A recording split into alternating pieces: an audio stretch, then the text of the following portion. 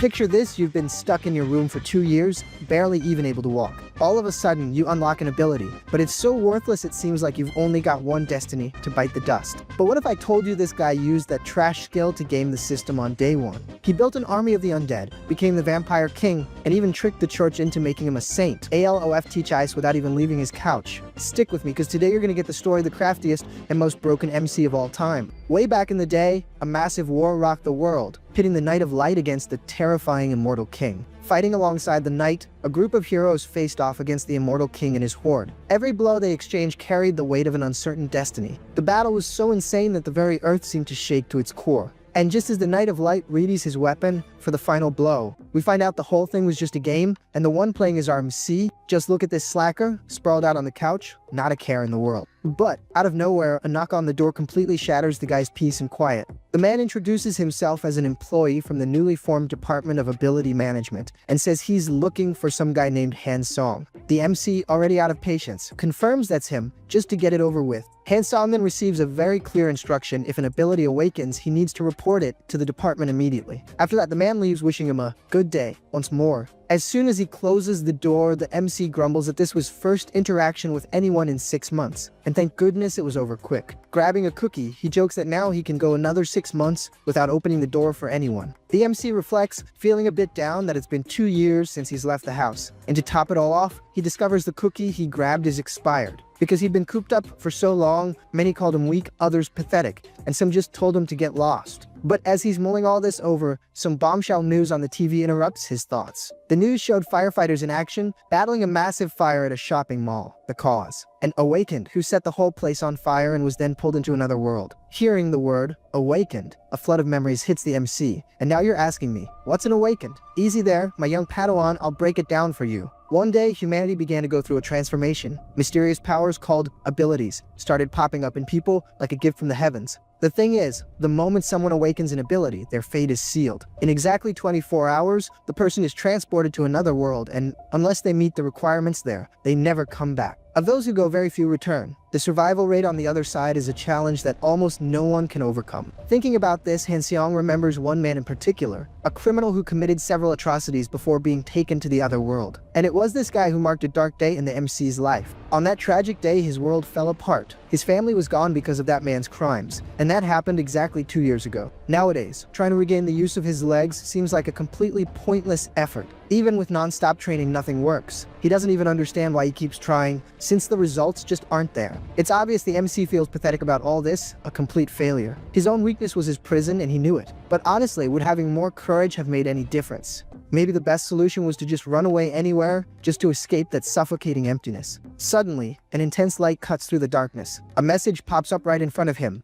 Dimensional inflection point connected. Connecting to system. Startled, his heart nearly jumps out of his chest. He doesn't understand why he awakened an ability right now, and so unexpectedly. The MC gets super ticked off when he finds out what his ability is: the call Vatar. Looking at the screen, a timer starts counting down. He had just 24 hours until his mandatory transfer. In disbelief, he shakes his head, thinking this has to be a huge joke. But before he could have a full-blown meltdown, the system warns him if he doesn't enter the transfer zone in time, he'll be dragged there by force. The MC bolts in a panic, and honestly, even I have no idea where this crazy dude is going. What is this poor guy thinking? There's no point in running, he's gonna get pulled in no matter what. And that's when we get his plan. He's running to grab as many items as he can. That's because in the other world, time passes 10 times slower, which means he'd need to survive for 10 years to be able to return to Earth. Even the MC himself wonders if he can last 10 long years in a completely unknown and dangerous place. So, what do you think? Is our MC gonna make it? Honestly, I highly doubt it. Looking again, the timer now shows 3 minutes, when just a little while ago it was 24 hours. Even out of breath, the MC enters the transfer zone, all geared up and looking like he's heading to war. Yeah, maybe he has a chance, after all. He takes a deep breath, stepping firmly onto the designated spot. But then, despair hits him all over again. How the heck is he going to survive in this other world without any real powers? He starts freaking out because without any combat skills, figuring out how to survive in the other world seems like an impossible mission. But then a light bulb goes off in his head. He has an idea. Yes, his ability is the Avatar, it's still there ready to be used.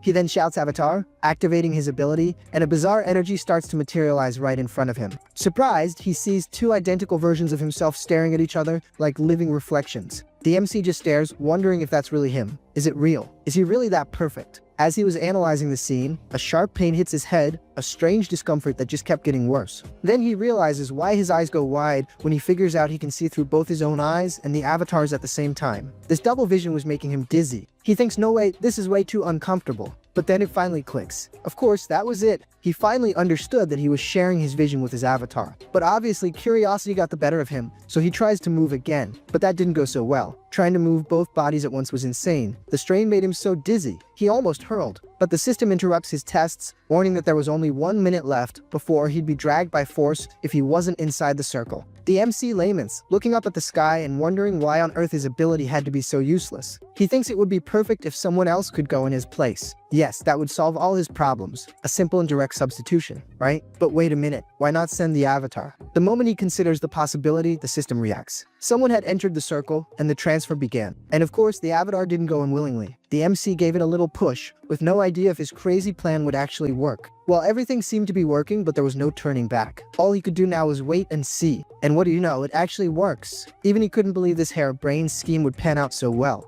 The system confirms the transfer zone has accepted the MC's avatar. Seconds later, the message appears, transfer to external dimension complete. Arriving in the new setting, he finds himself in the middle of a dense forest. But the MC doesn't get it. What's happening? Didn't he send the avatar? Why was he transferred too? Man, what a rip-off. It was supposed to work out perfectly. He sent the avatar, what the heck? What's the point of this? The system then sends another message, saying he can return to Earth using the return option in the karma shop. The little system also informs him that he needs to accumulate karma during his journey. Checking his stats, the MC sees the obvious, his karma's at 0. He's a little bummed about it, but come on, what did he expect? To show up in this world with 10, 100, or 1,000 karma. Now that's just asking for too much, right? Relieved, the MC realizes that it's not really him who's there. I mean, it's his avatar, but his original body is still back home, chilling on the couch. The problem is, now he can control both. But controlling both at the same time is giving him a killer headache, so he dismisses the summon right away. And then, his consciousness fully returns to his room. But the experience left him completely nauseous, to the point of wanting to throw up.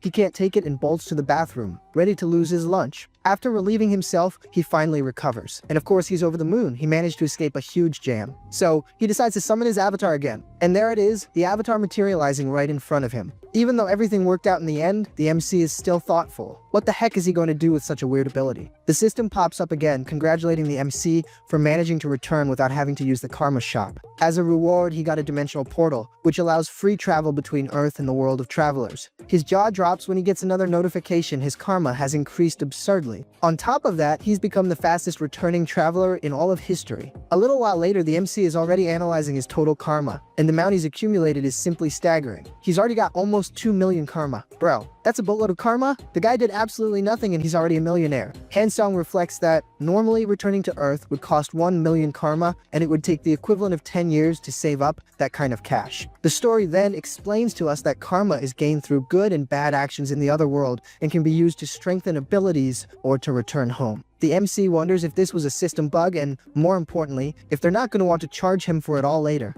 But in the end, he relaxes. He didn't do anything on purpose, so to heck with it, no one can blame him. In the system, he notices he has a few options, but only ability enhancement is available. Curious, he wonders what this stat enhancement thing could be. The screen then shows that improving stamina increases recovery power and costs 10,000 karma. The MC thinks about this recovery power. He really considers spending the 10,000 karma. Then, confidently, he confirms the purchase. Suddenly, he feels something strange in his leg. Something different? He's starting to actually feel his leg. And as incredible as it sounds, his old injury is healing. He remembers that his injured leg wasn't just an injury, it represented the end of his life with his family. It was a tragic milestone. And that scar kept him trapped in that room, isolated from the world for years. Actually, he still is a little, but at least now he can travel between dimensions. The system appears once more, informing the MC that he has surpassed the standard level of recovery. With that, he gains a new ability, Super Recovery, which boosts his healing power even more. Time passes and night falls. The MC comments that he used a bit of karma to heal his leg, and unbelievably, it became ridiculously strong. And the best part is that he spent peanuts, so he has karma to spare. Where else could he invest it? And obviously, our MC doesn't waste any time. He goes straight to the system and looks at the abilities he can improve. The problem is, this time, the fun is going to cost him 300,000 karma points. But he doesn't even think twice. He's got cash to burn, so he spends it. He's left wondering what's going to happen now that he's juiced up his avatar ability. Sometime later, he appears analyzing something.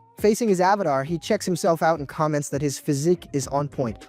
The crazy part is, the avatar talks back, agreeing that his body is in prime condition. The MC, all smug, says it's the result of a long time of dedication and hard work, you know? The MC now realizes he can split his mind in two and control both bodies freely. This, of course, opens up a huge range of possibilities. He mentions he gained a new ability that gave his old ones a boost. He seems a lot more confident now. And the ability the MC got was the mind core, which serves to filter information and focus only on what really matters. And the best part is, even if the avatar gets hurt, the MC feels absolutely nothing. He's immune to any dimensional diseases or anything like that. But the MC, taking a look around, notices his house is a complete disaster zone. But other than that, he's totally digging the idea of being able to explore another world while staying at home, living the easy life. Controlling the avatar has become like a video game while he's just chilling on the couch. He's playing with his clone in another dimension. But to everyone's surprise, the MC summons another avatar. Now he has two clones. And of course the MC has the same question I do, will he be able to create more avatars in the future? The issue now is that he needs to name the clones. Otherwise, the system's gonna crash. Better to sort this out quick. But there's a small problem: the MC is terrible at naming things, and his clones, being copies of him, also don't like it and don't know how to do it. But the MC looks at the table and sees some tea and a bottle of ketchup. No, there's no way he's gonna use that to name the clones. He wouldn't do something like that. And believe it or not, he does. He names the first avatar, the one with an affinity for mana hands. The other avatar obviously becomes Heinz. He's a copy of Hands but focused on brute strength, being the MC's second clone. The MC is a little annoyed because his avatars have kind of weak stats. But come on MC, you just created these guys and you already want them to be super OP. That's not how it works, man. But anyway, the MC announces that he's going to start the main mission. It looks like everything's ready for them to get into action. Or is it? And there they go, the clones head off on their mission. No messing around, straight to the point.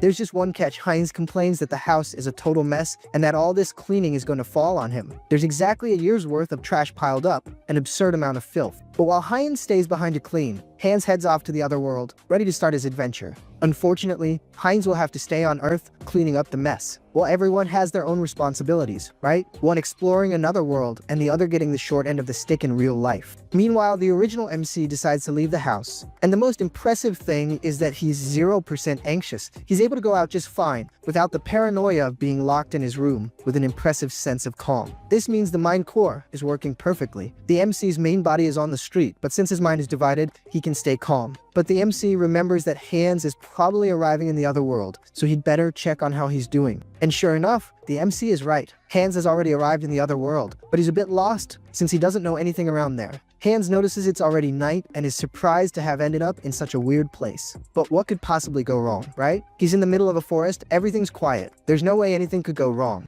Except out of nowhere, a giant black panther appears and scares the life out of him. The panther attacks for real, and he reacts quickly, drawing his dagger to defend himself. He puts the dagger in front of his body, trying to protect himself from the pounce. But the panther isn't messing around and charges straight at him. Except the MC, controlling Hans, finds the drool dripping from the beast's mouth kind of gross. Even in the middle of a nasty fight, he feels calm, with no pain or fear. The mind control is working perfectly. To turn the tables, the MC injects mana directly into the dagger. The blade becomes so fast it seems to cut the wind. The panther gets totally wrecked, dropping dead on the spot. It's game over for the big cat, with ketchup splattered everywhere. Hans then sits on the ground, completely beat, exhausted after the fight. His little knife is all covered in ketchup, proving the guy really put in some work, you know? Hans is so tired that he thinks if another creature shows up, it'll be really hard to handle. But he looks ahead and spots a place that looks safe, a light at the end of the tunnel. And yes, folks, he's seeing a village in the distance, surrounded by rocks, mountains, and forests. Apparently a very safe place. An older man appears, greeting the traveler, and introducing himself as the village chief. He says the newcomer is more than welcome. The village chief expresses his admiration for Hans since he managed to cross a monster-infested forest at that time of night. Hans, all banged up, asks for permission to spend the night in the village. The village chief says there's no problem at all,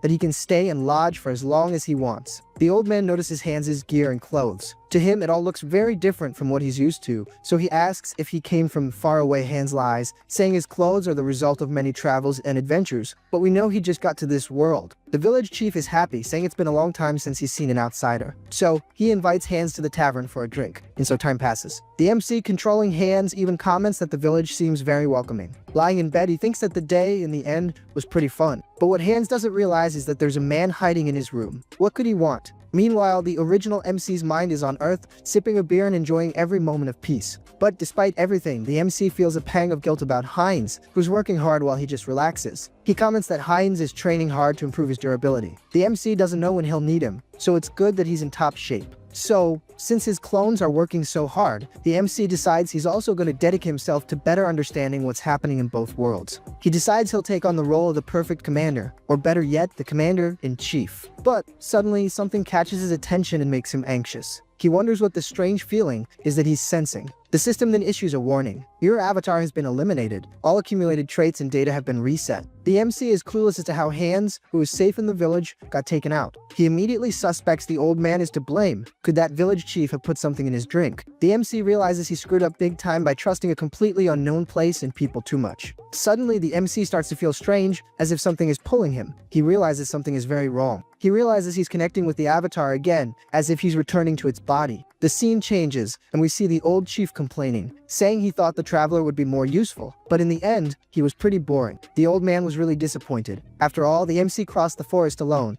so he was expecting a great talent. He had built up huge expectations for someone who to him was worthless. Ouch, that one had to hurt. Well, the MC didn't amount to much, just an elite skeleton. So, indeed, the MC connected with Hans's body even after he was defeated. The system announces that the character has become an undead and, on top of that, has gained an ability called Decaying Heart, and the screen also shows that Hans, or what's left of him, is now an elite skeleton. Not even the MC expected a twist like this. Another message explains that, although he's become an undead, his mind wasn't corrupted thanks to the Mind Core ability. He's still perfectly sane, even though he's a zombie. The MC is still trying to process what happened. He's lost and confused. He looks around and notices a bunch of zombified people, wondering who they are. The only ones responsible for this whole mess can only be those darn villagers. Did they turn an entire village into undead? Out of nowhere, a guy walks into the room. The guy recognizes the MC, remembering seeing him at the tavern the day before. But actually, this guy is more worried about how much longer he'll have to stay on that mountain. He also wonders who those people he saw earlier were, the ones who looked like dark mages. He looks at the MC, feeling like something's off, but he can't quite put his finger on it. While the guy is sizing up the MC, all he can think is, why is this guy staring at me? Did he notice I'm moving? The stranger complains that the MC is just standing there instead of doing something. So, he yells at the MC to get up and get moving. The MC almost has a heart attack from relief, realizing that was all it was. With little choice, he gets up and starts walking. The weird thing is, the MC feels something trying to control him, pulling him, but he manages to ignore it and keep resisting, making his own decisions. The mysterious man grumbles that the old man always sends him to check on everything, and he thinks it's a real pain in the neck. The MC realizes he's felt that power before. That energy isn't foreign to him. Finally, the man leaves, exiting the room. Hans, now a skeleton, once again questions the power running through his body. He thinks he's figured out how the power works, maybe because of his strong connection to mana. He starts to think that maybe he can control other undead. A week passes, and the MC is still there, trapped in the same captivity. Except, this time he's on top of a pile of boxes, apparently trying to control another skeleton. Or did he become a zombie therapist, and I'm just not getting it. It seems the MC is using some kind of different power. Suddenly, a strong blue light shoots out of his eyes.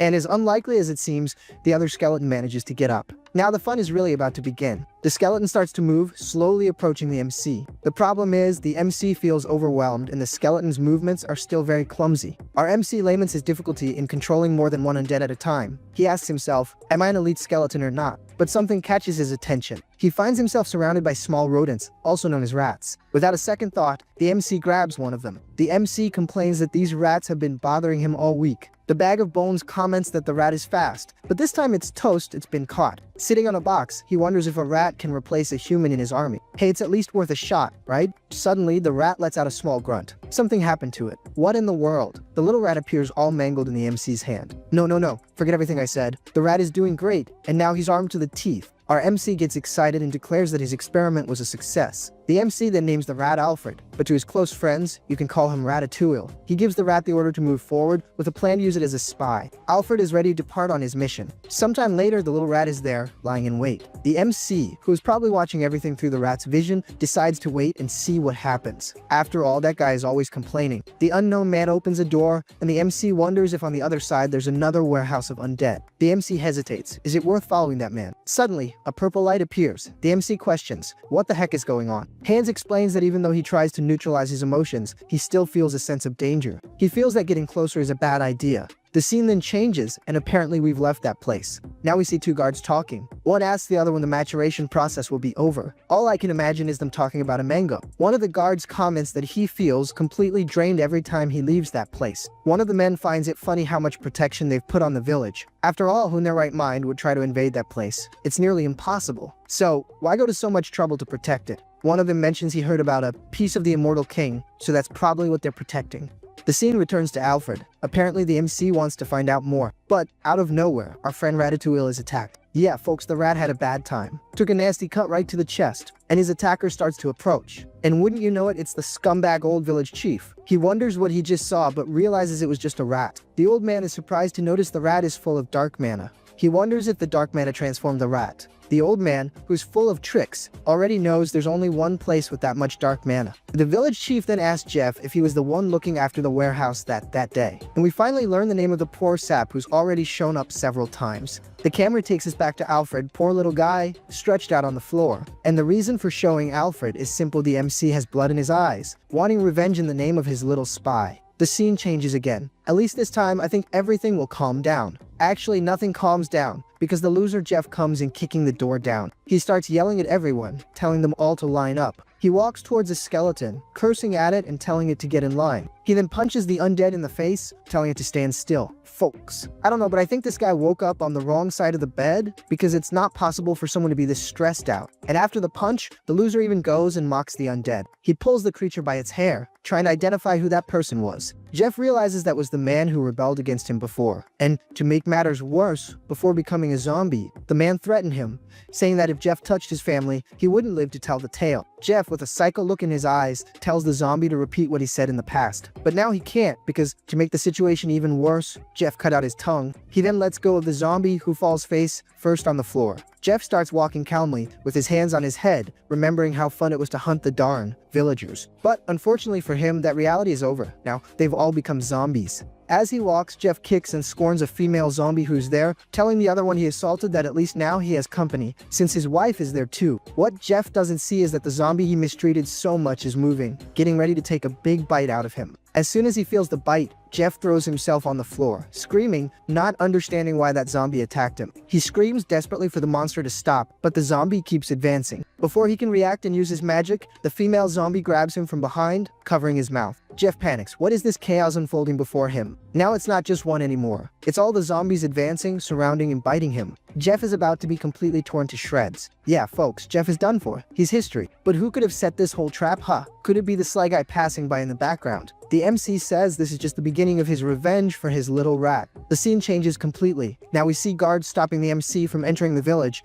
He even tries to insist, saying his brother is inside, but the guards ignore him. He's not getting in, period. One of the guards questions what makes the MC think some random outsider would just waltz in there. The village chief notices the commotion and approaches, trying to better understand the situation. He starts sizing up the MC, a little curious and completely clueless. The MC, in the guise of Heinz, greets the village chief, but the chief hesitates. He's confused. How is this possible? How can that guy be here again if he eliminated him himself? Seeing that the old man seemed confused, Heinz explains that he believes his twin brother, Hans, is inside the village. But before the chief can answer, the scene changes. The MC, now as the bag of bones, thinks about how advantageous it is to have two bodies. I mean 3 if we count the original, right? And thanks to Heinz, who's outside distracting the old man, it was super easy for the skeleton MC to get into the warehouse. Now he's standing before a crystal, which appears to be the fragment of the immortal king. Yep, the MC confirms it for Usra. It really is a fragment belonging to the immortal king, and he feels a powerful energy emanating from it. He notices the crystal is absorbing the dark energy of the surrounding undead, as if it's trying to complete itself. But it's not just absorption. The crystal seems to be filling a void, accumulating more and more power. The MC notices something else of the undead that were stronger. The previous place was just the discard area for those with potential, but who weren't anything special.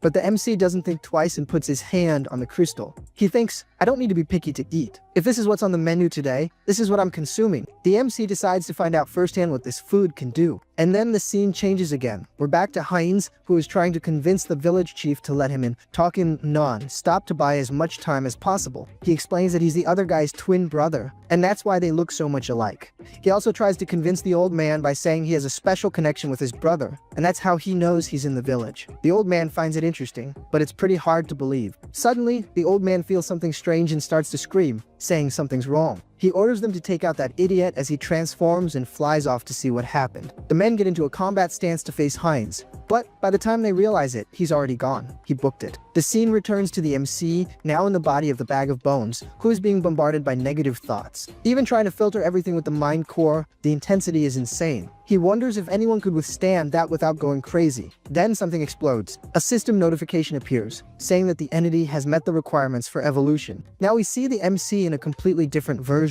I mean, he's become a much more stylish skeleton, right? But yes, he's changed. Now he's a demi-lich. Weird name, huh? Demi-lich. Like a demon mixed with a lich. Anyway, that's what it is. The system also notifies him that he has acquired the special ability, Malevolent Sovereignty, which grants him infinite knowledge and a talent for dark magic. The scene changes to the outside, and one of the goons says Jeff is an idiot. The reason? Jeff didn't deal with that zombie rat, and now he's caused this whole mess. Someone then yells at the guy, calling him an idiot. We see it's his master, the old man, chewing him out. The old man tells him to stop talking nonsense and go find Jeff, and that they both need to check the fragment with utmost urgency. The man confirms and starts calling for Jeff, asking him to check the fragment as quickly as possible. He keeps yelling, asking if Jeff can hear him. But then he starts to see something glowing there, and my friends, I'm sure that's not Jeff. Since he didn't notice the danger, he keeps yelling, asking why Jeff isn't answering. But by the time he realizes it, it's too late. Our little MC, even after attacking, has to be polite, right? So he asks, "Hey there, buddy, how's it going?" With immense sarcasm, he says to the side character, "Beautiful day, isn't it?" The guy is shocked, not believing what's happening. He doesn't understand how that creature can talk. He then starts to activate his power, ordering those pests to back off. He launches a ball of magic towards the MC and the zombies, but it's no use. They manage to break down the door. Coming out of there, the MC sarcastically says the guy is lacking in manners. After all, he just asked a question and wanted an answer. The MC then starts to summon magic in his hand. Actually, he doesn't even know what it is. He wonders it's because of malevolent sovereignty, but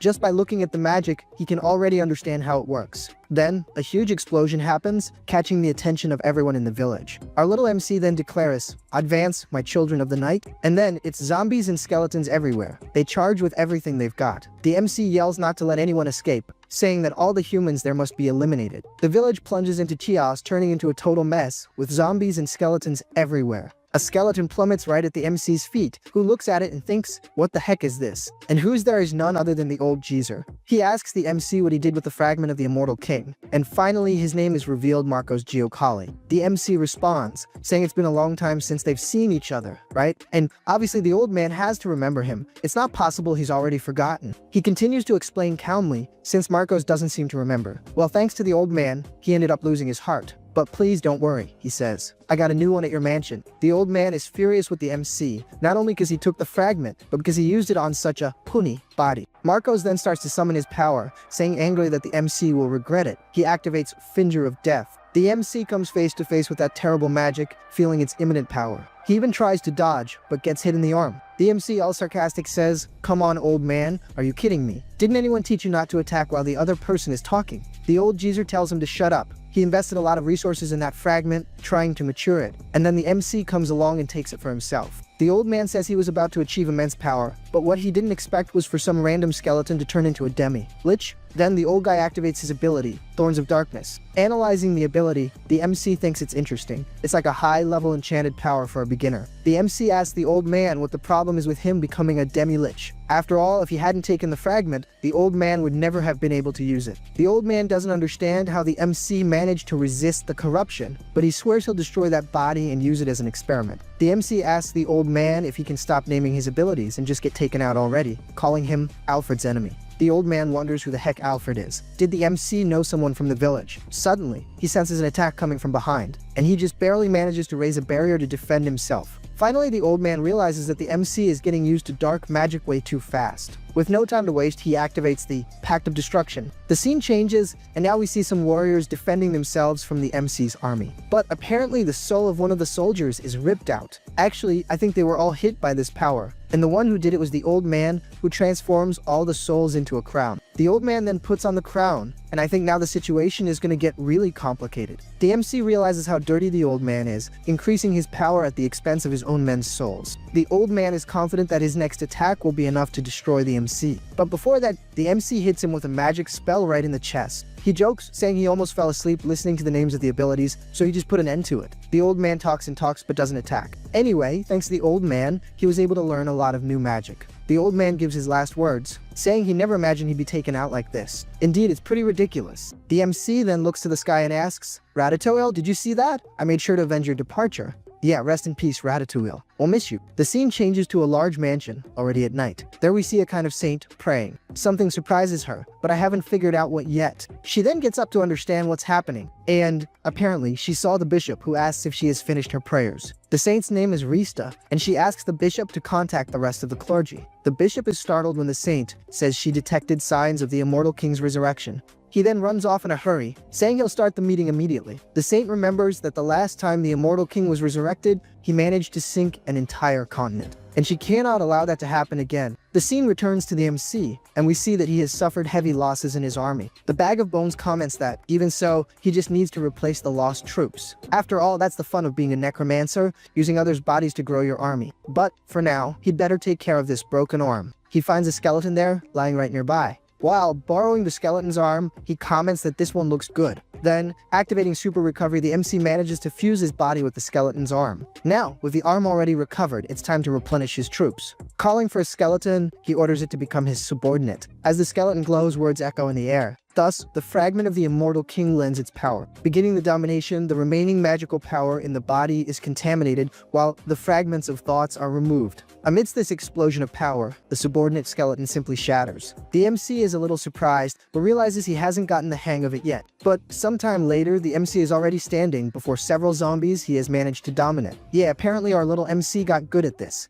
Looking at the old trickster's body, he thinks that now it's time for another customer. But should he turn the old man's body into an undead with a soul to extract information? Yeah, thinking about it, it might even be worth it. The Bag of Bones realizes the old man no longer has a soul. It seems the old man's soul was artificially extracted by a magic circle. The MC comments that this is probably the work of a secret organization. Well, since their operation was so large, it would be difficult for them not to have a plan B, but that's okay. The MC can still use the old man's body. So it's decided the old man will be turned into elite undead, with self-awareness and fighting ability. And the MC begins the process. As he removes the old man's thoughts, he implants a new ego, and thus the Death Mage is born, who rises and awaits the orders of his new master. The MC is surprised by the zombie. Not only does it have self-awareness, but it can also talk. So, it deserves a name, right? From now on he'll be called Malcolm. Before Marcos, now Malcolm. It kind of fits. The MC then orders Malcolm to respond, and so he does, but is immediately socked in the face. The MC comments that Malcolm may not have memories of the past, but that doesn't mean he won't pay for his crimes. From now on, he will torment Malcolm. Looking closely, the MC calls Malcolm again. He notices that the staff over there looks pretty cool. Sometime later, the MC already appears with the staff in hand. There goes the old man's cane. But looking at the pile of bodies, the MC notices something different. Since our little MC is a very curious guy, he gets closer to see what it is. He sees that it's the zombie and his wife who took care of Jeff. And for doing that, they even got a pat on the head. The MC then sets the entire village on fire, but he's sentimental too, you know? He asks for the zombie couple to rest in peace. The scene changes, and now we see the real version of the MC, who, by the way, is very satisfied with everything. He then decides to check his phone. And if you're wondering why, it's the price of gold. The dude wants to know how much it's worth. The sly dog knows the amount of gold the village mage has accumulated.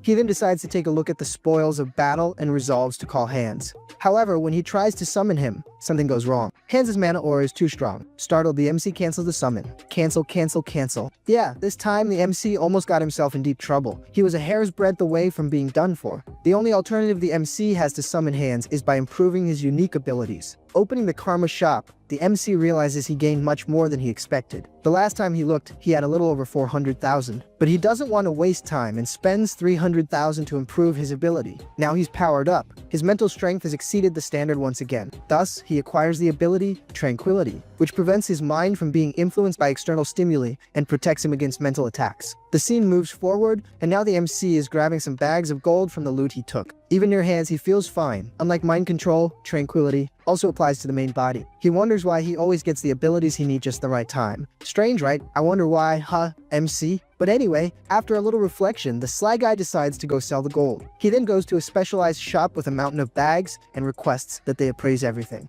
Obviously, the employees are impressed by that amount of gold. Now, with everything done, the MC leaves there smiling, knowing he's the king of gold farming. The MC also comments that he ordered Hans to hide in his shadow using magic and even got him a mask, in case he needed to summon him in public. Haynes had even asked if there wasn't a better mask to choose, but unfortunately, it was what they had for the day. The MC, leaving with a big smile, thinks he worried for nothing, but what he doesn't see is the explosion that happens right behind him. And to make matters worse, there's a werewolf coming his way. The werewolf comments that they hit the jackpot today. Who would have thought there'd be so much gold in such a remote place?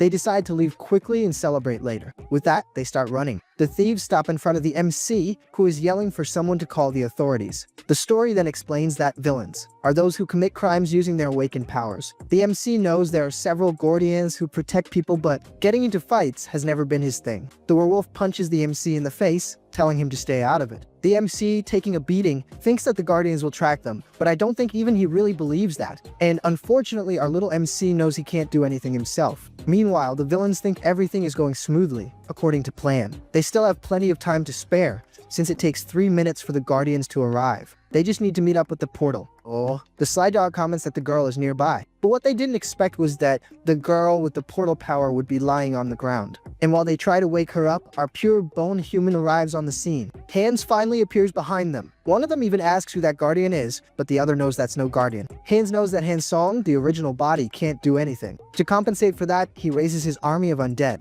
Since one can't, the other can. Finally, the guardians are on their way. They run desperately, because this time they can't let those bandits escape again. But when they get there, the whole mess has already been sorted out. Someone fought the villains and disappeared. The guards know that whoever did this couldn't have gone far, so they start searching. They search everywhere, but they end up finding nothing, which is pretty strange, right? You wanted the bandits and now you're chasing the one who took them out. Doesn't make much sense, but okay. Hans is already back in the MC's shadow, and that's why they didn't find anyone. And clearly our little MC is much more relieved. He even comments that beating up some thugs every now and then is a good way to de-stress. And our gaze is now turned to Heinz. He's finally arrived somewhere, I just don't know where. Heinz thinks that old Malcolm really wasn't lying. There really is a city to the east of there. This is Heinz's debut in another world. But there's something wrong here.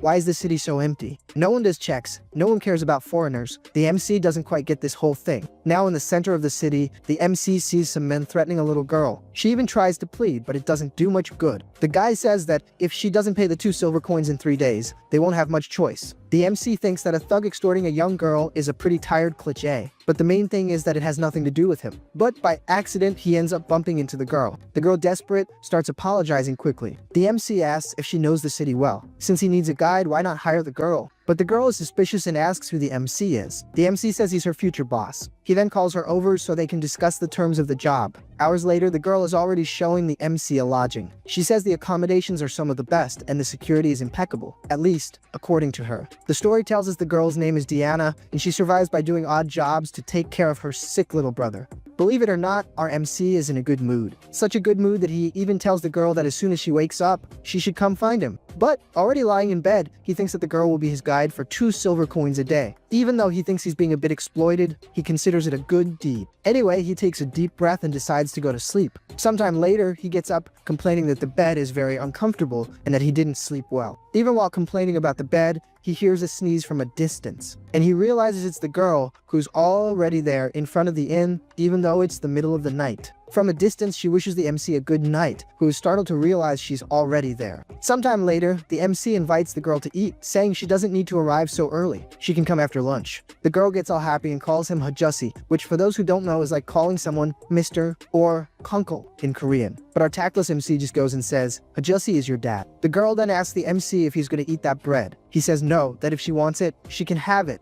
The little one thanks him, saving the bread to eat later. For anyone who's still lost, we're in Zalto, a small city located on the western side of the Kingdom of Eterica. It might look like a common medieval city, but there's something different about it. Strange symbols are everywhere. And the most bizarre thing is that they're not made of paint, but of blood. The girl then remembers yesterday's dinner. You had deer soup, right? The MC is startled. How did she know that? The girl comments that she has a good sense of smell. But the MC doesn't want to beat around the bush and gets straight to the point, asking about those emblems. The girl explains they belong to an organization called Vorkalak, which oversees the roads in the region. And upon mentioning the organization, the girl stops suddenly. The little one smelled a familiar scent. The MC, a bit confused, asks what's wrong. The girl is smelling a familiar scent. What scent is that? She then reveals that the smell she's sensing is fresh bread, and that he has to try it since he's in town. The MC is startled by the girl's hunger. He even asks if she didn't just eat, but she replies that there's still room for more. so they follow the smell. Arriving there, we see someone being attacked. Without giving us any context, the scene changes. It's a few days later, and the MC realizes the girl, who is never late, hasn't shown up. What could have happened? Suddenly, a guy approaches the MC and says, "What's up, Dad?" What kind of slang is that, my god? But anyway, moving on, the guy says it's time for the MC to have a serious talk with them, and the MC already knew this time would come. The MC then holds out a handful of money, offering it to the guys. That's nothing to him since he's rolling in dough. The MC says he knows it's just chump change, but he hopes the tip will help maintain public order. Looking closely, the MC notices that the bald guy has the same symbol on his neck that he saw on the walls. Hines remembers the girl's warning, don't even think about hiding in the alleys. In fact, the best thing to do would be to get the heck out of town as fast as possible. One of the goons changes the subject and asks the bald guy why he captured a child. The bald guy replies that he doesn't know why, he just follows orders. The MC is outraged and immediately figures out they captured the kid. There's no way these losers took Diana. Henson then yells, telling the men to stop. He didn't want to get involved in the mess, but now things have gotten personal. The MC then says he just wants to know one thing. But before he can finish his sentence, Diana appears and calls out to him. "It's too late now, little MC." The guys got curious and want to know what the heck you were going to say. Hines knows he's screwed up, so to cover his tracks, he asks the men if the amount of coins he gave was enough. With little choice, he hands over everything he has in his pocket. Now, broken ticked off, he needs to play it cool. So, he scolds Diana, asking why the kid didn't show up on time, and he warns her that, because of this, she's going without food, especially since he's flat broke anyway. The girl then explains that her little brother has disappeared. She says he had recently recovered thanks to the food the MC gave her, but now she can't find him anywhere. The MC figures out this must be the child the goons were talking about. The girl wonders if it was Vorkalak that took her brother. She heard them talking about capturing a child.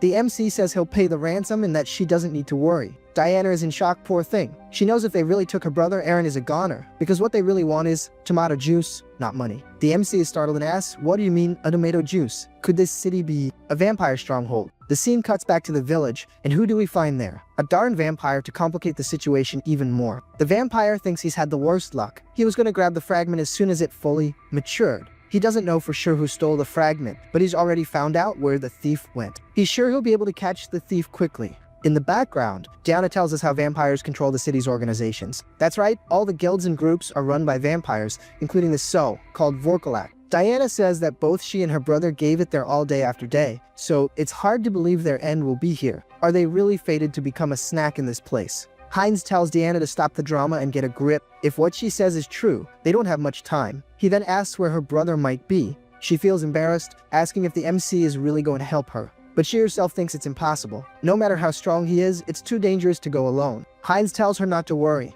because he's an expert at teaching these kinds of people a lesson. In the next scene, the thugs are already at the tavern, throwing coins on the table. One of the thieves wonders how such a bad collector got so much money. The bald guy replies that he confiscated it from an outsider earlier. But then, our little MC arrives with a bang, kicking the door down and shaking the foundations. One of the guys recognizes the MC as the guy they robbed. He even mocks him, asking if the MC came to make another donation. The cocky guy also asks if the MC bribed the guard out front, little knowing that's exactly what happened. Hines says he won't ask twice. The child you mentioned earlier, where is she? The thug asks if the MC has gone crazy and if he has any idea who he's talking to. The MC doesn't waste any time, grabs the guy by the neck, and splatters sauce everywhere. He says he knows exactly what kind of trash they are, people who mess with others just to satisfy their own greed. The MC then yells, calling them all trash. Without wasting time, the MC finishes off the first one. The bald guy yells, asking who the heck he is and if he knows where he's messing around. The MC doesn't even answer, he just charges forward, trusting that his super recovery and durability skills will handle it. Hines advances towards the men, trying to land a blow with his knife, but one of them manages to stab the MC. What he didn't expect is that the knife simply doesn't pierce his skin. The MC then counterattacks, finishes off another one, and sends the bill to the great beyond. Now only Cue Ball is left. We realize the knife didn't go in because the MC is wearing a stab-proof vest imported from Korea. The MC notices the bald guy coming from behind. He then raises a magic shield to defend himself, and right after, sends another one to the grave. Yeah, indeed, it was a great idea to bring several magic items. Hines has already taken care of everyone and wonders if he's done. He brought several magical tools, but didn't even use half of them. And who would have guessed? More thugs arrive on the scene. See, now you've done it. You messed up again, you big mouth. Instead of keeping quiet, you just had to open your trap, didn't you? Well, here's the result. Like they say, you speak it into existence. Now you gotta deal with it. But the MC doesn't waste time either and starts counting 6, 7, 8, 10. After taking a deep breath, he wonders why on earth there are so many people. He's already lost count in the middle of the fight. The MC then calls out to the big guy and asks where the kid they captured today is. But the thug says he won't give up the goods that easily.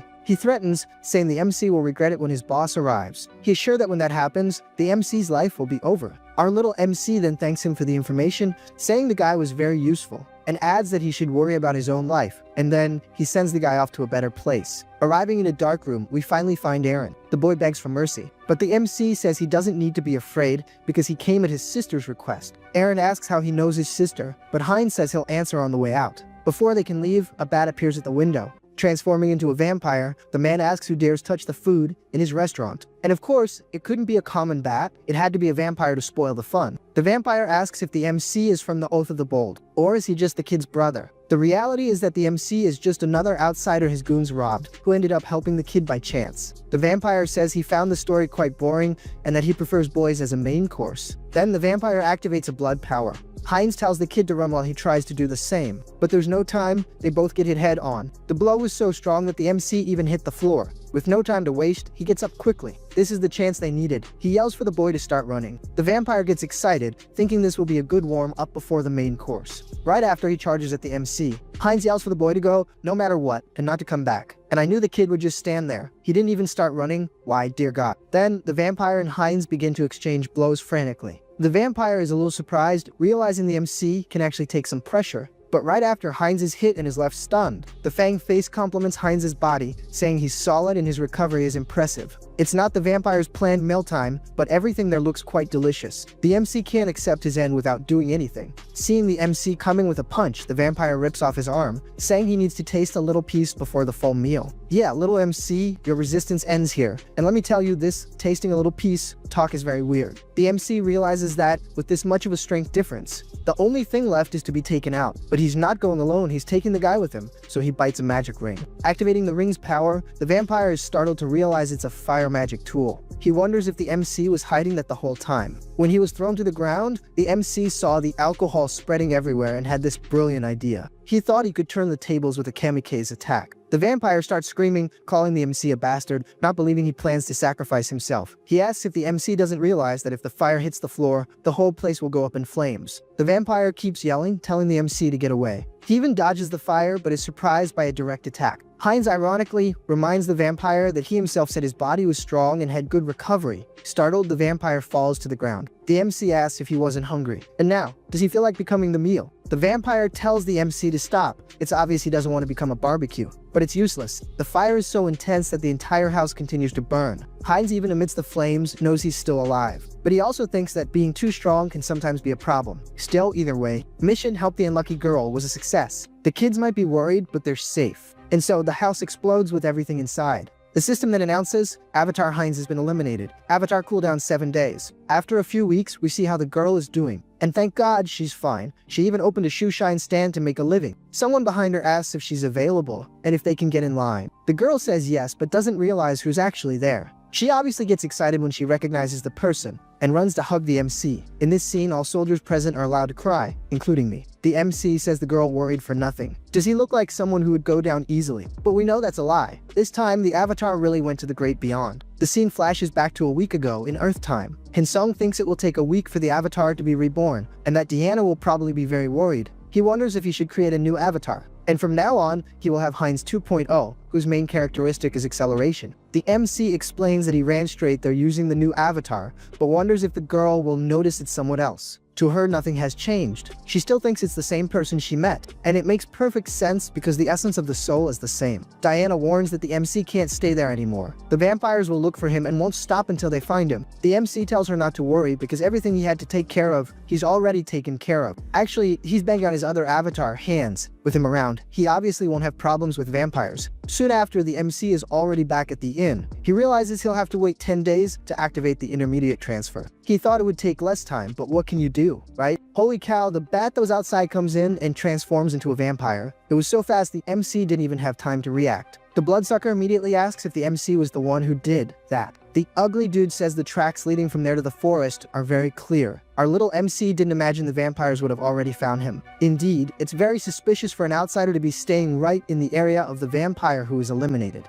The MC realizes that even just being choked, he can't gather any strength. The reason is simple, the guy is a monster. The vampire says he doesn't sense the aura of dark magic, not even the smell of blood of his kind. and the MC stays there, trying to find the strength to fight back. The MC says he doesn't know what he's talking about, much less who, but the vampire doesn't seem to believe him much. The vampire then sinks his teeth into the MC to see if he really gets it now. He says he'll ask again, but this time very slowly. And now the MC can no longer lie. The MC thinks he's insane. Why is this happening again? And the system announces, race change to vampire. The ugly dude was about to ask again, but the system interrupts, announcing that the lesser bloodline ability has been obtained and super recovery has been changed to regeneration. The vampire then asks again if the MC is involved with the Oath of the Bold, and our little MC can only feel the overwhelming pressure coming from him. The MC's blood is screaming, telling him to surrender, and without thinking he blurts out, "Yes, Lord Uric, I am just a simple traveler." But actually the sly dog is lying. He can ignore the sensations of the blood. The mind core acts as a filter, blocking the submission instincts of his new vampire blood. The vampire wonders if he misjudged the situation, but for now he just needs the MC to follow him to check something. The MC agrees. After all, he wants to get some information too. The scene changes to the Zalto branch headquarters of the Vorkalak clan. Everyone starts to greet Lord Uric, saying it's been a long time. The clan members wonder if the MC is a new lesser blood of Lord Uric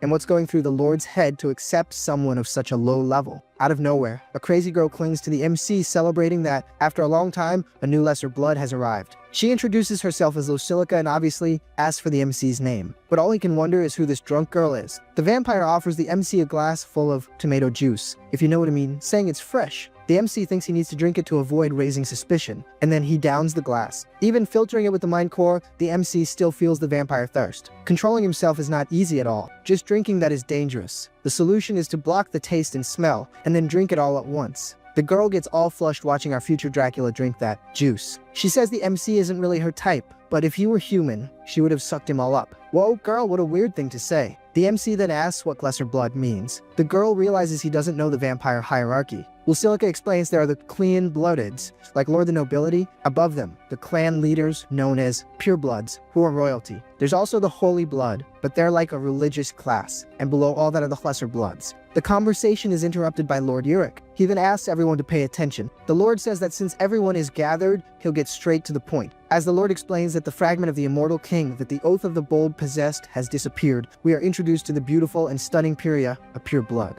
Oh boy, it makes me want to get bitten. Uric says it's been confirmed that the thief headed towards the city, but at some point disappeared without a trace. And don't mind this guy who appeared on screen, he's irrelevant, unlike Pyria. Lucilica is surprised when the Lord mentions the possibility that the thief might have already entered the city. The MC understands that some dark mages were in a nearby village cultivating the fragment of the immortal king, and they are this bold bunch. The Lord continues, saying that from this day on, each of them will thoroughly investigate their area and report immediately if they find anything suspicious. The scene changes and the MC and Lucilica are already on the streets. If they keep walking during the day, their skin will burn. The sunlight weakens them. But if even Pyria is searching, there's no way around it, they have to as well. Lucilica comments that it's surprising the fragment has disappeared and that, fortunately, theirs are well guarded. DMC asks, or fragments, we have a fragment of the Immortal King too. Lucilica confirms, saying that the Dark Mages probably wanted to merge the two pieces. The MC thinks this is a stroke of luck. There's probably only one clean blood protecting their fragment now. The MC then grabs the girl, wanting to know where the fragment is. She starts laughing, saying someone like her would never know the location. The scene suddenly changes, and we see our little kid eating a piece of meat, thinking that maybe she knows where the place is. Yeah, really, maybe she does know. And then we see the MC yelling out of nowhere, and I don't even know why. Oh, now I get it. He yelled because the girl said she knew where the fragments were. She says she knows but isn't absolutely sure, although the probability is very high. About a year ago, she worked for a short period cleaning a tomb. Every Friday, members of Vorkalak would visit a specific stone chamber, and every time they went in there, a terrible, evil smell would emanate from the place. The MC thinks this might actually be worth investigating. Hansong says goodbye and thanks the girl. He says he'll handle the investigation alone and that they should stay hidden. Diana then calls out to the MC. Heinz's scent is different from usual. She managed to notice that his aura has changed. There's no fooling her nose and the MC knows it. He then reveals his fangs and shows what happened. Our little MC promises he won't let it affect her, so she doesn't need to worry. Diana then calls him Konkel and tells him that if the situation gets tough, she doesn't mind if he wants to drink a little of her juice. Folks, it's decreed from now on Diana is the MC's adopted daughter, period. She just asks him not to overdo it, and the MC is just standing there behind her, kinda shocked. This girl can't be normal. He then brushes her off and says she talks too much. Annoyed, he tells her to just say where the place is. The scene then cuts to a cemetery. Already inside a catacomb, we hear a voice complaining. A vampire asks a boy if he wants to be taken out. The bloodsucker says the boy just needs to hit him once with the sword. If he succeeds, he'll leave him alone. But honestly, I highly doubt that. The boy then gets into a combat stance. With little alternative, he charges with everything he's got. The vampire prepares his blood power, and obviously the boy falls into the trap. He is surprised by blood ropes coming from all directions. The last thing he wanted was to kick the bucket there. He just wanted to be able to go home. But with no chance of getting out alive, the boy has all his vital fluid drained. The loser vampire complains, saying that was boring as heck. He calls his servant and tells him to clean up the mess, and then bring a stronger one for the next sacrifice. The servant replies yes, calling him Lord Chapel. But as the servant was picking up the body, he notices something. Several skeletons suddenly appear and start charging at him. The vampire wonders how those filthy corpses got in there. He then orders several of his servants to clean up that mess. The skeletons advance on the vampire's servants and all heck breaks loose. But something stops them before they reach the Lord. Chapel asks who that is and if he's a necromancer from the Oath of the Bold. The vampire, now far from the initial attack, asks how the MC found that place. Hans says nothing, just starts summoning his magic. Chapel realizes the MC isn't much of a talker, but he doesn't care about that either, because after he rips off the MC's head, he'll make him talk one way or another. The two then start to trade blows, and the brawl is on. The MC's skeletons start to be destroyed, and our little MC feels challenged by this affront. Hans then starts to activate his necromancer powers with full force. The MC simply taunts, "Let's see then. Try your luck." The vampire is surprised to see several attacks coming his way. Lord Urik's followers have already invaded the outside, and Heinz, the MC's other avatar, says he went in first to help Chapel. Chapel says that's good and asks Heinz to focus on helping him, as that Lich is very strong. Just as he was about to ask Heinz to buy time, Heinz himself takes a bite out of him. He doesn't understand what's happening, much less why that blood is in him. Chapel yells at Heinz, asking if he's lost his mind. Hans, pretending to help, pins the vampire's hand. Chapel realizes it's dark magic. Could he and the Lich be together? No, that would be impossible. Chapel screams for him to stop drinking the juice of his own kind, saying it's a grave sin that corrupts the mind. Corrupt the mind? Haha, that doesn't work on the MC. The system announces that the individual is now the Blood Clan and acquires the Blood Magic ability. And with this new ability, Hans could break the blood barrier, but he says he doesn't have time for that, so Heinz will crush it. The attack breaks a good part of the structure. The MC then finds what he was looking for, the second fragment of the Immortal King. And if you're wondering, yes, this part will also go to Hans. He then places the fragment in his chest and releases a powerful aura. What an overload of thoughts, even filtering with the mind core. This fragment has too much negative energy. The MC directs all the mental strength of his clones to Hans, and then he causes a massive explosion. The vampires outside wonder if all that smoke is. Before they finish, Yurik arrives at the battle and is taken aback, surprised by what he's seeing. With little choice, the vampires start shooting at Hans. I don't think the MC even tries to dodge the attacks, that's how strong he's become. Just a small exchange of looks with Hans is enough for a vampire to have a fit. The MC then starts attacking the creatures around. Yurik can't even believe what's in front of him. Our beloved system announces that the regeneration ability has evolved into the special ability, Immortality. And on top of that, he's acquired the Forbidden Knowledge ability. And finally, our Lich has evolved into a badass Archlich. The scene changes, and we see some knights surprised by what's happening, wondering if it's a fire or something like that. A squire comments that the place is definitely near the city of Zalto. They notice a kind of ember falling, and there's so much of it that it makes the squire cough. The knight gives the order to turn the horses around. He needs to return to the cathedral immediately and report this to the saint. Those aren't just any ashes. For sure, it's a sign of the Immortal King's resurrection. The vampires are still there, not believing what's happening. With 2 fragments of the Immortal King, the MC's rank in the undead hierarchy has been elevated, and his dark magic has increased explosively. As long as his power source isn't destroyed, he will resurrect infinitely. Now, his traits are Malevolent Wisdom and Forbidden Knowledge. He's gained an innate understanding of dark magic and inherited all its secrets and knowledge. Wanting to test the strength of his attacks, our little MC starts the show. Now it's Hans' turn to fight back. Yurik is in shock. He wonders if that smoke is a trick and what the plan behind it could be. The other vampire doesn't care about the smoke. He knows the first thing to do is get out of there and regroup. But there's no time because a skeletal hand pulls him, giving him no chance to defend himself. Yep, now the Lord is alone. I think this is the end of the line for him. And that's right. He's all perforated, looking like Swiss cheese. Our little MC gets close and comments that he's definitely stronger than the other pure bloods. But now he's just a bag of juice. The vampire can only ask how the MC completely absorbed the fragment. How did he manage to endure so much malice alone? But it's Heinz who answers, asking if he really wants to know. Heinz says the reason is because he's never alone. Then he sinks his teeth into the vampire. And as a result, the vampire is going to meet the devil himself. The system informs that the entity has met all the conditions to evolve. The special ability, Lesser Bloodline, is evolving into Pure Bloodline. That's right, folks. Now the MC in the form of Heinz has become a pure blood. As expected, he can grow even more by devouring others of his kind. The environment changes to the outside, and we see some survivors trying to regroup. Lucilica says that if Pyria were there, maybe they wouldn't have been defeated so easily. But Pyria replies that if even Lord Yurik was defeated, the opponent is too strong to underestimate. Just by noticing the amount of power in the enemy's gestures, you can already see he's too strong. With little choice, they decide to retreat to the main base and call for reinforcements. Our view shifts to the city, and there we see a goon running desperately. From running so much he can't take it anymore and stops. He curses the vampires, saying they acted like they were all powerful, but in the end, they were eliminated.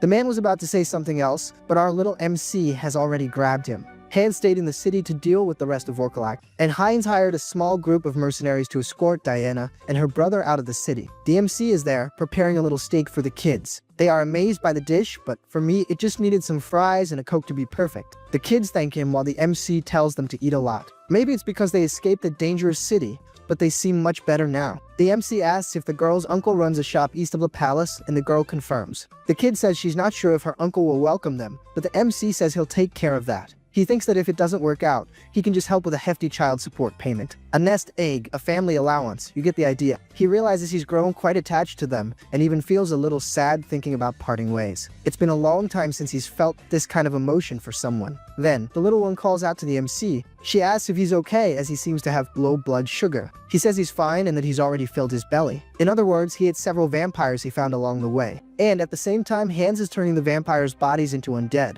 And the rest of the bodies, the sly dog is sending to a subspace, which by the way, is very convenient and seems to have no end. Hans reflects that forbidden knowledge and malevolent wisdom have great synergy. With more research, maybe he can even open a subspace on Earth. Heinz doesn't notice, but there's an attack about to hit him. The attack hits him head on, with no time to dodge. The vampire says she can't believe what she's seeing. The MC is still wandering around the city, really underestimating them. The girl is introduced as Pyria Vorkalak, and apparently, she is also a pure blood. Pyria asks if the MC is part of the Oath of the Bold, and this time, tired of being asked so much, he confirms. But the vampire says that's a lie, because their Hediot was attacked by someone who left everything a mess. So, it was probably him who stole the fragment and ran away. But that doesn't matter much. She then advances on Heinz, saying he's going to be taken out anyway. The Avatar dodges at the last second, and this time, he won't let the blow land. The MC splits in half for the blow to pass right through. That was a close one. The vampire doesn't understand how the blow passed right through him. Hans realizes that a pure blood is not an easy opponent. As he retreats, he feels a magical barrier. Her clan's best sorcerers set up a magical barrier so there's nowhere to run. Hans thinks he could break the barrier if he tried, but he still needs time to get used to his new power. The vampire says she's going to crush his skull and extract the fragment personally. That only leaves one option. Hans then drops his catchphrase, "Remember this. I am Hans of the Oath of the Bold. I am your death." He says he may retreat, but he will return to finish her. Our little MC knows that the mark of a villain is making a dramatic exit, so he simply cancels his avatar's summon and vanishes. The vampires wonder what he just said. The few words they understood sounded pretty bad. And after all, how did he get out of the barrier? An attack catches them off guard. The vampire realizes that's the paladin's holy silver arrow.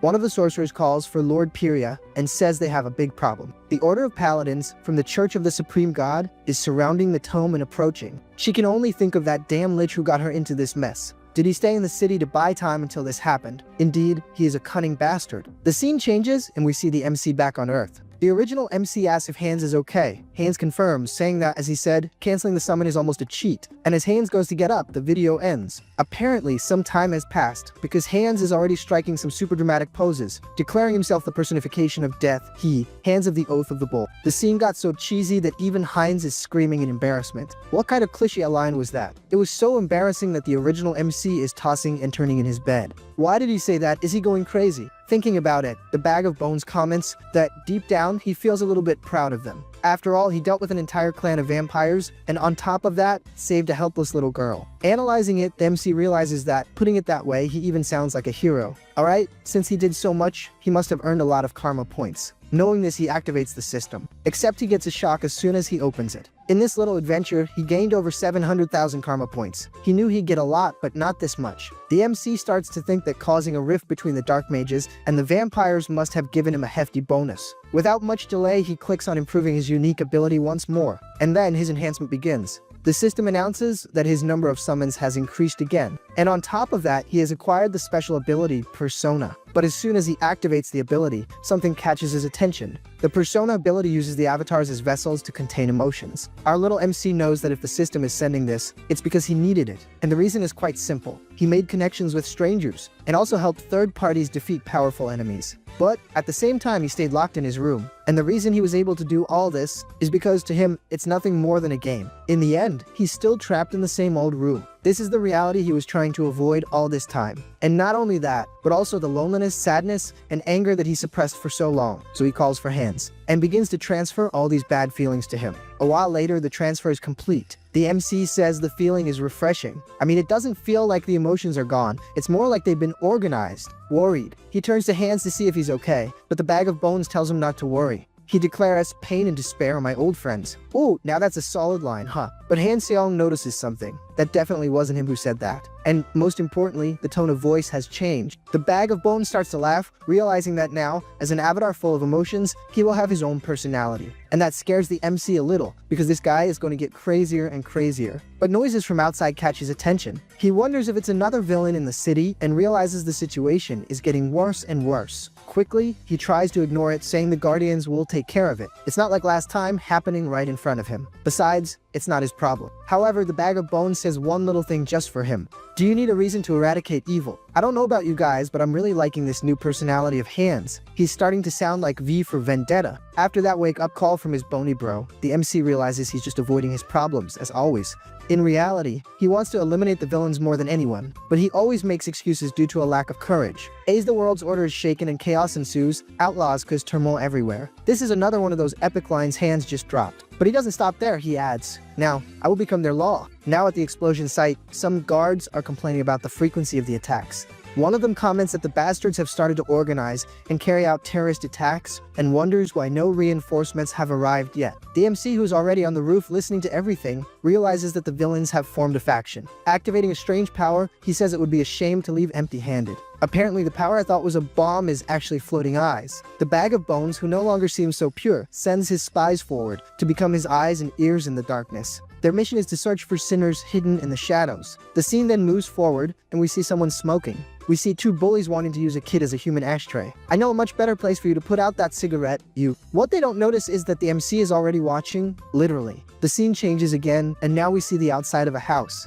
Apparently, a man is about to assault a woman. And folks, let's be clear, a man who hits a woman becomes another man's punching bag. Just a tip. And once again, there's the MC watching everything. The scene changes again. Now we see a guy robbing a store. And guess what? There's the MC. Dang, this new mask of the MCs is giving me the creeps. Next, he already grabs the bandit, saying he's going to apply traumatic punishments. Not just on him, but also on the jerk who is going to hit the woman. And that one is going to get it the worst for sure. Last but not least, the little weirdo with the cigarette is also going down. The MC drops his signature line, "Seed of evil, remember this day." I feel you extra, I'd be terrified too. The bag of bones says that when they try again, they will see him again, coming from the darkness. And then, screaming starts to break out all over the city. Our little MC realizes he needs more power, and although he's already getting used to the new level, he wants more, much more. Apparently, our boy isn't messing around and has already summoned several eyes. The objective is clear: to purify the city. Sometime later, the day dawns. Apparently, the night was very productive because he's already put a lot of people to sleep for good. Activating the Eye of Darkness, the MC realizes it was very useful, but it has clear limitations. When exposed to light, its power weakens and it disappears. In other words, the MC can't locate enemies when the sun rises. He does have the undead, but he can't just let them loose in the city,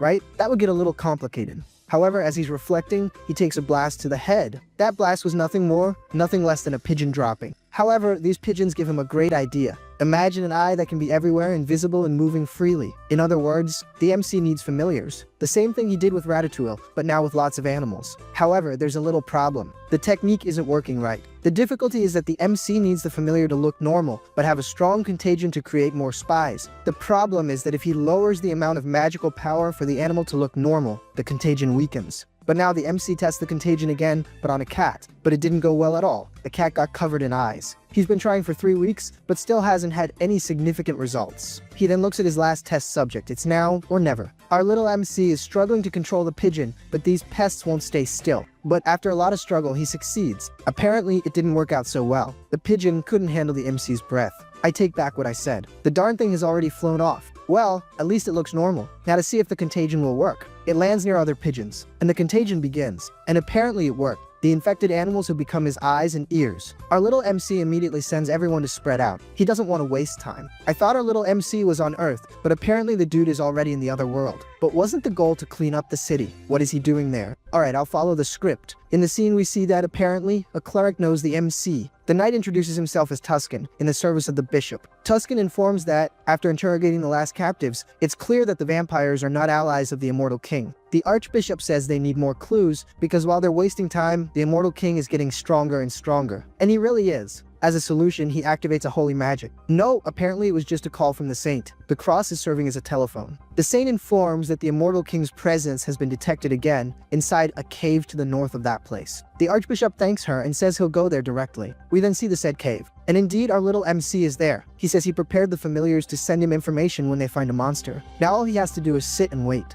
But something catches his attention. The familiars' movements on the surface are strange, as if they're running from something. They are very scared, but if they had found a monster, they would have sent information. So, it must be something else. The only possibility is that they found humans. But humans going to such a remote place. Could it be an ambush? Our little MC can't believe that so many people managed to conceal their presence. Out of nowhere, one of the MC's eyes is hit. One of the humans calls for hands of the Oath of the Bold, stating that his tricks won't work this time. The soldier is full of himself, saying that no evil can escape the divine gaze, and that our little MC has nowhere to run. I was going to talk about the sword, but for God's sake, what kind of design is that? What's that for? To clean your teeth. The bag of bones recognizes the emblem. They are paladins of the order. Our little MC raises his hand, knowing that divine power opposes dark magic and that there's not much he can do. But he wonders how the heck they found his location. Obviously, the paladin doesn't want to chat and immediately goes on the attack. Tuscan asks what this audacity is, thinking this is a place for a chat. He'd better stay quiet and not even start talking. Our little MC says he's as stubborn and close-minded as he looks. Since there's no choice, the bag of bones decides to play a little before escaping. However, Tuscan already activates his holy magic. It's no use for the MC to try to use dark magic, it won't work. He manages to stab his sword into the bag of bones. If it didn't hit the heart, it was a close shave. But the bag of bones gets closer to the knight, asking if he will be accused for punishing evil. The knight tells him to shut up, saying that since he touched the forbidden power, he has become just like the villains. Haynes prepares his attack again, questioning what kind of logic that is. However, his magic fails, and he gets a maggot into the face. Man, I imagine that punch would be strong, but not that strong. As soon as the MC steps outside, the clerics start to sing. No, I'm lying. Wait a minute, that's not possible. Apparently, the song is working, because the MC is getting weaker and weaker. He could even eliminate the clerics to stop the music, but then he would be hurting innocents, and he doesn't do that. But, little MC, my son, understand for every rule, there's an exception. If I were you, I would have already sent everyone packing. See, you slacked off and got stabbed again. The knight is inspired, saying that now is the moment. The MC, sweating bullets, realizes that now things have gotten ugly. The songs intensify. They even take the form of chains. And our little MC is completely immobilized. Yeah, my crew, I don't know if the MC is going to be able to escape these chains. He let his guard down and now look at him. The knight, bold, even puts the blade to the MC's neck. The MC thinks these chains are a plague, made especially to prevent his escape. He then addresses the knight, asking if he did all this just to capture him. Tuscan comments that no evil has ever escaped these chains, and that the MC should surrender. And if you look closely, the guy's sword is already at the MC's neck. I don't know how it got there, but it's there. But the knight doesn't understand one thing: why the heck is the MC laughing? The MC replies that it doesn't look like he's going to surrender, but he understands there's no room for negotiation. The bag of bones then announces that the party's over, and to top it all off, he drops the classic line, "Catch me if you can." Totally Puss in Boots, right? The knight doesn't give him an inch and immediately starts summoning his holy magic. He launches it with everything he's got toward the MC, but just as the attack is about to hit him, the darn guy disappears. The knight is left completely baffled, but we know he used the most OP cheat of all. He simply canceled the summon. And like I said, we're already back in the normal world. And there's the original MC realizing that the situation is getting more and more problematic.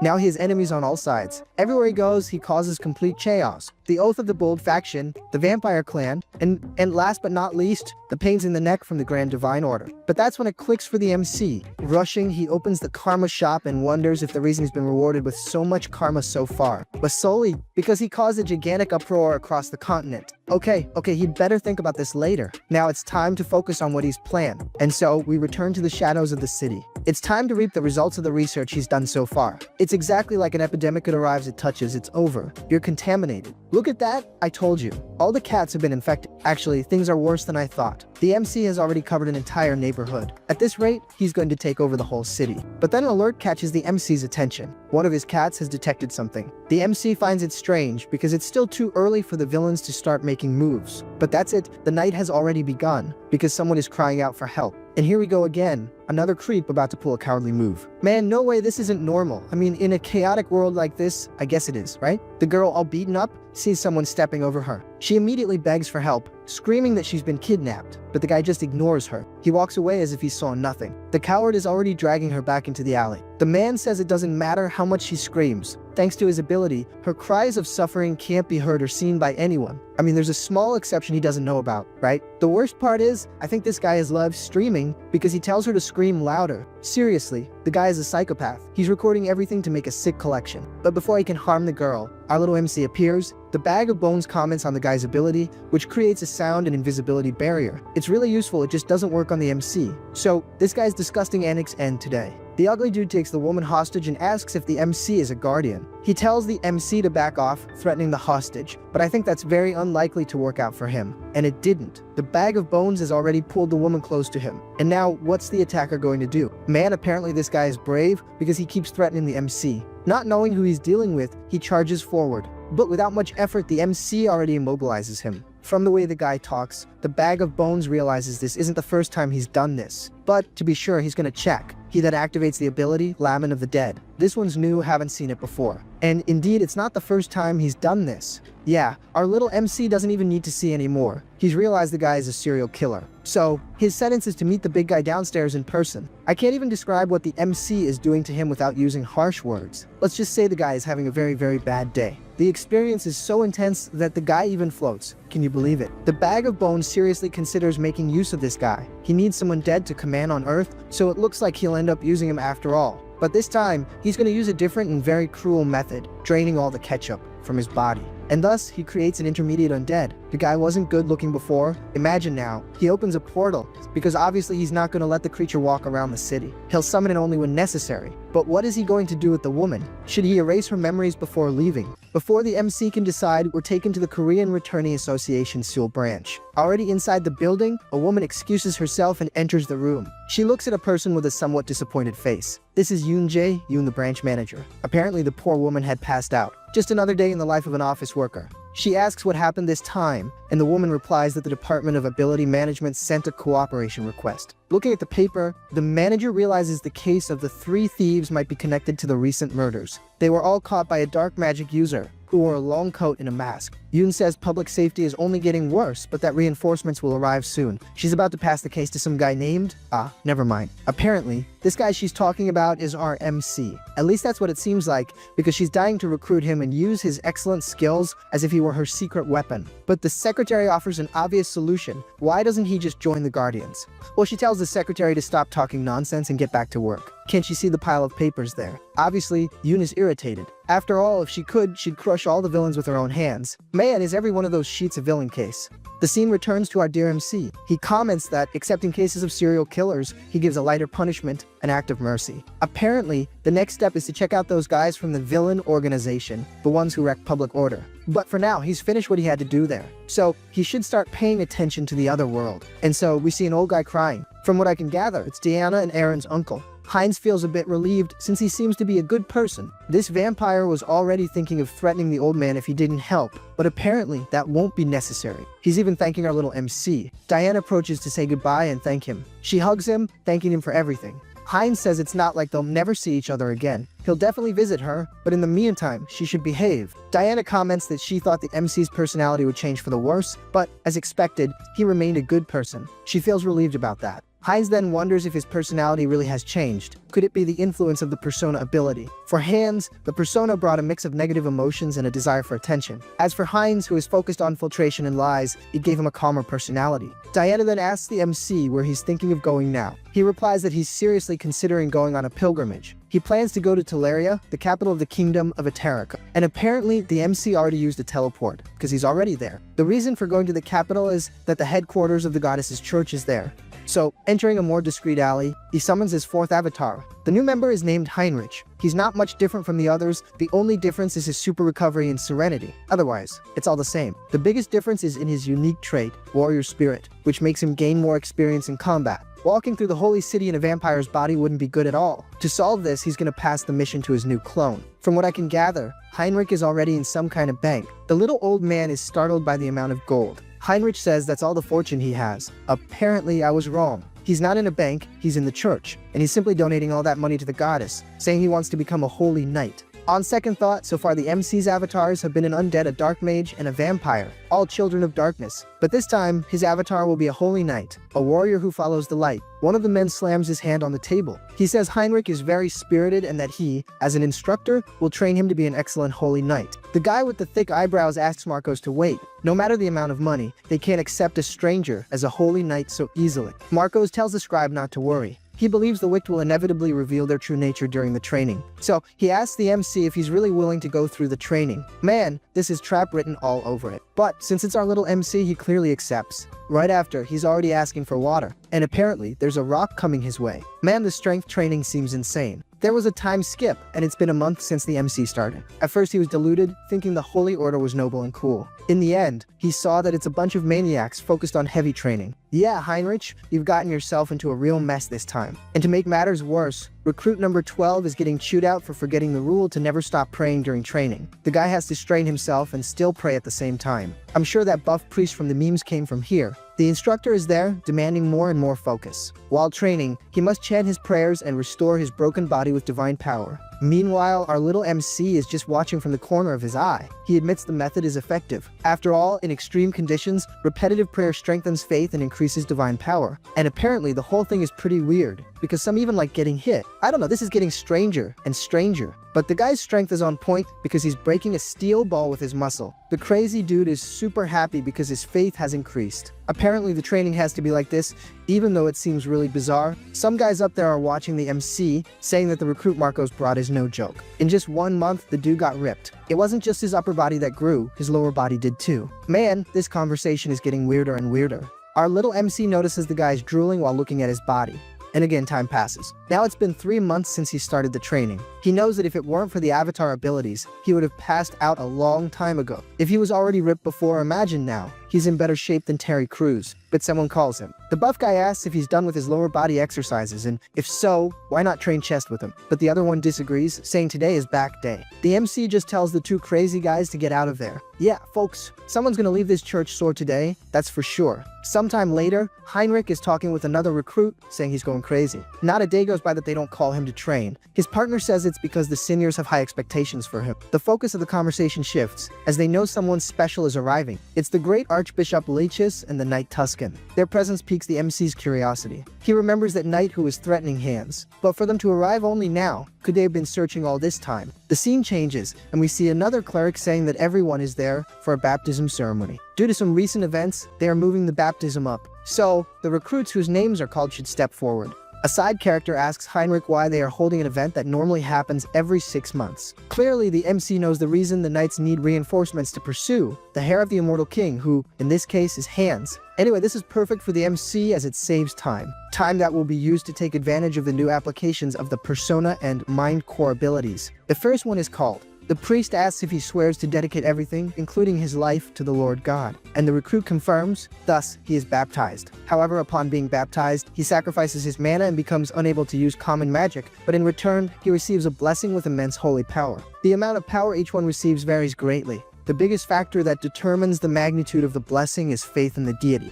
The purer and more genuine the faith, free of lies or doubts, the stronger the holy knight becomes. Then the next one is called, and guess what? It's the MC. Honestly, I highly doubt this is going to work. So far, the MC has only used the mind core to suppress external stimuli or contain his emotions. But in doing so, he realized the opposite is also possible. And not only that, he realized the persona ability can inject the feeling of faith into Heinrich. That's how this sly dog is going to get the blessing. He's going to use the mind core to filter out any feelings of distrust or doubt. Thus, his aura will become pure without any trace of hesitation. But hold on, this trickster is even more of a thief. To absorb the blessing to its maximum potential, he's going to focus the mental strength of all his avatars on Heinrich. The question is this really going to work? Apparently, yes, because the priest is getting scared by the amount of holy power. Oh man, that's not fair. Our little MC cheats at everything, dude. Look at the amount of power he's pulling. Not even the church members themselves can believe it. The holy power has even reached the head of the deity's statue. The priest calls for Lord Heinrich. He says the MC has just been baptized and is already at the level of a priest. The little old man also asks him to keep working hard from now on. And finally, the system announces that he has gained the Holy Baptism ability, which increases the potential of the avatars and allows for more efficient sharing, improving the mental strength of all of them.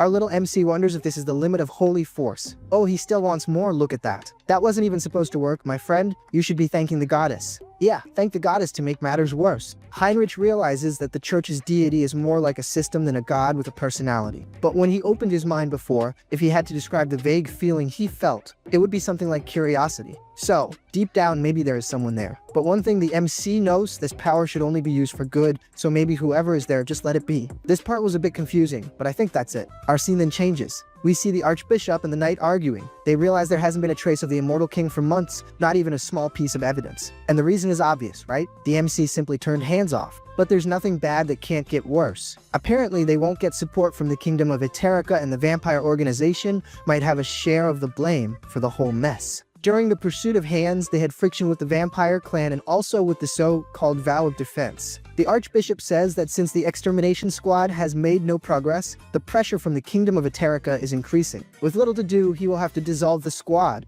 and send everyone back to the capital, and the knight can only obey. As he leaves, Tuscan thinks that they are surrounded on all sides and with insufficient reinforcements. What should he do? Nothing, my friend. Take off the armor and go home. There's no way. But wait, something caught his attention. I'm telling him to go home, he doesn't listen to me. He realizes it's the new Holy Knights. The night sees an opening, and apparently it's the MC who is giving this opening in the training. However, before he can do anything, he's already taken an elbow to the face. And apparently, once again, Heinrich won the fight. The system announces that he has gained an enlightenment due to repetitive training and has acquired the cross-combat technique ability. Heinrich thinks that, combining the technique with super regeneration and holy power, his wounds close very quickly. Helping his partner up, he explains that he let himself be hit on purpose. His tactic is to give up the flesh to gain the whole bone. That's the Heinrich style. But even so, the MC needs to grow even more. Someone interrupts his thoughts, saying that he's really strong and that his holy power is at the level of a high-ranking knight. But he's still inexperienced. And the one saying this is the so-called Tuscan.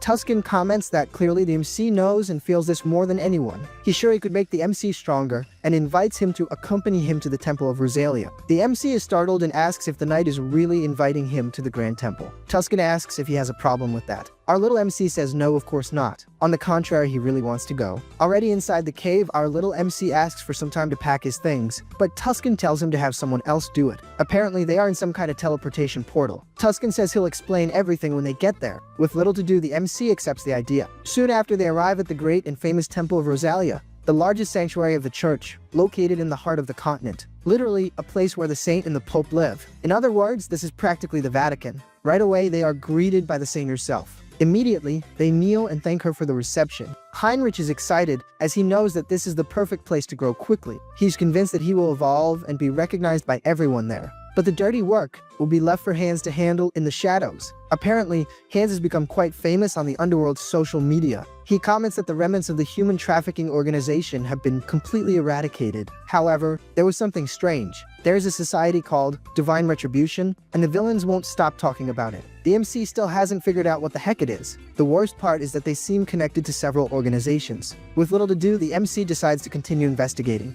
But for now, it would be interesting to cash in the earnings from this mission. We move to Heinz, who reflects that, in order not to be the main suspect, he needs a discreet place to make his transactions. Thus, he goes to an unknown shop. He informs the receptionist that he's there to sell some things. The guy shows no interest and says it's not a pawn shop. He tells him to get lost. The MC starts pouring out gold coins, and the guy quickly wakes up. The man recognizes the emblem of the trafficking organization and remembers the rumors that they were caught by a masked maniac. The MC asks if he's interested now, and thinking about it, it makes sense that he wouldn't want to sell that stuff just anywhere. The man tells the MC to go through the back doors, but stresses that he can't stray from the path. Following the path, the MC finds the said door. As soon as he enters, a man asks if he's there to sell something. The MC says yes and asks if he can be paid in something other than money. The man asks if he's talking about goods, and if so, what he's looking for. Our little MC only wants one thing, a winning lottery ticket. What a lame request. I thought it would be something interesting. Now I understand the MC's reasoning. This will serve as money laundering so that Hansong, his original body, can use the cash. I forgot how much of a thief and a scoundrel this MC is. The masked man says it's fine, but the commission will be very high. The MC agrees. The man says he has a ticket for 6.1 billion won with a redemption period of 4 months. The MC agrees, but the man warns that what he's paid so far doesn't cover the ticket. The MC tells the guy not to worry, because he has a lot of good stuff. The sly dog then pulls out 3 more gold bars, nothing major. What really catches the guy's attention is the subspace storage. He starts to wonder who the heck the MC is, but the MC calls him back to reality.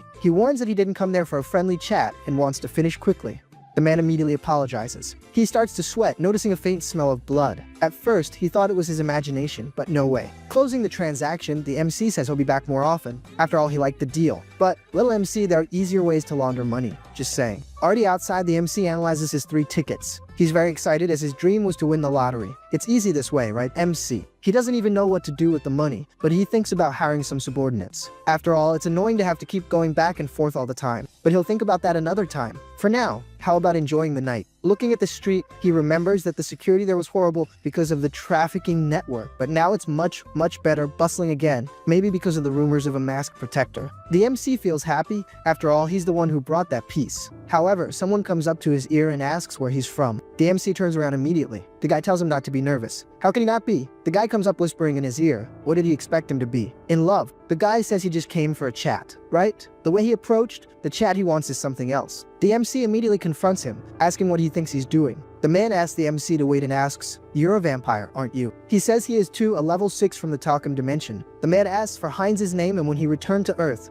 the MC really wants to make an excuse and leave. The man introduces himself as Gamma from the Blood Pact. The MC doesn't understand why he's answering so easily. Is it some kind of mind control? Gamma says the MC is a newcomer who just returned to Earth. He explains that the Blood Pact is an organization where all the vampires on Earth gather, and his job is to recruit the newcomers. Gamma says that to survive, they need to stick together. But by the way, what is this level he mentioned before? Gamma pulls out a key and says, if they're gonna talk, it should be somewhere else. Dang, this vampire organization pays well. Look at the man's car. He invites the MC to talk there. The MC agrees and gets in the car. What he didn't see is that there's a gossip observing everything. Apparently, there's more than one. She notifies her headquarters that the MC is getting into the car as planned. Sometime later, he's already at the vampire's headquarters. Gamma explains that every vampire has a vampiric factor that determines their power level. They measure this to determine each one's level. Man, the decoration of the place is beautiful, I like it. Gamma explains that through that magic circle, they can measure his level. But this whole magic circle thing seems very suspicious to the MC. Gamma hurries him to keep walking. Our little MC isn't a fool. He knows that at any sign of danger, he just has to cancel the summon. Heinz senses traces of dark magic in a nearby skull. But it's not just dark magic. Shamanism, curses, alchemy, there are several arts integrated there. How is this possible? It's been 20 years since returnees started appearing, and the reason why magic tools are rare and technology hasn't advanced because the energy laws of abilities are different between dimensions. Apparently, this blood pact is very impressive for being able to combine different abilities. Extending the MC's arm, they make a cut, and thus his blood begins to form orbs. 5 orbs form, which means the MC is level 5. The hooded figure comments that, from the way the orbs are connected, his regeneration must be very strong. Gamma comments that he was nervous because the MC came from an unknown dimension, but being only level 5, it was a waste of time. He continues, saying that at level 5, there's no need to cut off any limbs. What's that talk about, man? That's when everyone's posture changes. Our little MC realizes they really had other motives. He knew it was too complicated a ritual just to measure his level. He needs to summon hands as quickly as possible. However, someone knocks on the door. It's that woman I called a gossip. Apparently, she's one of the good guys. She says she's there to arrest Gamma for the kidnapping and murder of members of his own kind. The MC feels that woman is familiar to him. But who is she after all? I don't know either. I just want her to beat the crap out of this Gamma guy. She tells him to let the vampire go and surrender, or things will get much worse. Gamma calls her a little slave and asks why they, being stronger, need to be slaves to the organization. Oh, so the blood pact really exists? It just has one member who's a huge jerk. Gamma questions why they, being stronger, have to live in hiding and follow human rules. The woman replies that it's the fault of militants like him, but Gamma clearly doesn't agree. He asks the woman if her companions share the same opinion. The big guy elbows his companion. The woman, Soren, asks what Mang is doing. As she's about to ask the reason for the betrayal, he stabs her. Mang says the reason is simple in his dimension. He was a lord with status and authority. But now, back on Earth, he's stuck, living in a basement and working as a nightclub bouncer. Not all vampires live comfortably like Soren. She asks what Gamma is planning, since it's certain he's going to rebel against the Blood Pact. Gamma says that since you can't accumulate karma on Earth, he researched and found another way to get stronger. An infallible and quick method. He says this as he grabs Soren's friend and asks where she thinks all the kidnapped people go. She asks if he's creating bloodthirsty vampires again, and if he's forgotten the reason they were hunted last time. He gives a long explanation, but in the end, it's the same thing to the famous copy it, but don't do it the same. The story explains that when a vampire eats another, they get stronger, but this is cannibalism and contaminates the mind. If the person can't control it, they become a crazed, bloodthirsty vampire. Gamma says that's not what he wants. After studies, they discovered a way to purge this thirst. As I said, he's going to practice cannibalism, just without the constant bloodlust. And then he starts to activate his power. The woman starts to swell. She turns into a ball. Actually, she gets even smaller, turning into a drug for vampires, which they can consume without side effects. Manga asks Gamma to keep his promise, and as promised, he gets one of the pills. The guy doesn't waste any time and pops it in.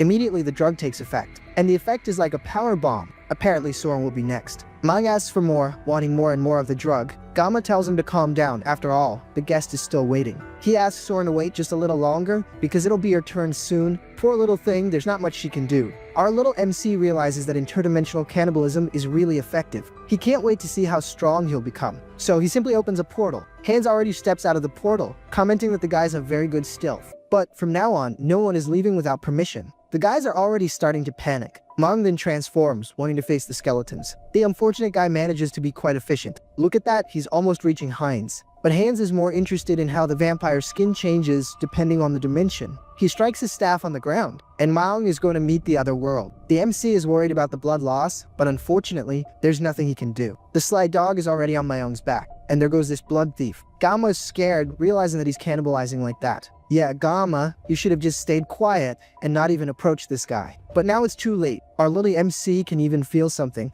but the funny thing is that his teeth are falling out. And the reason is simple, the sly dog is evolving. The system announces that he has gained the hybrid evolution ability. Every time he absorbs a vampire, he will gain their lineage ability. See, he stole Ming's ability. Remember when I said he's sly, shameless, a thief? Now Gamma is really scared, but the MC is just thinking about what organization he's going to create because he needs to do his tasks. How about the blood cult? And if anyone dares to rebel, they will become his next meal. Some time passes, and apparently the MC has already cleaned out everyone. Once again, he gained an ability, but this time for perception.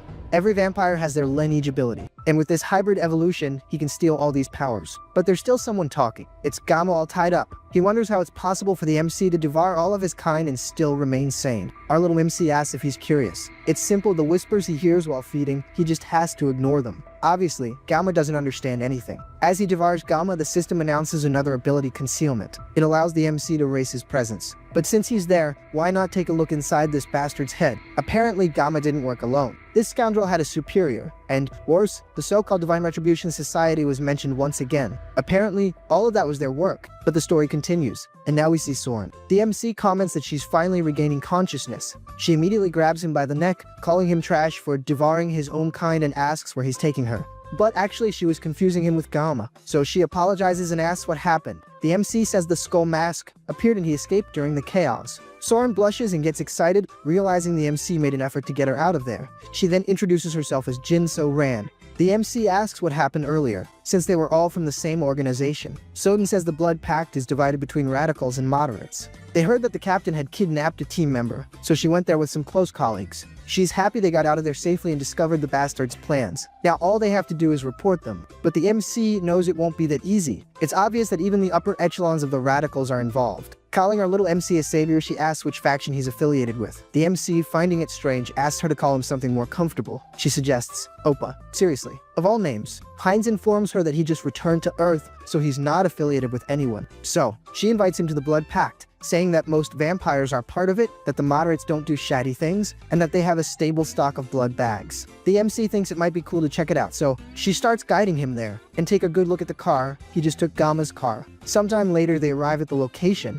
There, Sodan is already greeted. This is little Nahi. I just don't know if she's her sister. The MC introduces himself as Heinz, but the girl doesn't seem to like him very much. Soden says goodbye, saying she'll show the MC to his room. The room, right? Going up the stairs, the MC comments on the girl from before. She looked young, but was it just her appearance? Sodan replies that no, she's not a returnee. She says that Nahi was born and raised on Earth. Her father, yes, was a returnee.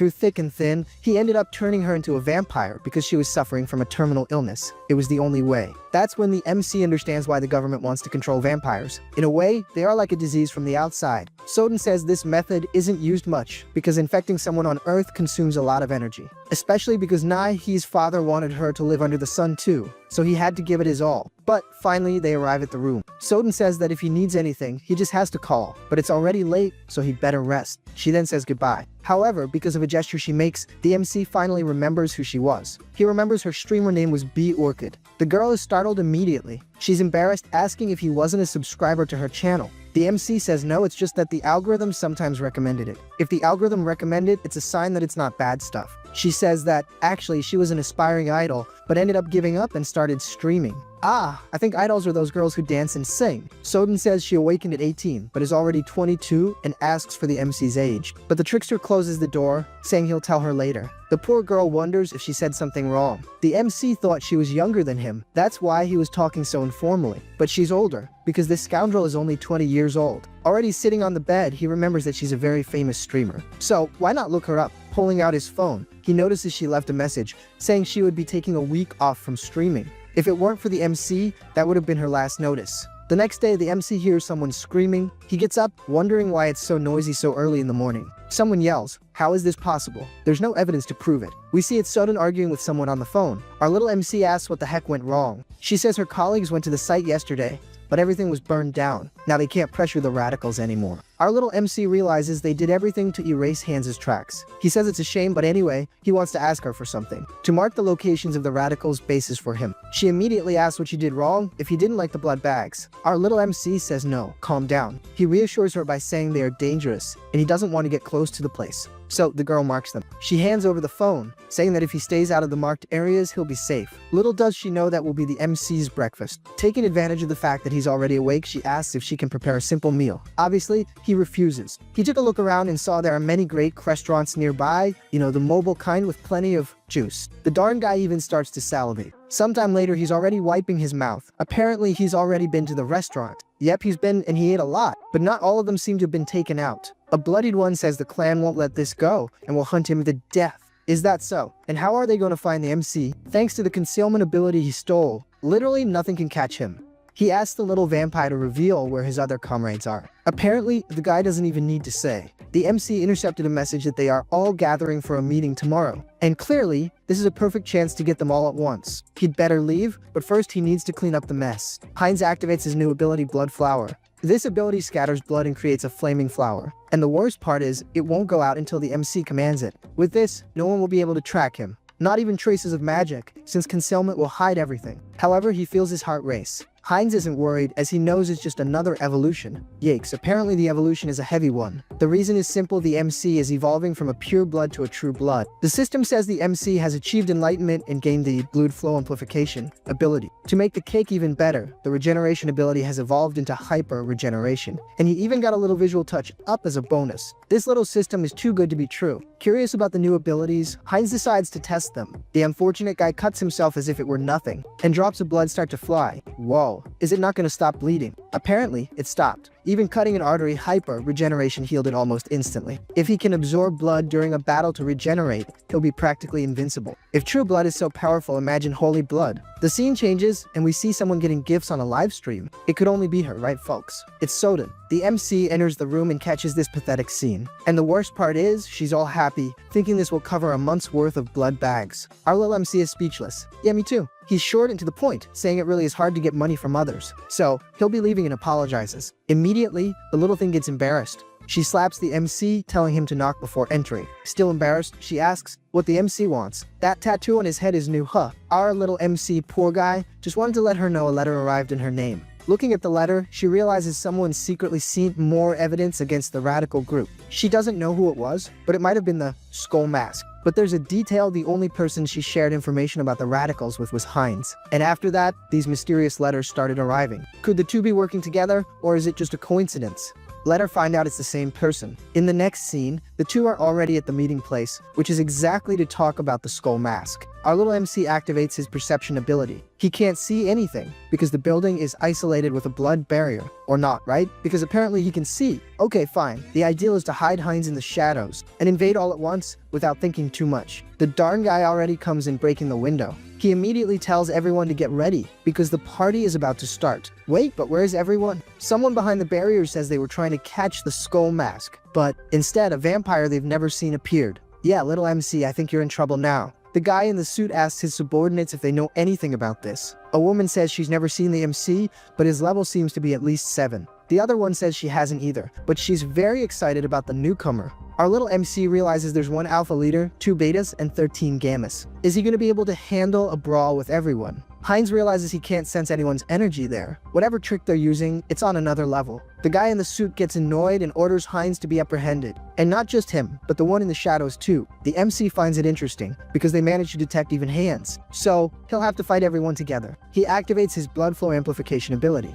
Man, the kid cuts down several at once. The vampires find the scene terrifying. He's cannibalizing his own kind with that bizarre arm. But it's not time for them to be surprised, because this isn't the only card up the MC's sleeve. After all, the real show starts now. That's when the betas start running desperately. One of them gets ready to open the door, but a dark magic pushes him back. Did they really think they were the only ones who could set up a barrier? The Bag of Bones warns that from now on, the fight is until the last one falls. In the middle of the fight, we see Heinz logging some vampires out of the server of life. This clearly messes with the others' psyche. The stitched up guy says he must be crazy. He's definitely not a common level 6 or 7. Man, you only just noticed that now. To him, there's definitely some kind of trick involved. He charges at the MC, but Heinz doesn't take it, lying down and immediately counterattacks. The vampire even manages to identify the attack. At the last second, he hardens his skin to defend himself. And believe it or not, he managed to escape this one, but it was by a very narrow margin. Since he blocked it, the MC is going to try something different. If the long-range attack didn't work, the brawl is going to get up close and personal. The MC lands a solid punch right in the middle of his chest. The vampire can't even believe it. His hardening ability has never failed, but the MC changed all that with a single punch. Man, the punch was really powerful. It dented the guy's chassis. The vampires step in front to defend the stitched up one. But there's a little problem. 2 people to stop this guy is going to be basically impossible. See, I told you. 2 goons can't handle it, but nobody listens to me. The stitched up one thinks this is crazy. The guy is so strong he took down his subordinates easily. He sees this moment as an opportunity. The MC has both hands busy, so now's the chance. So he goes for the attack. And believe it or not, he manages to hit the MC. But we know that doesn't change much. The MC absorbed the blood to regenerate his strength, and he's getting stronger constantly.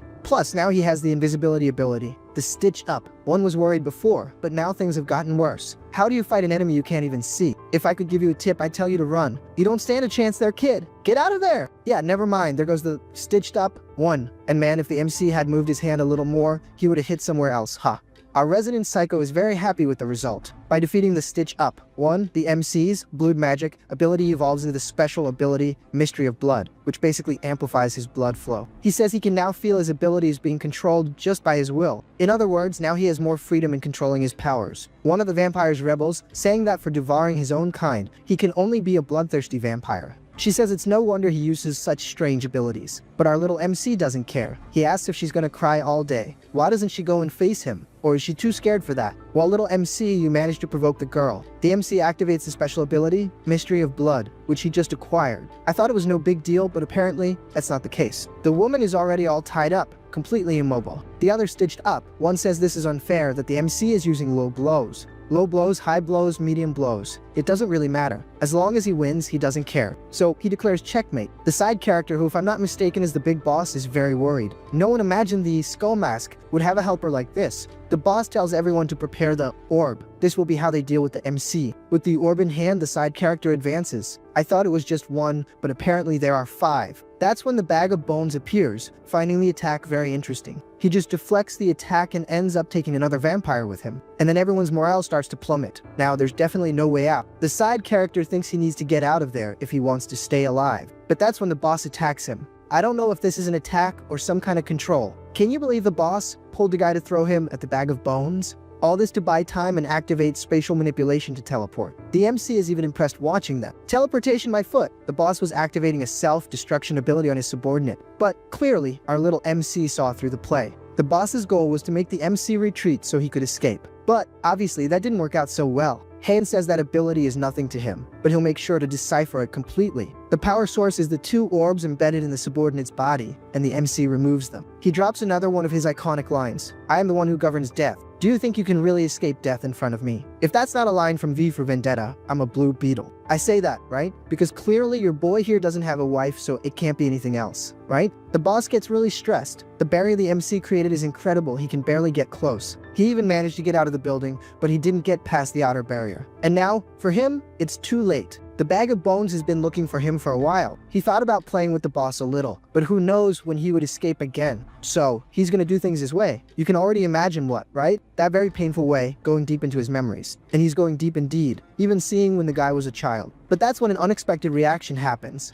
Our little MC realizes there's some security mechanism. Could it be technology from the Divine Retribution Society? Our little MC ends up in a strange place inside the boss's mental realm. Someone tells him it's impressive that they didn't expect him to get this far. The MC asks if that guy was watching him from inside his mind the whole time. If so, he can only be the leader of the Divine Retribution Society. The Spectre confirms and makes an offer. Why doesn't he join them? The Bag of Bones replies that it's an interesting proposal, but what is the Society's true purpose? The Spectre says it's simple freedom for the returnees to create their own world led by them. The Bag of Bones says that for an organization that gained prominence recently, the goals seem too ambitious. The Spectre replies that they are not recent. They have existed for years and continuously fight for freedom. Wait a minute, so that means one thing, that they have been causing terrorist attacks for years, including the one that took the MC's parents. The system asks Han Sung to be careful, as the mind core is trying to regulate his emotions. The MC's heart races, and the system starts to warn him several times. But the Spectre asks if that really matters, and that the Bag of Bones should make a wise choice. Getting closer, he realizes there's a barrier. The Spectre explains that this is the mental realm, where mental strength surpasses magical power. He says that even if the MC wants to, he won't be able to defeat him in this place. But it would have been easier if he had just kept his mouth shut and not mentioned that mental strength is what rules there. Because if that's the case, he's clearly screwed. Because the Bag of Bones isn't just one, there are several. So, the one who won't be able to win is him. Our scene changes to someone lifting weights. Clearly it's our holy soldier. Heinrich is still focused on getting ripped.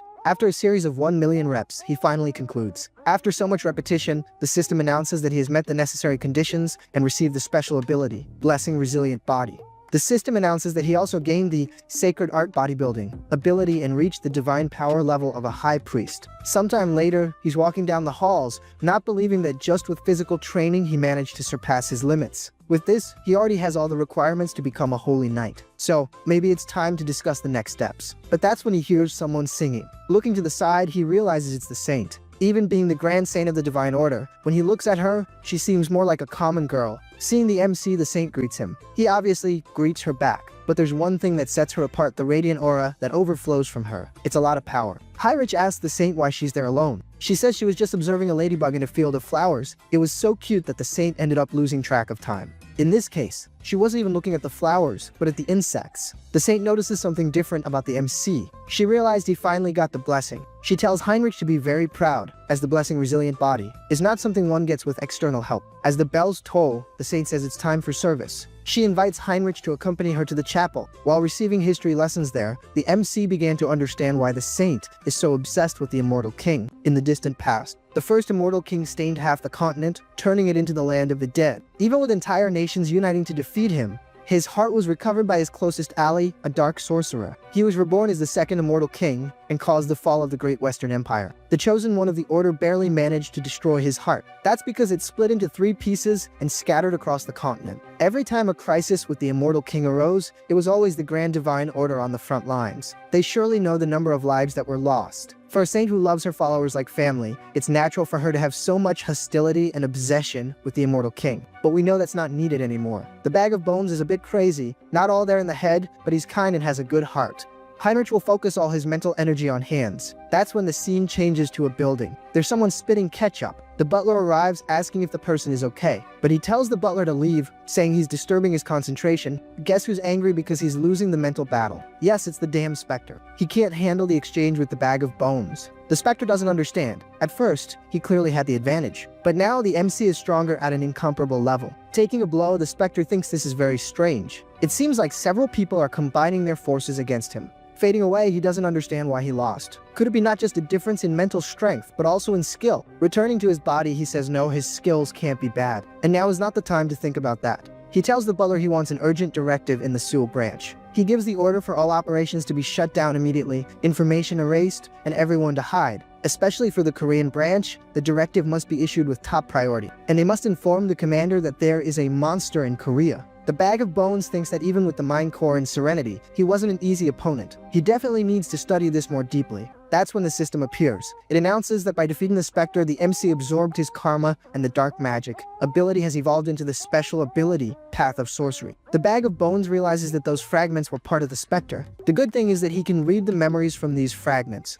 Now he'll be able to track where that crazy society is hiding. Absorbing some fragments, he finds the Korean branch. And indeed, the guy's hid in the middle of the forest. For sure, he won't give any of them a chance to escape. In the next scene, he's already inside. The doctor remembers that they were really told to evacuate. They just weren't told a monster of this caliber was coming. Hearing this, the MC asks if the evacuation order has already been given. But that's okay, no problem. The effort wasn't entirely in vain. They've already gotten rid of all the important material. But now what? Trying to save a single piece of data, he ended up giving everything away. The MC took the paper to take a look, but as soon as he opened it, he already found a problem. The incident he found in the paper made him very stressed. Crushing the doctor, he thinks he'll never forgive this. Apparently, one of the attacks in the paper was the very one that took his family. The beatdown is gonna get heavy again for those guys. I like it a lot. This whole time, Hain-sung thought it was just an accident, that there was nothing he could do. But now he's discovered the truth, the group behind the accident that destroyed his life and his family. But this group is on a completely different level from anyone the MC has ever faced. He's going to need to expand his influence no matter the time or resources. For sure, they will regret it, but for that he needs a plan. First, he's trying to use his new ability, Refined Blood Crystal. He's going to refine and compress the excess blood in Heinz's body, and then implant it into another vampire's body, thus strengthening their vampiric factor. There's just one small detail: the blood inheritance will link them to the MC, but that doesn't matter much, right? Now that he's seen the ability worked, it's time to start the game. We return to the vampire's base. On the door it's written, knock first or suffer the consequences. That being said, you can already imagine whose room it is, right? Soden asks if the MC really eliminated everyone from the hard line, and most importantly, if he now wants to meet the leader of the moderate faction. The MC confirms that, aside from a few alphas, he's already eliminated most of them. And the reason he wants to meet the leader, because he has something to discuss on this matter. Soden says it's too much information and that she'll report it first to check the facts. Our little MC doesn't understand why she needs to check, so he shows all his power and asks if that serves as proof. I don't know. I think he's trying to traumatize this girl and doesn't know how to ask. Clearly, she already imagined the MC was very strong, but she didn't expect this level. He's at least level 7 or higher. Apparently, the MC was convincing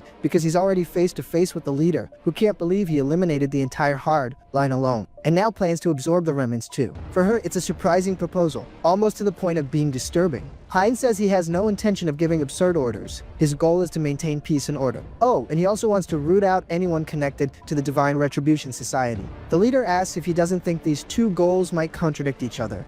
The MC replies that it depends on the standard she sets, but inside, he knows she won't be easily convinced. If she refuses, he'll have to use force. But shattering his expectations, she accepts. Finding it funny, the MC asks what she's trusting in to agree so quickly. She replies that she's trusting in herself since, whether she likes it or not, the MC helped her. But he must take Sodan, who will be the bridge between them. The MC says that's fine, it's exactly what he wanted. With everything settled, the discussion moves to the details. How will they absorb the hard line? And surely not just that. What are they going to do about the emerging centrist faction? Our little MC reflects that it's okay. First, he'll absorb the rest of the hard line and become the leader of a new faction. This will be his first step to taking control of the Blood Pact. Back at the house, the MC tells Soden to stand still, because if she moves, she could get hurt. She stays very still, but still sweating. He decides to begin the procedure, a procedure that seems very painful. Soden says she can feel it. The refined crystal is going straight into her heart and warming her body. She even feels her blood pumping faster. And not only that, her muscles and bones are also expanding. She feels as if she's been reborn. Her body is no longer the same. The refined blood crystal has a limit of 30% enhancement. It's not a small number, but it's not just anything either. Soden calls the MC master and asks what they'll do now. The MC doesn't quite understand this master business, but Soden explains it's as if he's created a new clan now. Since a new bloodline has been established on Earth, they need a proper name. The problem is that the MC is terrible at choosing names, you know that well. He tries to think of something that's different, but still gives an identity. Apparently, he thought of something. Everyone who receives his blood crystal undergoes a mutation and adopts the dominant factors of his own blood.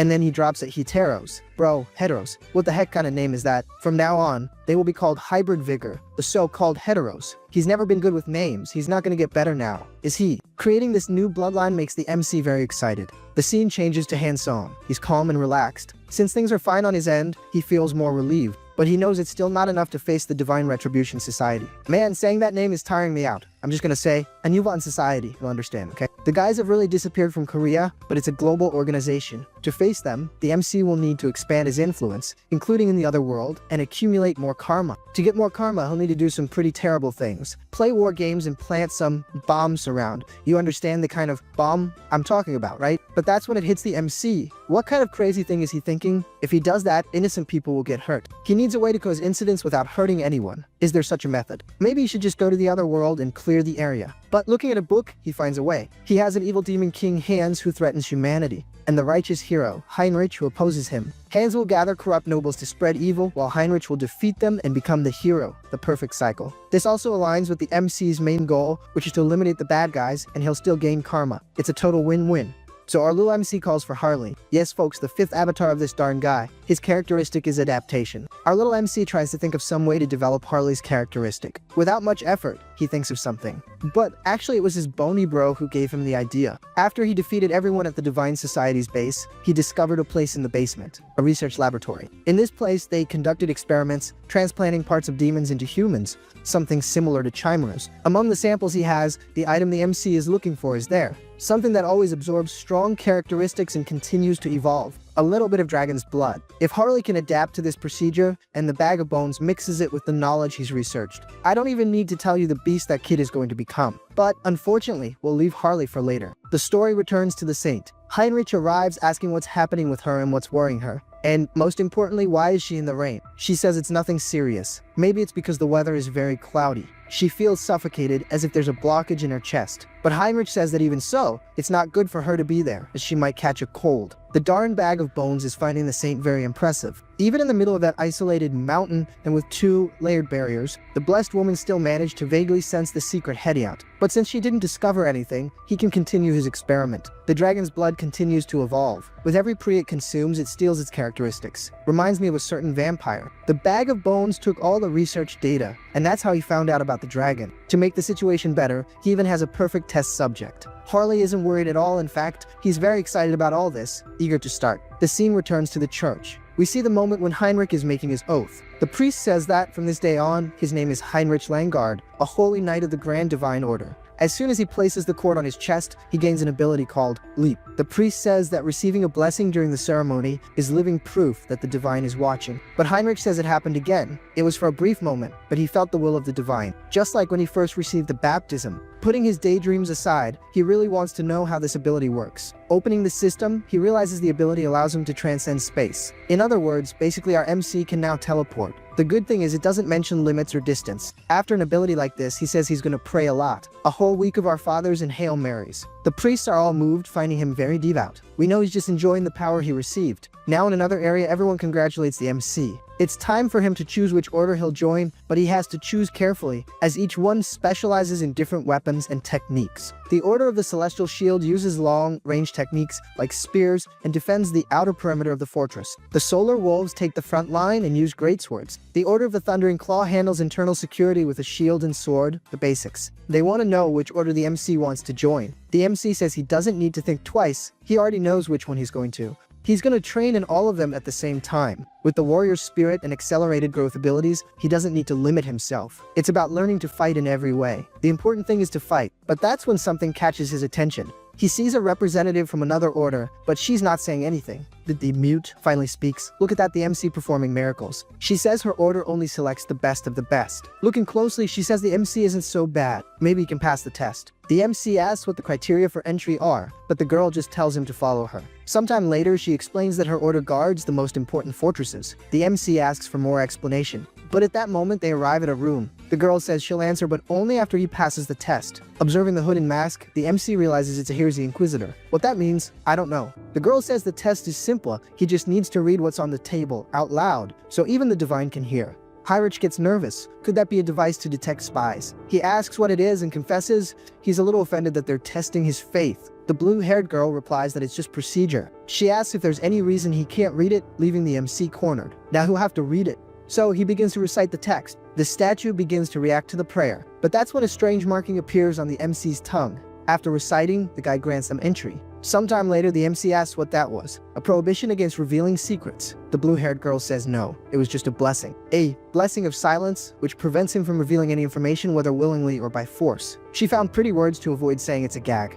But finally, she can explain the purpose of the order. Their order is the Radiant Shield, and its main mission is to guard the temples underground. But she warns that it will be the first and last time he sees that place in person. Heinrich asks what they are protecting. Looking inside the gate, he is impressed. Now all these layers of security make more sense. There lies the final fragment of the Immortal King. Of all people, she had to show it to the worst possible one. Heinrich can't believe the fragment has been hidden in the temples underground all this time. Although, on second thought, the Grand Divine Order is one of the greatest powers on the continent. So, it makes sense for them to have at least one. Our little MC definitely wants to get his hands on the fragment, but he can't right now. There are 4 orders of knights guarding the temple. Not even hands could capture the fragment. All that's left is to think of a careful way to get it out of there. The blue-haired girl appears behind the MC, saying the blessing on his mouth won't allow him to say anything, but she reinforces that nothing about this can be revealed. The MC tells her not to worry, only he will know. The bag of bones like the news, it was definitely an unexpected stroke of luck. But Harley's procedure is more unstable than he expected.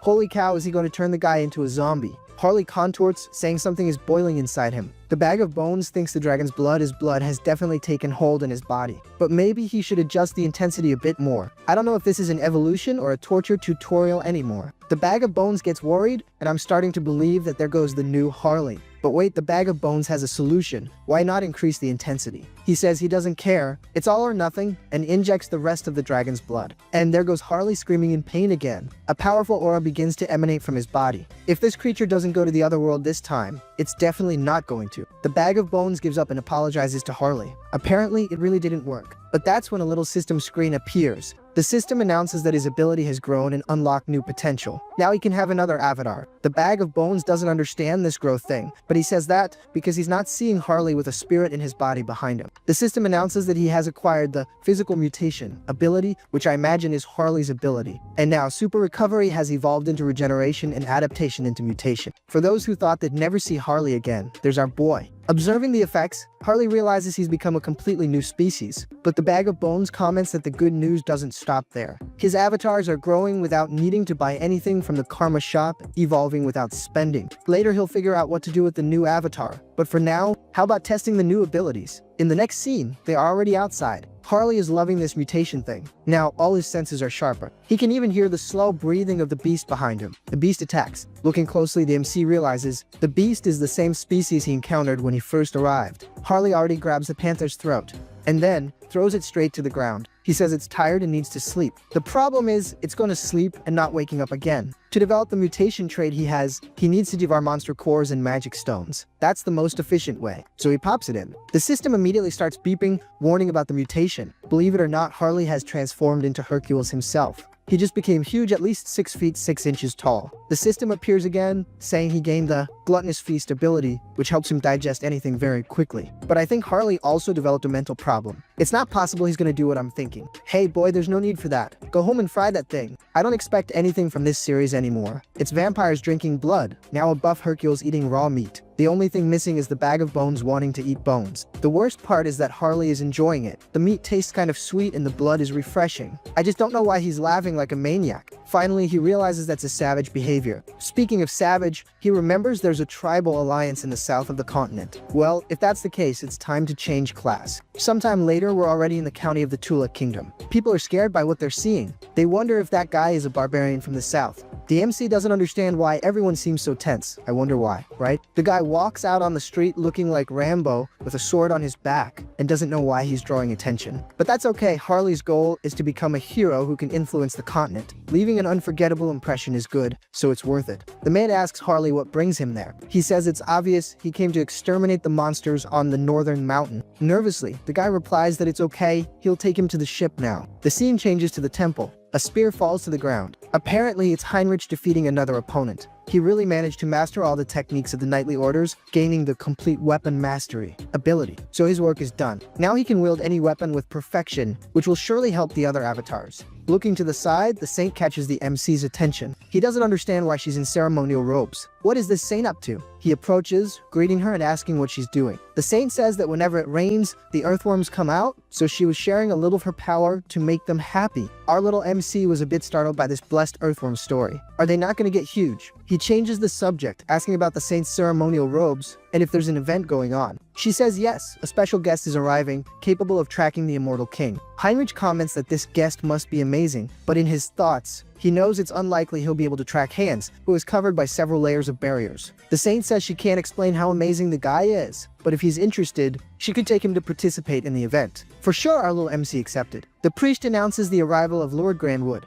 And indeed, they look very different. Different to the point of scaring the MC. The guy announces himself as a high elf from the Elven Kingdom, with the name of Lefori Grandwood. But you know how it is? The story didn't let us proceed and brought us to a kind of library. With that little hat, I can't identify it. No, apparently it really is a library. The man is complaining that it's okay to look, but 2 hours is just ridiculous. The man apologizes. But the said man is Hubert, Hensong's 6th avatar. This is the avatar obtained through Harley's growth. His initial ability is appraisal, the power to see item information. For now, the skill is still low, so he can only see basic details. But if he keeps developing it, he could become a merchant and dominate the continent. He already has the money to start. Clearly, before that he'll have to deal with the resistance from existing merchants. For that to happen, Harley's heroic influence will need to grow even more. Speaking of Harley, the story takes us to the northern mountains. Regardless of the cold, our human continues shirtless. Cold is for the weak. He is face to face with the biggest troublemaker of the mountain. Seeing Harley, the bear charges forward. Harley, who is crazy, also doesn't back down. The brawl between the two begins. The bear starts to take some small cuts. And, to make matters worse, its movement gave Harley an opening. A Hercules jumps. The goal is to hit the monster's head. So, I think we have a little problem. Without letting the MC escape, the bear already slaps him.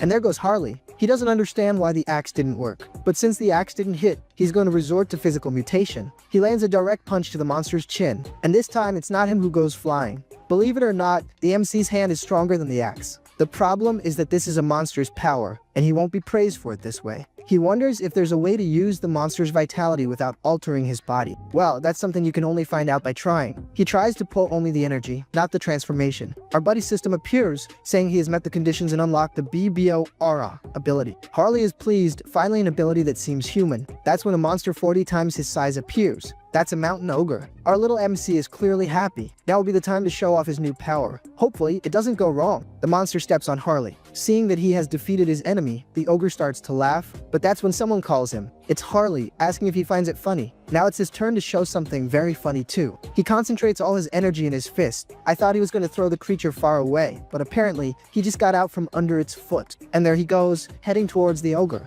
The ogre is surprised and tries to defend itself, but it didn't work out so well. Harley lands on the ground. With this victory, he rises to the status of a hero. But that's when he starts to smell something rotten. A nostalgic but disgusting smell. The MC says it's like belly button lint. Does belly button lint have a smell? I think the MC is letting that thing get necrotic. Getting closer, he identifies the reason. It's the vow of defiance. This one's new to me. As far as I remember, it was Oath of the Bold. But if they're saying it's vow of defiance, who am I to question it? The MC, who already really likes these guys, is already stretching. The brawl is going to be good. The goal is the same as always, to pull out the rotten roots. The problem is he doesn't enter by knocking on the door, he enters by breaking everything. But the scene changes to our new dear elf. He's there, drinking his little tea with the saint. The saint thanks him for coming. Our little MC is not happy at all with this new ally. And it couldn't be just an elf, it had to be a high elf. The Elven Kingdom of the Animal Continent is a kingdom that venerates the world tree. The funny thing is that, even serving different gods, they have maintained good relations for years. High elves are the ruling class, so if they came all the way there, they intend to use the world tree to find hands. Looking closely, the MC is impressed. The elf's pupils are star-shaped. The elf, Lefori, looks and comments that Heinrich must have found his eye interesting. The saint apologizes, and our little MC is thankful it wasn't him who was caught staring. The elf says it's okay. That also needs to be discussed, as those eyes are the mark of a high elf.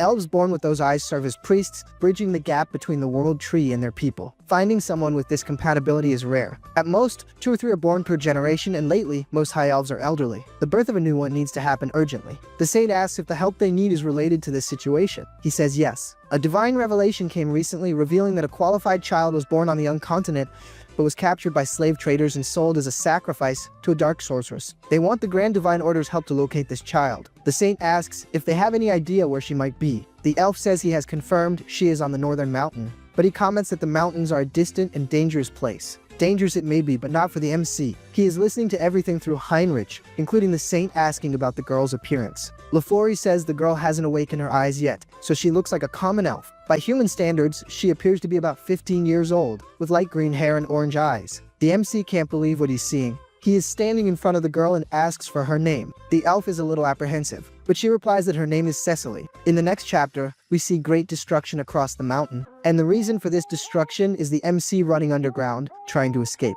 The sorcerers are desperately trying to keep the MC away from the storage room. The problem is how to deal with a monster of this caliber. He literally doesn't even stop, he just runs over everything and everyone. He asks if that's the storage room the girl had mentioned, and she, a bit dazed, confirms. He gives the girl a little shake and tells her to wake up, reminding her that she was the one who said she needed to grab something there before they escaped. Right after, she points to a branch, but hold on, it's not just any branch. It's a branch from the world tree. So, the MC grabs the branch and tells the girl to hold on tight, warning her that things are about to get complicated. The girl says that before they leave, she has a request. If possible, she asks him to go slow, that there's no need for all this rush. Obviously, the girl's request was completely ignored. In the next scene, we see Heinrich saying he has a suggestion about the missing child, Cecily. He thinks he knows where she is. This immediately catches the elf's attention, who asks if Heinrich has some kind of tracking blessing. He says it's not really tracking, but that he can feel her presence. The knight next to him questions him, saying he can't say something so uncertain, but the saint tells him to stay quiet in the corner. This is big people talk, my dear. Forget it, you're a side character. The saint asks Heinrich to explain the situation better. The scene returns to Hercules, who has finally found the exit. The sorcerer yells for his partner to call that person, otherwise the intruder will escape with the child. The subordinate starts blowing a strange whistle, and something colossal appears in front of the MC. Out of nowhere, a giant worm was summoned. Harley says he has no choice, he'll have to brute force his way through, right after he jumps, and lands directly on top of the creature. This stresses it out and it starts roaring at the MC. It's a bit weird to say a worm is roaring, right? But I couldn't find a better word. Looking closely, the MC notices how the worm is being controlled. Now it's much clearer how the desert creature ended up there. He'll make sure to save the creature as a true hero would. He simply concentrates all possible force into the palm of his hands, and he hurls the creature into the sky, telling it to go back where it came from. Congratulations, MC, you're a hero. I'm sure it'll land totally fine. Right after, we see an explosion. I don't think the landing went very well. Harley is convinced he saved the creature, but I highly doubt it landed gently. In that same instant, the happiness ends. He realizes he's surrounded by wolves. The problem is, it's not just one, there are several, and the number is absurd. I'd even want to say it would be difficult for him, but you know it won't be. He's gonna give all these creatures a whooping, and then level up by beating on these losers. You can mark my words. An old man tries to understand how the MC finished off his next sacrifice, and more importantly, how he managed to get in there. This old man is the elder Nareb, one of the leaders of this so-called Vow of Defiance. Nareb is convinced the MC won't be able to defeat all those monsters. Speaking of monsters, one of them is about to bite the MC's arm. Oh, bad news for the wolf. The MC transformed his arm. If the little wolf looks on the bright side, at least he won't have to pay for dental treatment. He's gonna be logged off the server anyway. Did you guys notice that now the MC's hand has wolf claws? The scoundrel has been eating the monster's magic stones this whole time. Besides getting stronger, he's making his stamina limitless. Harley felt something strange, different. Even though he's controlling himself, his body is moving on its own. He blocks and counter attacks by instinct. That's when he unlocks another ability. Now he has awakened the savage instinct. The sorcerers are watching everything from above,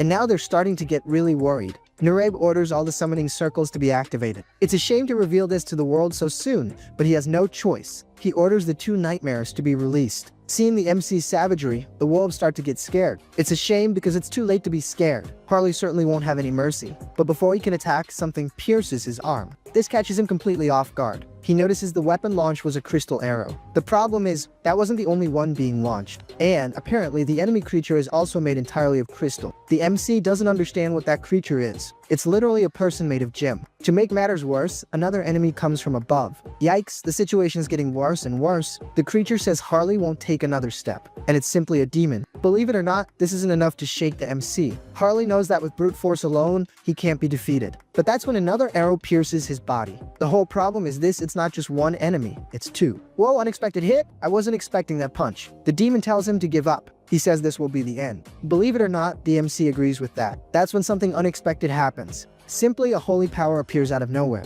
It's Heinrich with his teleport. Man, there are so many avatars and so many abilities that I didn't even remember he had this one. The scene flashes back to the past when the Saint is chewing out that loser who didn't believe in the MC. But the Saint says that Lord Heinrich is someone everyone can trust. Even the divine itself showed interest in him, so for sure he must have received some kind of revelation. The elf stands up, saying it doesn't matter if it's a revelation or a mere hunch. He'll follow any lead that might take him to the child and asks Heinrich to show the way. And we return to the present moment. Heinrich, as a holy knight, is directly facing the demon. He puts the holy aura on the tip of his sword, and with a single attack, cuts down the horned one. And this is the end of the line for the demon. The Diamond Man can't understand what happened, but he spent so much time looking at the demon's fall that he forgot about Harley.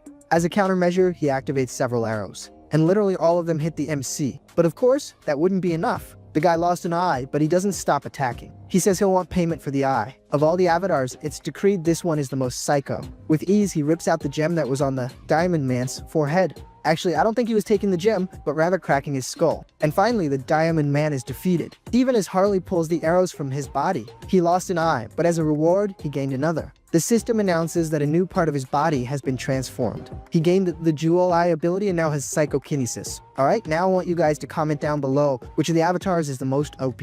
It's gotta be Hercules, no question. The sorcerers of the Vow of Defiance can't believe that even those two were defeated. Nurabe tells them to calm down and not act hastily. It's just one guy and one child. They should release all remaining monsters and retreat. But I think it's too late. One of the sorcerers has already been logged off. The shock troops have arrived right behind them. When you think your life stinks and you're out of luck, remember these sorcerers. You know very well what these elders do when things get tough. He logs everyone off and takes the power for himself. But instead of becoming stronger, he's simply going to summon another creature. But with these sacrifices, the creature will be much stronger. He's simply going to summon the Archdemon. But that's when a glow appears in the sky. Nurabe can't believe that great divine power. Poor Archimon barely arrived and is already leaving. As much as everyone believed this divine power was from Heinrich, you're mistaken. All this power is simply from the priest. In the showdown between good and evil, it's clear who will win. Heinrich comments that apparently things up there have already been resolved. Harley tells the girl she can come out from behind the tree now. The girl is more relieved but still very scared. Harley tries to calm her down, saying the important thing is that she's okay.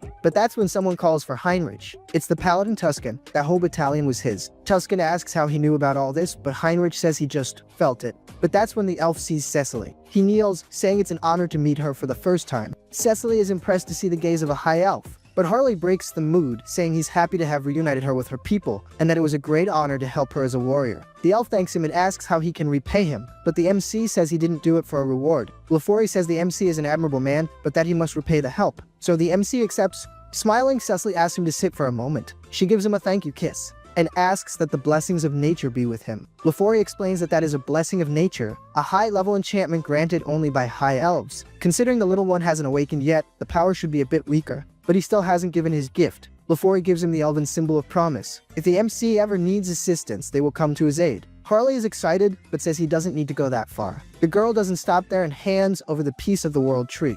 Tuscan says that boy really has an impressive physique and asks if Heinrich knows him. Clearly, he denies it. Tuscan says the MC's intuition was right and that now the Order owes him one. This makes our guy very excited, as he has won favors from the Elven Kingdom and the Grand Divine Order. Now, if Harley supports Hubert, he will surely become an unbeatable merchant. Lafori thanks Tuscan for helping so quickly, and now it's his turn to return the favor. Tuscan says he has only one request for the peace of the land: please find the Immortal King. Apparently, the MC had forgotten about that little detail. The story explains that the World Tree is the root of all trees. High elves borrow its power and can feel the energy of any tree anywhere. But to do this, Lafori will need assistance. He will need to know the energy he's looking for, in this case, that of the Immortal King. With this in mind, they return to the temple. Going down the corridor, the MC observes the number of barriers. Even if he wanted to, he couldn't get through there. Plus, when they bring strangers, they go around the place, turning it into a maze. Even for hands, breaking a barrier that size would take too long. And if someone broke the barrier, all the knights and high priests would go straight there. So, to get that last fragment out of there, he's gonna have to rack his brain. But finally, they are in the room. The elf begins to track the Immortal King's energy. If that high elf really manages to find hands, all the elite forces will be mobilized there. This means there's a way to get everyone out of there, and it would be the perfect moment for the MC to get his hands on the fragment. But the scene changes. We see the meeting room of the Vow of Defiance. The representative of the Empire is present. The one from the East is also there. Lastly, Nureb is missing, but he was logged off, so he's not present. One of them says everyone is probably aware of the news, but they still don't know how the Order and the Elves found Nureb. First it was Marcos, now Nuraib. This confirms that the organization's name really has changed. Another comments that the resurgence of the Order must be because the new heir of the Immortal King has appeared. But Sombra asks if they can't use this new heir. Another one questions if he's suggesting they align with who is cornering them. Really, it's not a bad idea. But you identified who is talking, right? You can see one is black, the other is dark, the other is shadowy. Clearly we knew who was who. The MC thinks it doesn't matter how many barriers were placed. Not even the depth in the mountain, the Order still managed to find him. It seems the Saint tracked the fragment to find hands. In that case, all he needs to do is hide the fragment.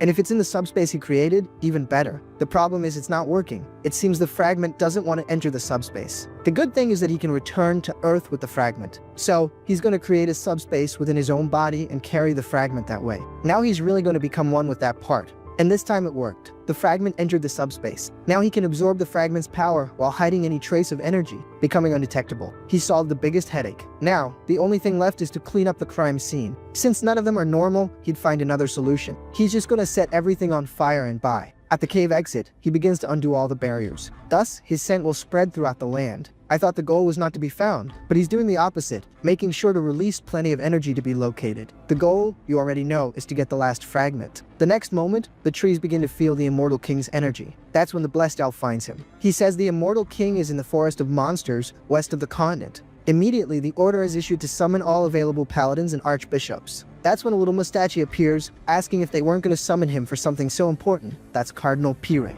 The archbishop is impressed by his arrival. Indeed, this expedition will be made up of only the best. The saint says she will go too, but the archbishop says that, unfortunately, that won't be possible. He explains that she is the great pillar of the divine order and must remain there. The archbishop calls for Heinrich and says that this time he will stay at the temple to take care of the saint. Oh, what a sacrifice. He didn't even want to stay, right? The archbishop says that if anything happens, he leaves the saint in his care. Heinrich thinks it's no problem. He'll make sure the saint, and only the saint, stays safe. All the selected knights are departing. The archbishop tries to motivate everyone. Everyone shouts, saying they will fight for the peace and salvation of all. Seeing the saint pray, Heinrich asks her not to worry so much. He's sure that everyone will return safely. She asks how he knows that if he received a revelation. He says no, but for some reason he has a feeling it will be so. Sometime later, you won't even imagine who arrived at the temple. Yep, folks, mission Steal the Fragment is about to begin. So, I'll be leaving it here. Just kidding, just to give you a little scare. The barriers prevent the MC from entering stealthily, and even if he did, there's still the internal barrier. In this case, he's going to throw everyone off his real location, but yes, he buys a little time.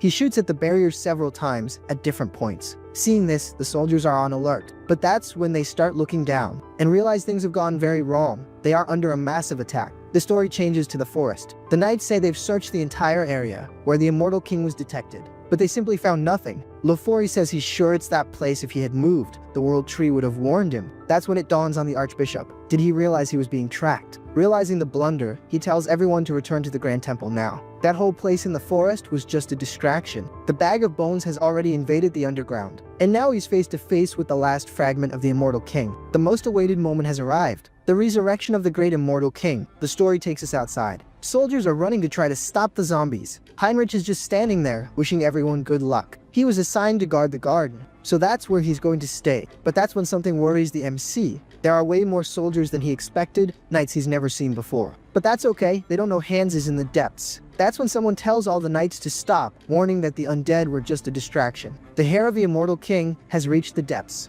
He tells everyone to go to the sealing chamber. That's when the MC remembers the Inquisitor. Heinrich needs to intervene, or this will turn into a disaster. The spotlight turns to the depths. Someone asks how the intruder reached the chamber without anyone noticing. The knight says there are no signs of a break-in. The saint asks if it was teleportation, but he says it's impossible to know. The saint starts to blame herself, thinking she wasn't good enough. If the Immortal King really returns, there's nothing they can do. But that's when someone arrives, saying the entrance was congested, and that's why it took so long. Clearly it's Heinrich, lying straight to their faces, saying that from now on he'll take the lead. The saint, poor thing, gets excited seeing him. Inside the chamber, we see the bag of bones coming out. He didn't imagine the knights would be so resilient, managing to finish off a good portion of the undead. They even managed to finish off Malcolm. It's alright, now it's his time to rest. I just won't tell him to go in peace because he off Ratatouille. It took a while, but finally the bag of bones reached the fragment. Apparently we took a brief trip back in time and I hadn't noticed. The bag of bones starts to open his chest. The fragment reacts, wanting to leave its place, and finally enters inside him. Believe it or not, the bag of bones doesn't feel anything different. Neither stronger nor weaker.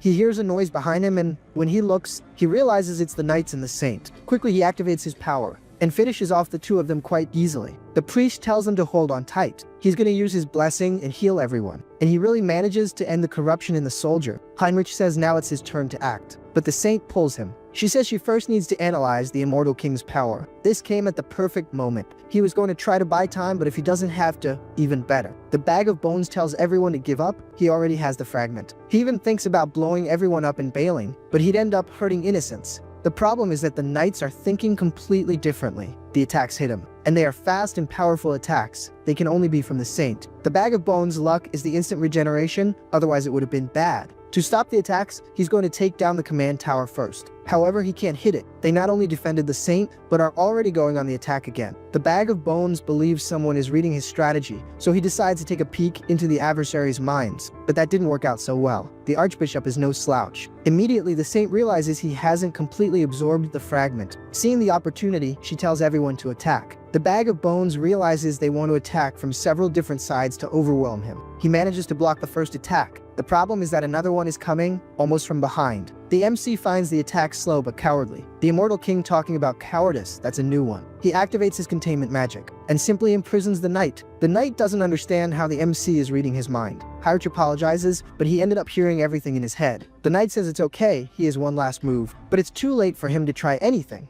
The fragment of the immortal king inside the bag of bones has finally fused into one. Now there's nothing more they can do. Heinrich is very happy about this, but the saint is saddened. For her, it's practically the end of the world. Now the immortal king is truly revived. The chassis has improved 100%. Now he's really scary. He's looking good, beautiful to see. The system announces that an ability has been unlocked. The calamity of the dimension, the immortal king. Alright, it's not the end. Reinforcements are arriving at the chamber, but that's when everyone stops. They simply look at the figure before them and realize it's the immortal king himself. They arrive too late. But the pawn says not yet. That is a sacred space that suppresses the immortal king's power. Everyone must risk their lives to try to stop that demon. With motivational words like these, everyone wants to charge in. If I were them, I'd grab my little sword and get out. They are believing they can win. That's because they can't see the status window, which says immune to instant death. Literally now he's invincible. To prove it, he activates an ability, the Eye of Darkness. With just a look, he brings fear and confusion. If they weren't sure, now they are. Grab your little sword and scram. To make matters worse, it grants control over low-level demons. The pawn recognizes the legendary Eye of Darkness. One should never look directly at the immortal king. To make matters worse, the MC raises his entire legion again. This time, they're all heading towards the MC, and apparently starting to unite. Apparently, they formed a golem of corpses. I'm not saying anything else. The creature prepares to attack. Some escape, but others are done for. The bag of bones finds it all quite pathetic. I'll call him the pure juice of evil now. The saint, poor thing, is desperate. She tries to stay strong, because if she falls, not only the church, but the entire continent falls. Trying to act, she calls for Heinrich. She says she will entrust her symbol to him. She places it in his hands and asks him to retreat and become stronger, so that one day he can stop the immortal king. She asks everyone to help clear a path for Heinrich, whatever the cost. He needs to escape safely. Following her orders, the knights begin to clear a path. At that same moment, one of them tries to take the immortal king by surprise. But clearly it doesn't work out so well. He is caught before completing the attack. The knight says nothing else matters. The objective has been completed. All they wanted was to save Heinrich, their hope. The bag of bones agrees. Since it's worthless now, it's okay. He's gonna see how resilient his skull is. But that's when he gets a punch to the face. Man, it was Heinrich. Then he activates the leap, getting out of the immortal king's sight. Immediately after, he charges again. The immortal king says his movements are good, but the sword is too dull. Heinrich was completely pierced. But actually no, it's all a front. Only the armor was pierced. But hold on, here comes the dramatic staging. The saint screams worried about Heinrich. She asks why he didn't run, but he replies that he didn't join the church just to save his own life. He won't abandon his comrades who are sacrificing themselves. So, he's gonna give it his all not to be a coward. He asks the immortal king if he really thinks his sword is dull. Even if it breaks, today will have to be his end. That's when the system announces he has gained another blessing, the Sword of Light. So the MC charges at the Immortal King, at himself. Believe it or not, he lands the blow. The two stare at each other, finding the scene perfect. Now it's time to put an end to this. Seeing that scene, everyone is filled with hope. The Immortal King asks for Heinrich's name. Following the script, he answers. The system announces that instant death has been activated as the Bag of Bones received a fatal attack. The Immortal King says he will remember that name. Heinrich is disappointed. The Immortal King flood. He says he wanted to put an end to the story there, but he couldn't. It's at this moment that he touches his heart and falls like a beautiful damsel. For having hit the Immortal King's heart, everyone thinks he is now the chosen one. That was all the MC wanted, a heroic tale that would bring tears to the eyes. In the end, Hans was reborn as the Immortal King and Heinrich is the one who defeated him, with the blessing of the gods. A perfect rivalry between a hero and a demon king.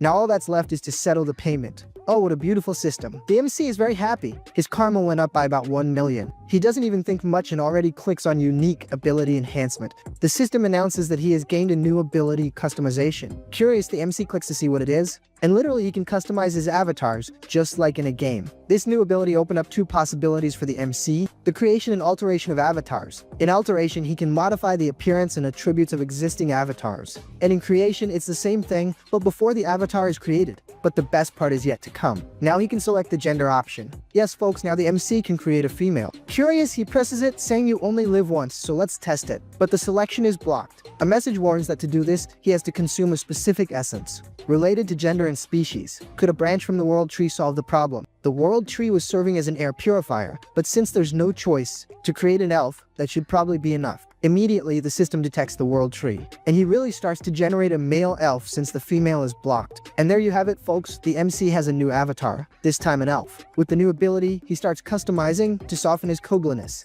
He's going to make his arms and legs longer, something more elegant. Since elves are elemental, the most important stat distribution is nature affinity, which has to be maxed out. Finally, he is named Harris, having as his individual trait, Child of the World Tree. Here comes another OP avatar. Hansong is very happy with the new avatar, very well defined and beautiful. And then Harris comments that is very unpleasant. Everyone glitches. Could Hans's dark magic be consuming Harris? The MC doesn't really get it, but to avoid problems, he cancels the Bag of Bones summon. He realizes the mind core isn't working well. Could it be because of the elf's natural affinity? For a little bit, the MC almost lost his new avatar. With the problem avoided, he decides to leave Harris for later. Going to the bookshelf, he pulls out a book. This time, it's time for him to write the legend of the mercenary king. That's when our scene changes. We are taken to Harley, who looks just like Hercules. After the purchase, he leaves the store. Harley comments that Hubert found the perfect item for him. Speaking of which, he remembers the guys who were meddling in Hubert's store. Maybe he should go there and teach them a lesson. Passing by on the street, the guys mock the MC's clothes. Even as he walks past, the guy doesn't stop badmouthing him. That's when he turns to the guy,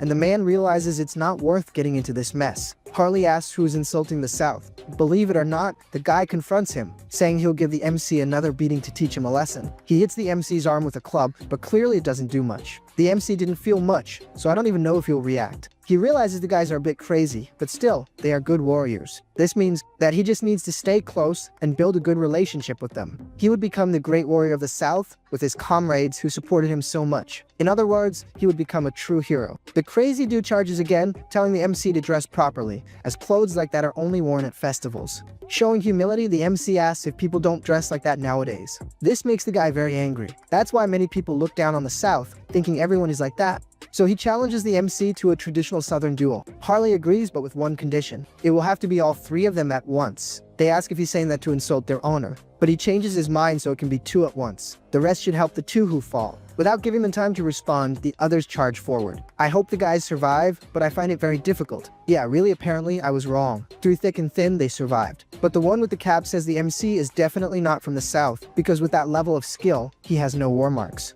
Our little MC didn't imagine something like that existed. And now, how is he going to justify this? He just says he's from the South and that there's a story behind having no marks. 20 years ago, there was a duel to elect the new chief of his tribe. His father, the best warrior, won with ease. He defeated his opponents without any effort. According to tradition, he would marry the Lord's daughter and receive a wish. But his father said the wish was already decided. He said he would not marry the Lord's daughter. The daughter was offended and asked why the absurd wish, and surely he had a valid reason. He and the lady were siblings. Angrily, she asked if her father would let someone talk such nonsense. But the father just apologized, saying it was true. She really wasn't his biological daughter. Angrily, she ordered the guards to eliminate the MC's fake father. His father said he would buy time while his mother fled. At that time, his mother was pregnant, so she couldn't help in the fight. His father fought bravely, but in the end, he fell. His mother hid in a remote cave where he was raised. Man, the guy lied so much he almost created a new manhwa. And the lie doesn't stop. He says his mother recently passed away from a terrible disease. That's the reason he's a warrior without any marks.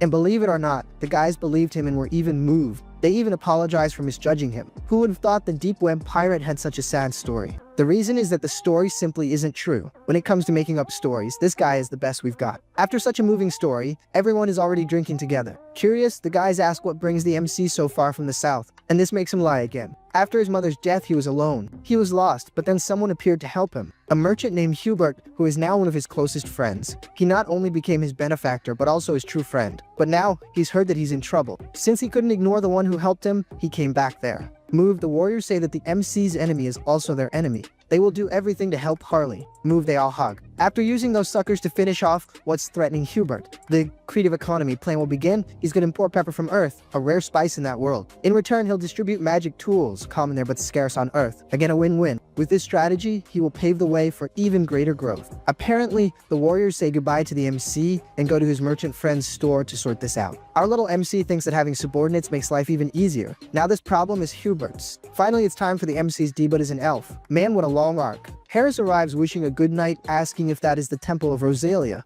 He introduces himself, saying he is a skilled mercenary and a close friend of Harley. And Harley, in turn, is a friend of the Order of Knights. So, Harris wants an audience with the said elves. Harley even sent a little letter to say that he really is his friend and to, please, someone let him in. Analyzing the handwriting, the guard has no doubt that sloppy handwriting can only be Harley's. The guard invites him in, saying he'll show him the way to the elves' quarters. Sometime later, the guard announces that he has already spoken with Lord Lafori and that he can enter. So the MC goes to the quarters. Lafori introduces himself as a high elf, asks Harris to sit, and asks if he is really a friend of Harley. Harris thanks him and confirms that he is his friend. In reality, the MC is spacing out, finding all of this very fascinating. Looking through the elf's eyes, Lafori's eyes shine even brighter. And the more he looks, the more he feels drawn. There he goes again. Lafori comments that Harris must really be very close to Harley. He's even wearing the bracelet he gave as a gift. Harris says he's sorry and that he only accepted because it was from someone of his own kind, but if he's offended, he can take it off. Lafori says it's not necessary and that, in fact, he was happy about it. He also comments that he heard he wanted to ask something. Harris says he would like to learn about the power of nature and form contracts with spirits, since he never had the opportunity to grow because he spent most of his life alone. Lafori understands. He observes Harris' aptitude and has no doubt, but he stands up and asks if he would like to get some fresh air with him. Already outside, Lafori comments that Harris asked him to teach him, but unfortunately he can't, as he will be leaving that place soon. That's when he makes the invitation. He asks if he would like to go to the Elven Kingdom with them. Of course he's going to accept. If he refused, I'd jump into the story and beat him up. The Elven Kingdom is totally worth it. That's the place where the institution that educates high elves is located.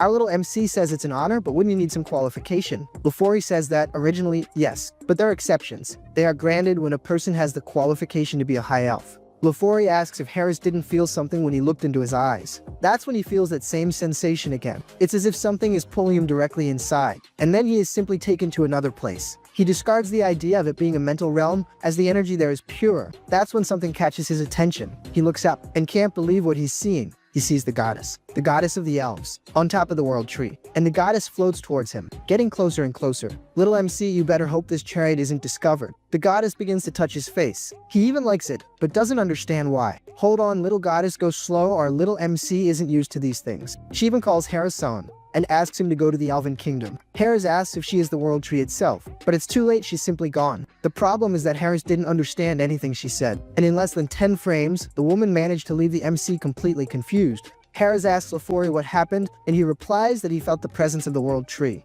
He says he saw an elf and asks if it was the world tree, but Lafori says that's the form the tree appeared to him in, as it appears in the most familiar form to the person. But apparently, it seems the world tree has developed a particular interest in him. That's when the MC realizes things are not going so well. First it was the divine, now even the world tree is paying attention to him. Leaving Harris aside, we change to Hubert's shop. There, he is being intimidated by some delinquents who want to know why he hasn't closed the shop yet. Hubert apologizes for the rudeness and says that an extraordinary tea arrived this week. If the guy wants, he can even try it. But apparently the guy doesn't have much patience. He asks if Hubert wants to be taken out, since the order was for him to leave and abandon the place. Smiling, Hubert asks if he doesn't like tea, but you know who does. The friends who are right behind him. One was about to say something, but already took one to the chin, and that's the first one to be kicked out of the shop. Our little MC doesn't even need to do anything else, because the other two are already scared. But just to be sure, it's good to give these guys a beating too. A beating that would have been for 20, the two of them took alone. They're going to sleep with sore backs.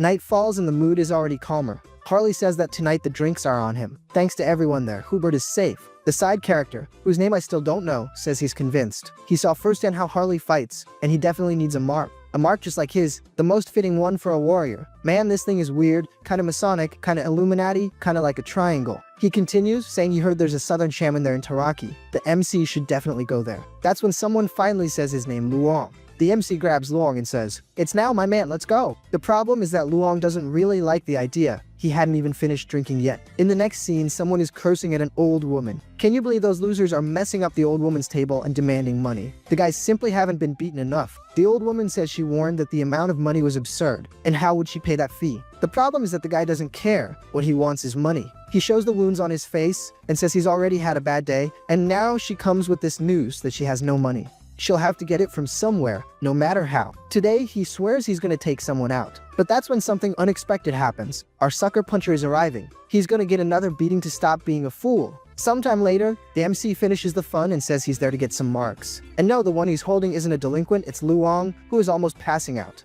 To satisfy your curiosity, there are the bruised bandits. I think he could have hit them more, but the MC wanted to go easy. The old woman finds it all a big mess, but invites the MC in. Already inside, Harley asks if she can make the blessed mark today. She comments that the MC probably knows the mark gives great power, but does he know that it also drains a huge amount of life energy? He confirms that he does. It's been a long time since this old woman has seen someone with so much life force. To her, the MC is monstrous. Apparently, he could even handle the ultimate mark, the Warlord. Mention Warlord, and the MC gets excited right away, but the old woman cuts him off, saying it's not going to happen. She says she doesn't even know how to do it. It's a technique no one has used for hundreds of years. Since that one is out, he asks if she can make the great warrior mark that Luong mentioned. But she says that's also a problem. The old woman is determined to kill the mood. The problem is that she's out of materials. It's been an eternity since she's made a mark. And most importantly, to receive a mark, he needs something crucial, a great feat. And since he wants the great warrior mark, he needs to defeat the ogre that rules that place alone. Luong gets stressed, asking if he really needs to defeat that ogre, a colossal monster. If he were to do that, he'd surely be taken out. The problem is that the MC has already done that, and he was much weaker. The old woman can't believe what she's seeing. The MC simply laughs, saying he defeated that ogre alone and that it was nothing to him. Alright, she admits the MC is an impressive warrior, but he'll need to come back in a few days. Lately she's been low on energy, her body isn't very well, and to make a mark, she needs stamina, but she hasn't been eating properly. That's when the MC tells her not to worry, food is no problem with him. Restoring vitality is the house specialty. As soon as she turns to talk to him, she realizes he's already gone. Walking through the city, you won't believe what happened. He ran into the little bandits again and is having to beat them up. Getting beaten 3 times in one day, you can request a song on TV song. The little bandit is already crying, asking why the MC is doing this to him. The reason is simple, he messed with the wrong person, the shaman. The bandit asks if he's talking about the old woman. He didn't know she was a southern shaman. He thought she was just a village healer, but it's too late for apologies. The MC isn't even going to hit him out of necessity, it's just to keep up the habit. Believe it or not, he didn't hit the guy. This MC is not the same anymore, he's too soft-hearted. Apparently, that little guy wasn't the only one who got a beating. Luong was also there, playing a little. But the MC found what he wanted, food. Not long after, he returns to the old woman. With him, it's quick and easy. You thought he was just gonna come back the next day. He wants the mark, the sooner the better. And he didn't bring a little bag, he brought boxes and boxes of food and drink. And this old woman is gonna have to eat everything to regain her energy. But seeing the MC bring food, the old woman remembers her grandson. If he were alive, he would be the same age as the MC, and this moves her a little. She asks if he's serious. Meat at her age, she can barely chew. But that's okay, since he went to all this trouble, she'll try to eat a little. Sometime later, the old woman is putting her jaw to work. Said she couldn't eat, but she's devouring it like a champ. The MC already imagined that southern women had a big appetite. It was me who wasn't expecting an appetite of this size. Now that her belly is full, it's time to make the mark. Before starting, she warns that the process is very painful. She asks if Harley is mentally prepared, and he replies with absolute certainty. Not just prepared, but used to it. The old woman says okay, and tells him to stop talking. She gives him a doll to bite on during the process. As soon as she starts, she already finds a problem. His skin is so tough that the needle won't even go in. But that's no problem, there's a solution for everything. She's gonna put a little energy on the tip and that's it.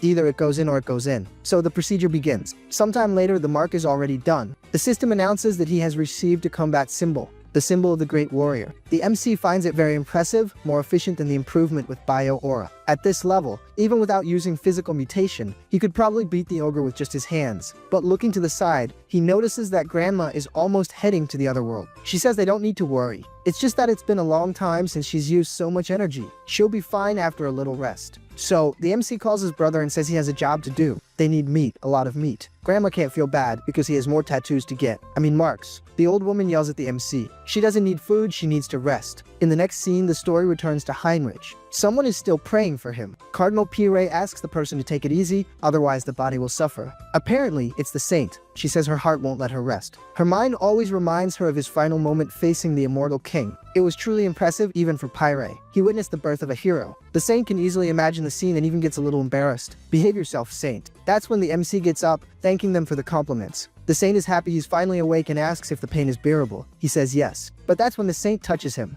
She says they have named the MC as the new hero of the Divine Order. Yeah, hero. The MC is extremely pleased with this news. Now, officially, the hero and the immortal king have reached their main roles. In the next scene, we are with the Bag of Bones. With the improvement of his contagion, his eyes can go even further. He can see the filthy stain of the evildoers. You already know, right? Tonight is the night for beating up more little people. He says he's going to take everyone to the underworld. In the next scene, we already see nurses working. They were not happy at all that the skull mask appeared again. Sometime later, someone is analyzing a body. The man asks if he has any idea what's happening. But the department's dark mage says no. But one thing is certain, whoever did this is seriously dangerous. If the guy in the suit handles this the wrong way, he's doomed to be taken out. This level of pure dark magic is beyond human comprehension. That person's body is an empty shell. Their soul has already been enslaved. Song Jin says that if he were caught by a monster like that, he'd rather not have been born. The MC said he was going to take him to the underworld, and he really did it. I didn't imagine it would be so literal. The guy in the suit doesn't like the news that his adversary is a high-level dark mage. But since it was the skull mask, Seong Jin will take a look at the curse. So, he touches the corpse's forehead, and immediately feels the monster's pressure. A strong and very suffocating sensation. The guy in the suit asks what's happening to him. The team leader asks if he found anything, but he just says he needs to log off from this world right now. Our little MC messed with the boy's head. He ended up seeing the MC. The boy thinks he's totally screwed as the skull mask noticed him. At this point, there's only one option left. If he logs off now, at least he can go peacefully to the great beyond. But that's when the leader pulls him, saying the skull mask only pursues villains. He'll be fine. Man, that makes the boy very relieved. Lying down, he feels his body relax a little and simply drop stiff. The leader starts yelling for the nurse. The Bag of Bones realizes that guy is a very capable dark mage. In the next scene, we return to the slacker, also known as Han Song, the one who never leaves the house. Looking on the internet, he realizes the Bag of Bones' popularity is getting out of control. But it's not like he's purely happy, as this could become a real problem. Han Song is feeling an extreme headache and wonders how he's going to operate from now on. But that's when someone knocks on the door. Opening the door, he wonders who is bothering him. That's when he's surprised. It's his longtime friend Kang Tae-san. Entering the house, Kang is impressed that everything is clean. He also finds the MC's reaction funny. They hadn't seen each other in a long time and he reacted that way. The MC doesn't remember reacting wrong, and indeed, Kang is his friend. But he's definitely the last person he wanted to see. The reason is that the guy is from the Department of Abilities Investigation Division. But still, Tae-san is his only childhood friend. Kang comments that he feels the MC is a bit different, like he's found a reason to live. The MC replies that he can't be stuck in the past, right? His parents wouldn't want that. Kang agrees, realizing he's finally come to his senses. Han Song even comments that nowadays, he even leaves the house a little. Kang was already surprised, but when the MC thanks him, he's really confused. But the MC thanks him because when he was at his worst, Kang was always there. Kang comments that now that the MC is fine, he can finally tell him. Actually, the MC already knows, right? The main reason he joined the Criminal Investigation Division. And clearly the MC knows. Kang was like a brother. As soon as his parents were gone, he joined the division. At the time, everyone said it was a random attack. At least that's what they believed until recently. But Kang believes that's no longer the case. There's a group working in the shadows for a long time. They call themselves the Divine Retribution Society. They are so meticulous that no one has been able to sniff them out until now. But the skull mask gave the first clue. The MC didn't know about this and starts to wonder if he overed it. But Kang says he'll always keep him updated, but to please not spread this around. The MC just laughs. He has literally no one to tell. But still, from what he's heard, the skull mask has been very impressive. So why is the department going after him? Kang says that's exactly what annoys him. Why the heck are they pursuing someone who's doing good? Just let the guy work and everything will be resolved. The MC is happier and more relieved to know that Kang is on the Skull Mask's side. Kang invites our boy for a drink tonight to celebrate the new version of Hansong. Sometime later, Kang tells the MC to give up being a writer. A demon king and a hero is too cliché, and calling the demon king Rans, he must be kidding. The MC says it's classic and there's nothing wrong with that, but Kang says it's not classic, it's pretty cringe. If only it were just a story. Hans should be an abbreviation. The real name should be Hannibal Strauss, a stronger, more impactful name. Our little MC thinks it's not bad at all. Better the name taken from a coffee shop, right? But that's when Kang's phone rings. Unfortunately, it's time for him to leave. The MC says it's okay and asks him to drop by another time. But before he goes, he asks if Kang's grandmother is okay. Well, that leaves Kang speechless. Kang says her condition has worsened a lot and it's better for them to prepare emotionally. The old woman is almost gone. The MC asks if there's anything he can do to help. But Kang tells him not to worry, that he'll figure something out. But surely our little MC won't just stand by. He remembers the past together with his grandmother. She always treated him very well, so much so that it seemed like he was her grandson. She even took them out to eat. Nowadays, that's one of the few good memories the MC has. He can't just stand there and do nothing. That's when he thinks of something. Kang criticized the characters' names, but little does he know that they are the ones who will help. To help a person, a priest is needed, and the MC has one exclusively for him. The problem is getting Heinrich out of there. After becoming a hero, disappearing will be bad. For now, there's not much to do but wait for the right moment. That's when the scene changes to a boy. Yep, it's Aaron and Deanna. Aaron, clumsy as always, drops the apple. Desperate, he runs after it. That's when the apple falls at someone's feet. It's Heinz, who tells him to hold it carefully. Diana's immediately happy. Our little MC kept his promise to visit her. Aaron doesn't recognize him at first, and the MC says it's okay, because his face really has changed a bit. Diana asks why he only showed up now. It's been 7 months. But that's okay, the important thing is that he came. But to be there, he must have some business in town. But the MC says no, he came there just to see them. Diana tells him to just say it. Surely he has a reason, and honestly, she doesn't really care about it. The MC realizes he's not going to win against them. So, Heinz asks Diana to work for him one more time. He needs her skills to gather information. And clearly Diana agrees. A few weeks later, the MC is back at the vampire's base. He asks Soden to take a look at the selling locations of those magic tools. Soden is impressed, asking where he got such good items. This was all thanks to Diana. She not only helped obtain magic tools, but also to gather information. Soden comments that the pepper the MC requested is already in the warehouse. He thanks her, saying his friend will sell it, and announces that the purge is over. Soden doesn't quite understand this purge. He explains that it was the people who pretended to surrender or hid. He identified and logged everyone off. Soden is happy because things will start to stabilize, especially now that they will be selling pepper and magic tools daily. Heinz says he will count on Soden to take care of the family from now on. Soden says she's never managed anything before, so she doesn't know if she can maintain the clan. But Heinz says she is a competent person and the only one he trusts. If it's her, he's sure everything will be fine. Soden is very motivated by the Lord's confidence. So the MC leave. If you think about it, he's using these dramatic lines everywhere. But that's okay, because now he's gonna start dominating the clan. But before that, you guys will need to give a like to know the rest of the story. Based on Diana's information, he investigated and discovered that that is the source of his blood, the base of the Vorkalak. As a distraction, he throws a kind of tire in front of the soldiers. While the soldiers are distracted, he sneaks in. Right away, we see a woman drinking that special wine. She says this is the wife. Actually, it's just not so much a life because she's always lonely. That's Lucilica. Heinz says she's always a crybaby. He also says there are many familiar faces today. Lucilica stands up asking who he is, but the MC replies, "Why, I'm Heinz, don't you remember?" Pouring a glass of wine, she apologizes, saying her memory is a bit bad, as she mixes her blood with the wine. She says that regardless, the MC is a guest, so she must show hospitality. She offers some blood, but he says he doesn't need it, he's fine. But, of course, he's already noticed there's something there. That's a high-level binding blood magic. Lucilica asks how he dares to invade the sanctuary of the Vorkalak. She doesn't know who he is, but she won't let it slide. Since she doesn't remember him, he'll have to do it the hard way. It's he who starts to control her blood. Lucilica doesn't understand how her own blood is attacking her. How can this darn guy freely manipulate someone else's blood? That is, at the very least, in the realm of true blood. She says this is Vorkalak territory, and the invasion of an outsider is a direct violation of the treaty. Our little MC replies that he is also of the indirect bloodline of the Vorkalak, and reflects that since she doesn't remember, he can use this to his advantage. Lucilica tells him to stop lying. But, now that she's thinking, she heard there was a clan that was persecuted in the past. Could it be real? Our little MC replies that yes, he is from that clan. Now she should cooperate, and he will lend his strength. Stubborn, the girl says no. Grabbing the girl's face, he apologizes. Apparently she misunderstood. This was never an option. Either you help willingly, or you take a beating and help unwillingly. Anyway, Lucilica's screaming. After a while, she asks what this strange feeling is. It seems like she's changed masters. Yeah, our little MC used the blood crystal to dominate her. He tells her to reveal everything she knows, and as much as she tries to hold back, she can't refuse. She says the true blood who oversees the place is Miss Frisia, and her strongest characteristic is being a user of demonic eyes. The butler asks Frisia if she's enjoying the human world again. She replies that yes, it's always interesting. Even with weak bodies, they fight to live every day. Hey, my girl, no need to humiliate, you know? The butler says he heard there are some so-called Protestants emerging. Frisia tells him to calm down. This kingdom already belongs to the Vorkalak disguised as nobility. Just a little pressure on the king and it's resolved. What she doesn't realize is that her butler has already gone F. It's surely our little MC who's there. He asks if she is the so-called Frisia. Turning around calmly, she says she's never seen his face before. He must surely be a pure blood because he doesn't seem to be a true blood. The MC says he's more or less a branch blood. She says it's interesting,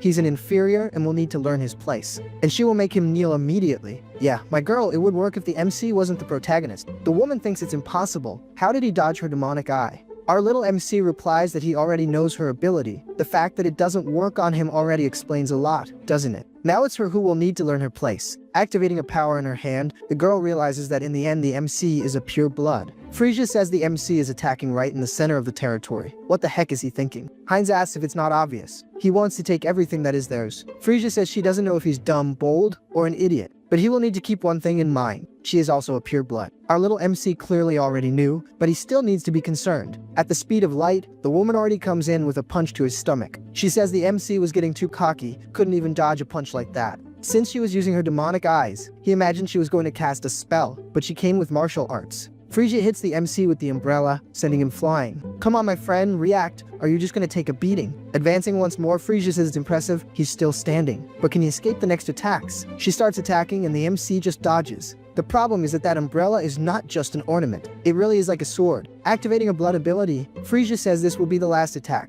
Our little MC realized it's an area attack, but with his blood manipulation, he can end it all. There's just one problem. The darn Frisia has disappeared. But where did this loser go? She appears elbowing the MC in the face. Unable to take the impact, he goes tumbling through the bushes. Frisia says it was a bit boring and that she didn't want this to be the end. Our little MC gets up, saying it really isn't. Putting his head back on, he asks who said the fight was over. For him, it's just beginning. Frisia says it's strange. She's sure she played Lego with him. Yeah, Frisia, that's this darn guy's ability hybrid evolution. He heals at the speed of the Flash. She says it's crazy. Besides the Lord, she can count on her fingers those who survived this attack. Our little MC says she's talented, but she still has some flaws. And extending his hand, he says he can make her stronger. She just needs to start following him. Frisia asks what kind of idiocy he's talking. How dare he insult her like that? Now she's gonna turn him into a chair. But no, because her body won't move anymore. Without seeing, she ended up surrounded by a magic circle. Our little MC says that if she doesn't want it the easy way, it's gonna be the hard way. Frisia doesn't understand. It's one thing for him to have blood magic, but to take the blood that's on the ground. Our little MC says he's not a martial artist. He's more than a mage specializing in blood. That said, he starts to put a little ketchup on his fingertips. This time, he creates the blood crystal directly inside her body. Frisia starts screaming, saying it hurts like heck. The MC apologizes, but for a high-level vampire, a small dose wouldn't do. Then, a great explosion of mana happens. Finally, Frisia is on another level. She asks what happened without her permission and says she won't forgive it. Our little MC says she's complaining too much, can't she feel it? That's when the girl comes to her senses. Her strength, her reflexes, all her stats have evolved to a new level. The girl says this is excellent. Now she'll be able to finish off the MC once and for all. Oh, little MC, you didn't expect that, did you? The good thing is that no matter how hard she tries, she won't be able to. After all, our little MC is her new leader. Frisia doesn't understand. She can't move her own body. It feels like she's tied with chains. The MC says this is the power of blood domination. Now she will move as he says. Frisia says it can't be, not even the holy blood could. But our little MC replies that it's a shame for her, because he can. Now, he's gonna ask the important question, where is the clan's lord? Frisia starts screaming, asking if he thinks she'll talk easily. But that's when she answers that he's at Duke Brit's house. Dang, she didn't realize her mouth moved on its own. Our little MC gives her a pat, saying that was very good, that she was an obedient servant. He reflects that the clan chief has surely already sensed that one of his pure bloods has been captured.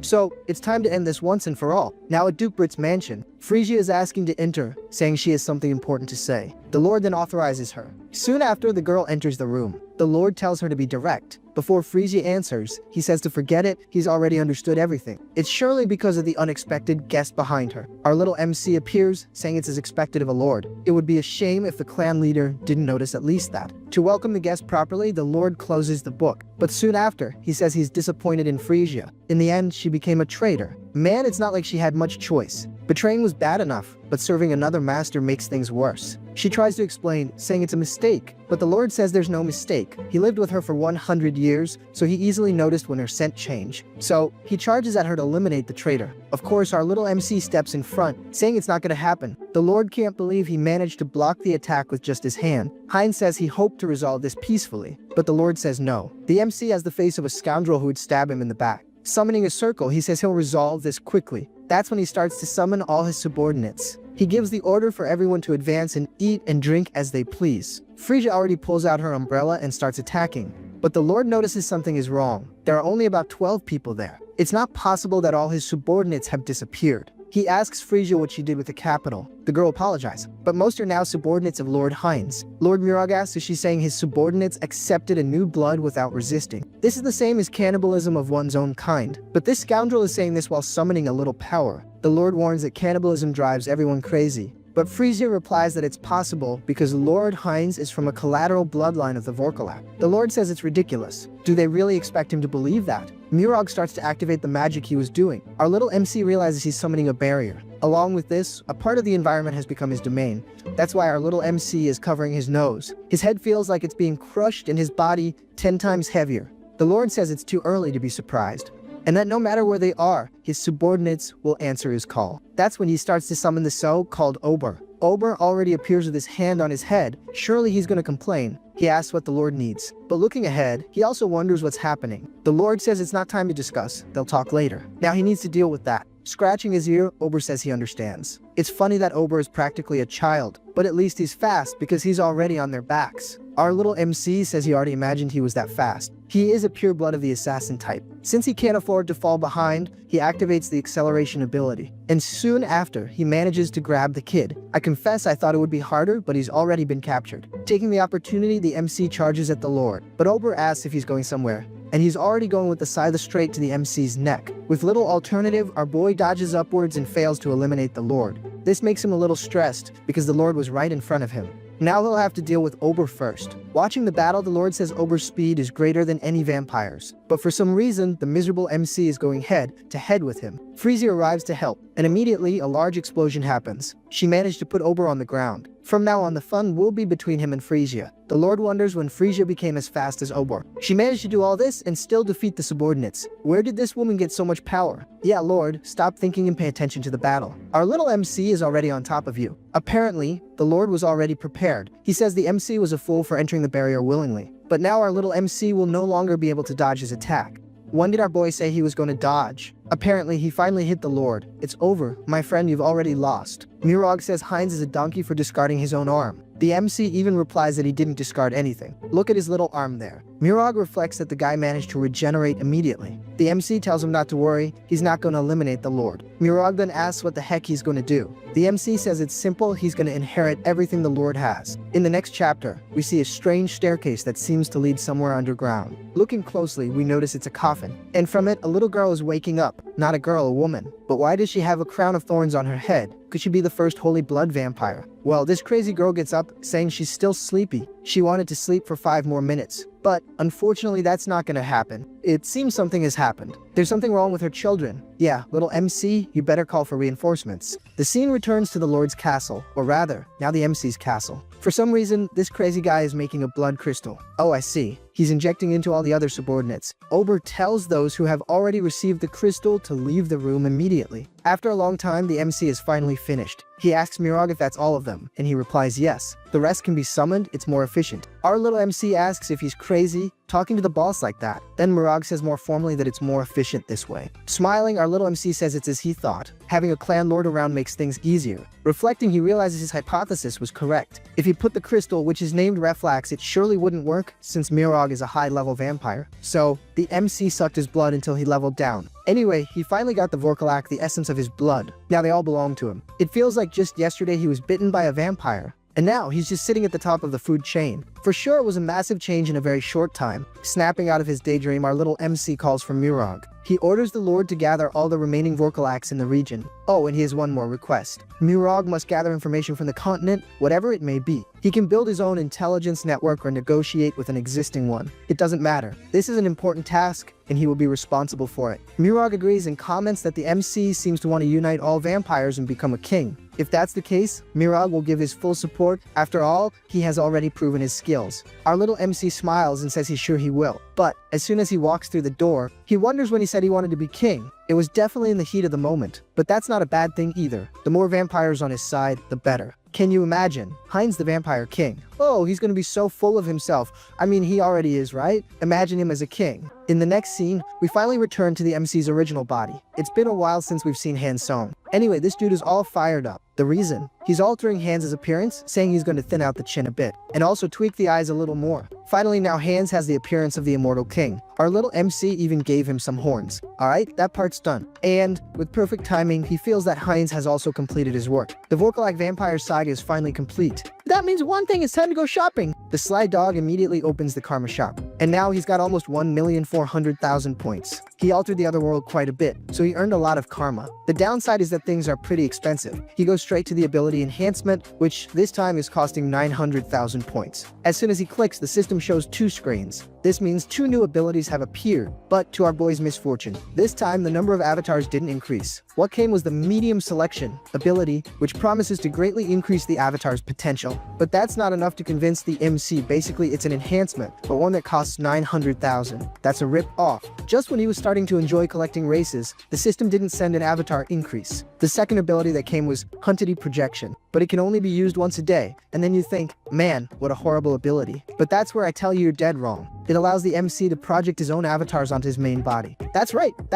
this dude is gonna start leaving the house. I mean, I think, right? Now he doesn't have to stay locked up anymore, since he'll get a lot stronger when he activates the ability. Now, this guy can use the power of each of his clones. The clones he created with so much care. The good thing is, he split them into different races, so each one has its own power. This will surely help a lot. The MC starts looking at the possibilities, and even feels a bit of pride seeing them all together. But that's when he has a great idea. If he uses the ability well with hands, he can have 2 immortal kings. That would definitely be something amazing. Analyzing it carefully, he thinks no. He would have to be too careful because any slip up could be a disaster. But it's decided. He's known for a long time which one he'll use first. Without a doubt, it will be Heinrich. As soon as he clicks, the transformation begins. Even the armor came along. Just for a test, he starts to activate the divine power. And indeed, it's all working. The armor, the divine power, and all the abilities came with it. What a sweet deal! The only annoying thing is that he only has 10 minutes to use this ability. Unfortunately, that's not much. But for what he's gonna do, it's enough time. In the next scene, our boy goes straight to the hospital. But of course he didn't walk, right? He hitched a ride with Heinz. He says the vampire can go ahead, that he'll get to work over there. I don't know if you have a good memory, but there's a clear reason he's at this hospital. He went to visit his friend's grandmother. Not really by blood, but she's like one. He asks if the old lady still remembers him, Han Song, who used to hang out with Tae San. He says he should have come sooner, but he couldn't. But now he'll come more often. He asks the old lady to hang on a little longer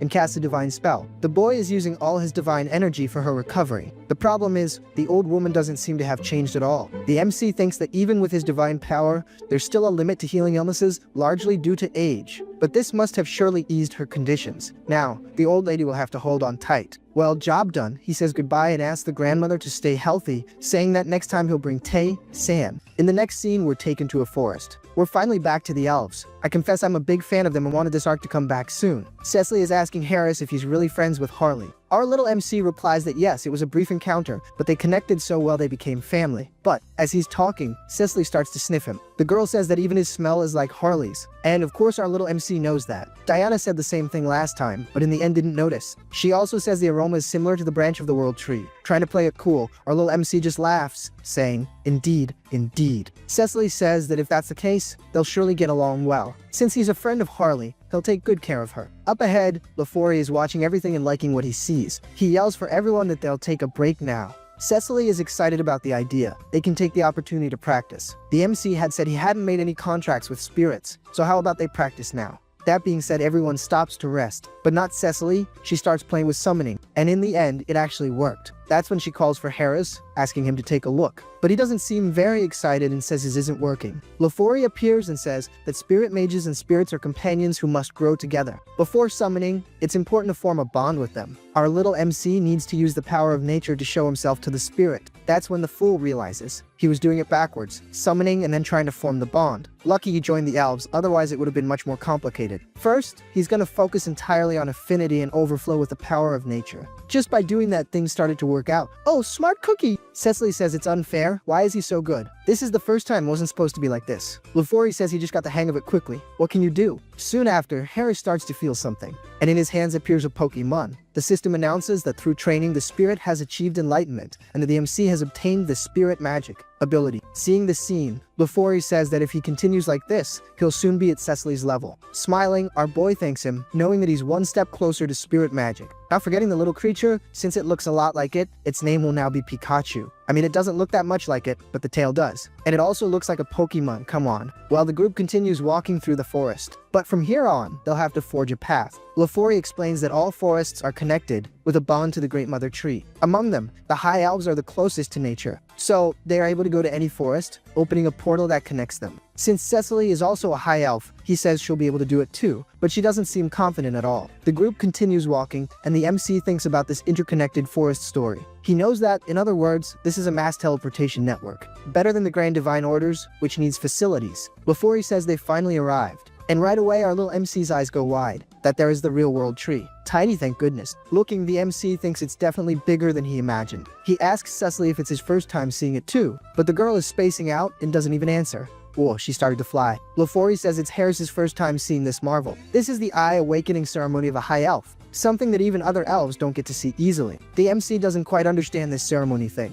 but he can see that some things are growing around. An impressive force of nature is coming from somewhere. And to impress even more, Cecily is holding a fruit from the world tree. Oh, lucky girl. Too bad she only takes a little mouse bite. The last time a woman bit a fruit, we were kicked out of paradise. Now indeed, Cecily is becoming a high-level elf. But that's when this fool realizes it's not the time to stand still. He can't let this pure energy be wasted, so he's going to take as much as his body can handle. Of course, this doesn't go unnoticed by Lafori. He can feel the flow of energy. The system informs the MC that he has once again achieved enlightenment and gained the nature affinity ability. Now he can get stronger just by absorbing the energy of nature. Our little MC tries to play it cool, but Lafori tells him to look to the side. It seems the world tree has taken an interest in him. Our little MC asks if that's really for him, and Lafori says yes. He also says the sacred relics like this are only given during the Eye Awakening ceremony. It's a rare thing that can be used to make an accessory or weapon. Our little MC thinks a bit about this accessory story, and asks if the accessory he gave Harley was his relic, but Lafori says no. His real relic was used to make a ring, which he used to propose to his wife, but now his daughter wears it. The MC says Lafori is a true romantic. Looking to the side, he says the ceremony is finally over. Cecily will rest for a while to stabilize the great energy she received. Good thing she awakened, now he can retire. But the MC doesn't like the idea. Lafori says he won't do it now. He can't, they're short-staffed. The MC isn't talking about retiring. He's saying the guy is too young to want to retire. Well, some time passes and we are in the capital of the Elven Kingdom, Dracha. After the ceremony, the MC managed to get into the academy, thanks to Lafori, but the atmosphere is very different from what he thought. He imagined that elves lived like fairies, in the middle of the forest, in harmony, but it's very different. The girls are making a lot of noise, asking about the human world. They say humans were really brutish and captured Cecily. The MC says it's all true and very dangerous, but he had good companions, so he managed to be okay. The noise irritated a crazy girl in the front, who isn't able to concentrate, so she tells everyone to shut up. This is Miss Shapiran. The girls were scared and backed away. This was excellent for our boy, who finally has some peace. He was even going to thank her, but the girl calls him mediocre. She calls the MC trashy mercenary. This breaks the MC a little, who doesn't even know why she's angry. Continuing, we see a kind of palace. Lafori is finishing his report, saying he's spread information about the new immortal king. The woman in front says that an immortal king capable of moving freely is indeed dangerous. Lafori says it's true, but at least Cecily has awakened. So, isn't it time for your majesty to consider retiring? The queen says that, actually thanks to her, one of their biggest worries has returned. She heard that, along with Cecily, came someone talented. Lafori replies that yes, that he has even caught the attention of the world tree. His talent is exceptional and his growth is rapid. With the right education, he will surely achieve great things. The queen smiles, saying that Lafori is very excited about this. He replies that he is completing his training at the academy. Hopefully, he'll do well. If he's that good boy, Harris will be of great help to the queen. But in what sense? I'm sure it's not just about power. Speaking of the academy, we return there. Our unfortunate MC is already there, super sleepy. Looking up, he realizes the day is beautiful thanks to the world tree. The weather is great and the air refreshing. Plus the elves singing is perfect. Maybe he should give up everything and just live as Harris. But that's when someone screams and throws a bunch of books at him. The screaming part, okay, but the book was unnecessary. Of course, it's that feisty girl saying he doesn't have the luxury of sitting around getting high on the world tree. She says that since he's a trashy mercenary, he probably doesn't know the basics. Elves with high sensitivity to nature are more likely to get high on it. Yes, high. You know, trippin', seeing monkeys on lampposts, red eyes. Chapliron screams asking if he's paying attention. She's gonna lend him her own book, which she made sure to organize so that even a slowpoke like him could understand. So, if the class average drops because of him, you know what'll happen, right? The girl turns away stressed, but we know it's just drama. In the end, she'll fall for the blonde boy's charm. But looking a little closer, he can see a ring with the energy of the world tree. Plus, the girl looks familiar. Yep, for sure, she's Lafori's darn daughter. Because, of all people, this schizophrenic girl had to be his daughter. Man, if she were cool, it would be fine. But the chick is stressed and feisty. To him, this is ridiculous. Not even their personalities are similar. But alright, better to just let it go. At least the explanation in the book makes sense. She put in the effort to get everything ready. After reading a little, he says it's time for the practical lesson. With great ease, he starts to make fire and water. No, he was summoning spirits of fire and water. Both low level, but still spirits. The fire one is Kali and the water one Pascal. Now that he knows the essence, it became easy to summon. Even the Pikachu he summoned at first is already in the low ranking. Well, our little MC just says he grew up really fast. After practicing, he already knows what he's gonna do, keep his head down without bothering anyone. As long as he doesn't run into Chaperon, it's all good. At least that's what he thought. The scene returns to 10 minutes ago. There's the teacher explaining about spirits, saying there's a secret way to maximize the connection, which is through dance and music. She says there will soon be a festival to honor the new high elf, Cecily. On that same day, they will rent a stage for the evaluations. The MC thinks it's been a while since he's been to something like this. Should he show his cool side? Man, MC, with all due respect, don't do it. The teacher says that, as everyone knows, they have a new transfer student, so they'll do a project for him. Each group will have to create their own presentation, and the spirits have to be connected, and it will be presented on the day of the evaluation. Yeah, little MC, you've gotten yourself into a well-organized mess. Some time passes and the room is already empty. He can't believe this happened. The boy introduces himself as Kufen and says it's cool to work with two celebrities. The girl says she's Kuri. The feisty girl says something has to come out of this, so it's good for everyone to help each other. She asks if anyone knows how to dance or sing. Kofen says he doesn't know anything, but he's in. Kuri says the same. A bit awkwardly, the MC says they are being so lazy that he's starting to get excited. But from what he's heard, as long as it helps connect with the spirits, it doesn't have to be an elven song or dance. So, he's gonna get to work. The darn guy stands up, all formal, thanking them. He says he used to sing a song from his hometown. Kofen says that if it's from his hometown, it must be from the other continent. The MC replies that yes, that his parents used to sing it when he was little. The feisty girl says the MC is very confident, and he confirms. Even though he's lived locked up for a long time, there was a time he went to Carrick a lot, and his scores always passed 80. Chaperon doesn't like the idea and is suspicious. What would a trashy mercenary know about elven music? Someone like him shouldn't be receiving teachings from her father and the world tree. She will never accept that. Standing up, she says, alright, they'll see, but if it's trash, the responsibility is all his. Our little MC says that's fine, but with one condition. Oh, he didn't ask what I expected. The fool just says that if it goes well, she'll have to teach him about elven culture. A bit awkwardly, she replies that's fine, but only if it's really good. Sometime later, our boy is already singing, enchanting everyone. The system announces that due to the number of attempts, he has gained the melody of harmony ability. This ability makes the MC's life a little bit easier. His voice is now more stable, as if nature is in his vocal cords. Kofen says he loved the music. It's the first time he's heard something like it, besides the instrument. A little flushed, Chaperon says it's ridiculous, but we know that's not true. Even her spirit is enjoying the music. Now she's wondering if her spirits really like this foreign music. Kofen asks what happened, why she has that face. A while ago, she was dancing. The system informs the MC that his spirits are evolving because of the music. They are still low ranking. Just like Pikachu, but this time they grew in size. Soon after, something interesting happens in the sky. The MC doesn't really understand what it is, but Chaperon knows that's a sound spirit. Our little MC puts out his hand to try to connect, and a light begins to appear. Apparently he's managing to summon the sound creature. Kofen says the spirit is manifesting in physical form. Wasn't that supposed to be almost impossible? Indeed, it's impossible for side characters. Our little MC breaks all the stats. Now it's time to name the creature. He names it Decibels. I'll tell you, our little MC is starting to get good at naming things. I liked it. Looking at the new creature, the MC is totally jaw-dropped. A phenomenal spirit. For sure, that's a huge boost for the team. Earlier, Chaperone herself had mentioned that spirits like that were great for missions. Completely stunned, Kofen can hardly believe a simple song managed to touch the heart of a sound spirit. He's positive that with this song, the group's success at the festival is already in the bag. With a purely smug look on his face, the MC asks what Miss Chaperone thought of the performance. Of course, she totally notices that goofy grin of his, right? But with not much else she can do, she just agrees, saying it might have been good. The MC, all fired up, says it's a deal then. They'll book the stage, practice non-stop, and give it their all until show day. Chaperone calls out to Harris and says she has a question for him. A little awkwardly, she wants to know if he can teach her how to play that weird instrument. After all, it seemed pretty interesting. With that same smug look, the MC replies, of course. Only this time, the girl doesn't hold back. She asks what the heck is with that face and why he's making it, since it doesn't suit an elf one bit. Well, after all that drama, we finally get to the day of the performance. Yep, we're skipping straight to the date. Cecily asks LaFoy if it's true that Harris is in the same class as his daughter. He confirms that he is. Seeing her dad all shaky, she asks if he's nervous. He, of course, denies it right away, saying he's totally chill. But she can tell he's a complete nervous wreck. Enough stalling, it's time to hear our new band. The music kicks off with the beat of the drums. And right after, the guitar rips right in. Looking like a human rock band, we've got Kofen on the drums. Curry is on the tambourine and Chaperone is on a tar or maybe an elven electric guitar. Anyway, she's totally rocking out. But one thing's for sure, our MC is also on guitar, soloing like there's no tomorrow. LaFoy and Cecily are blown away by the music. And then Chaperone starts to sing.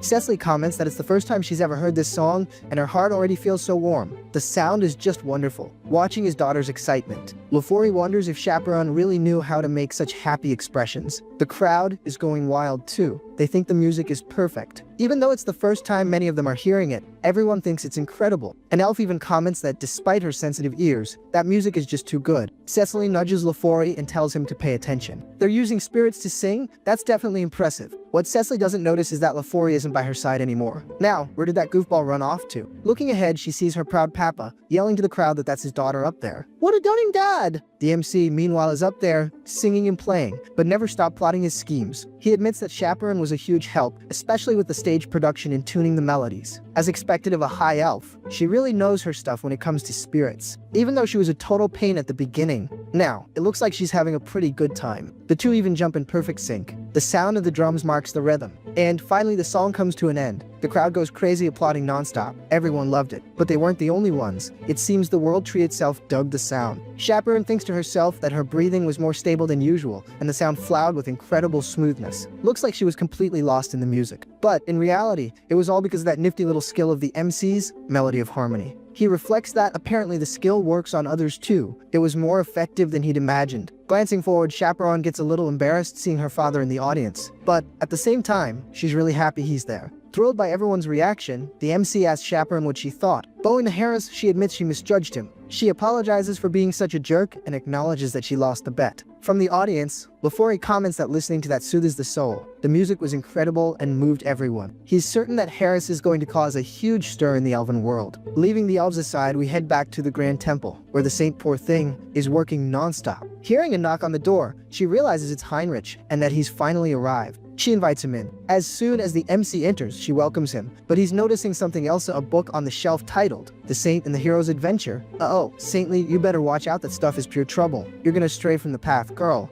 Heinrich decides to pretend he didn't see anything to avoid making things awkward. The Saint asks him to sit down, as she called him to discuss a very important matter. She asks if he's ever heard of the Holy Sword. The Holy Sword, the most powerful weapon used by the first hero, is practically a legend, something you only hear about in fairy tales. Playing dumb, the MC says he knows a little, just the basic stuff everyone talks about. The Saint reveals that a decree was passed by all members of the church. The decree orders Heinrich to face the path of the Holy Sword. Yep, our hero is about to set off on a new adventure. He even acts all humble, asking if he's worthy of such an opportunity. But on the inside, he's dying to go not just for the adventure, but yet even stronger. Remember, our boy is greedy for power. The Saint explains that the meeting was held in a hurry because of the immortal king's return, and no one objected. After all, Heinrich is the new hero of the Grand Divine Order. There's no one more worthy than him. The path will take place at the Grand Temple of Pico. It's in the western part of the continent. I'd like to say this got him excited, but from the look on his face, the news wasn't the best. 300 years ago, the Selby Empire was destroyed by the second immortal king. After that, 4 nations claimed to be descendants of the empire and formed an alliance of kingdoms. The Grand Temple of Pickle was built in the southernmost kingdom Leska, exactly where the immortal king was defeated by the hero. The former hero defeated the immortal king, but couldn't completely destroy his heart. Because of this, an abyss of dark energy spread, corrupting the land. It was only after the hero plunged his sword into the ground that the place was purified. The temple was built right on top, with the sword inside so that only someone truly worthy could find it. The MC, being a smarty pants, asks if pulling the sword won't break the seal on the abyss. The saint says no, it's been 300 years, so the land should be completely purified by now. Besides, it's time for him to inherit the weapon of heroes. Full of confidence, the MC tells her to leave it to him. He then asks when he's leaving. The saint replies, "1, my friend, you're leaving right now. This story doesn't like to waste time, so we're already at the Grand Temple of Pickle." Heinrich is impressed by the size of the place. It's completely different from the Temple of Rosalia. I mean, the other one is huge too, but the architecture here is on another level. Someone appears asking if he's the Heinrich guy. The MC confirms and guesses that must be Cardinal Donovan. The funny thing is, the closer the Cardinal gets, the smaller the MC seems to become. It's because the old timer is short, to put it mildly. Just look at the size of the guy. He asks if the MC is really going to challenge the sword, and he confirms. Heinrich also apologizes, knowing the Cardinal is very busy. Patting the MC on the back, he says it's no trouble at all. Since it's a recommendation from the saint, of course he'd come. Oh, and a little detail, the old guy was a paladin before becoming a cardinal, so you can imagine the force of those pats. Donovan even comments that if he'd known he'd be so far from the saint, he never would have become a cardinal. Oh, my beautiful little saint. Oh. But man to man, he asks if anyone has been bothering the saint and if the MC gets what he's saying. Our hero, of course, plays along and assures him that if anything like that happened, the person would have to deal with him. But seeing that he's getting buried deeper into the ground with every pat, the MC changes the subject. So, old timer, what about that sword? How about we go challenge it before you bury me for good? The old man apologizes and says he needs to tell him something first. The path of the sword only opens once a year. Countless paladins have tried, but all have failed. He wants to know if the MC really thinks he's up to it. The MC tells him not to worry. He will face the destiny God has prepared for him head on. Clasping his hands, the MC says a prayer. Hey, big guy, you're gonna help me out with this one, right? Don't give me that look, my friend. Tell me you'll help me! In the next scene, already inside the temple, the MC notices he's going deeper than he expected. The old-timer asks if he knows anything about the path of the sword, and the MC says yes, the saint told him. She said that, depending on the person, the challenge can be different. The old man confirms. Some finish in hours, others take weeks. That's why he can't give any advice. But anyway, they finally arrive. If the young man wants to turn back, now's the time. Our boy just smiles. He says he won't fail to wield the holy sword. The old man says that if that's the case, then fine. As soon as he enters, the trial begins. So good luck. Outside, he will pray for the MC's success, for him to become the true wielder of the hero's weapons. As soon as the MC enters, the challenge screen appears. He remembers that the challenge is different for everyone, but it's already started off tricky. The sign tells him to reach the destination within the set time. Except the door he came through has vanished, leaving only 2 paths. Basically, he's gonna have to pick a side. But that's not a huge concern. The mad lad activates the leap, blessing, and starts running like a man possessed. Since it's a race against time, he's gonna get there in a flash. And there our boy goes hopping like a kangaroo in a hurry. But after a while, he realizes something is very wrong. By now, he should have covered several cities, but the end of the hallway never comes. To make matters worse, the objective is vague. Where is this so-called destination? Could there be another solution? He remembers the saint saying that the path of the sword is different for everyone. She believes it reflects the will of the divine. At least that's what the scriptures imply. The divine will be watching you, and it creates a challenge that the person is capable of overcoming. Knowing this, the MC slams on the brakes. Challenges we are capable of overcoming. That phrase is definitely the key. If this is all a challenge from the divine, it's not just about reaching the end. The challenge is to push yourself to the limit. In that case, using leap won't do any good. The fastest way to reach the limit is by frog hopping down the middle of the hallway. Just like in the army. I mean, hopping like a kangaroo. But you get the idea. Finally, a new screen appears. Seems like that was quick, right? Not a chance. It took Heinrich 40 days to get to the next step, which he himself thinks is insane. He literally reached the limit of his limit, and it took 40 days to do it. He also realized that the time difference here is 10 to 1 compared to the other world, Eterica. And compared to Earth, the ratio is 100 to 1. He only figured this out because of his other avatars. For the paladins who don't feel this progression, it must have been agony. About halfway through, his willpower was tested to the max. If it weren't for his avatars, he would have given up already, and that was after about 1,650 jumps. Yeah, the man jumped a lot. But it's all good. Following the system's order, off our boy goes to the next challenge. No, hold on, something unexpected happened. Out of nowhere, our boy has completely recovered. Maybe because he pushed his body to its absolute limit. he feels like he's even gotten stronger. That's when it clicks. If the time difference is 100 to 1 with Earth, every day of training here is worth 100.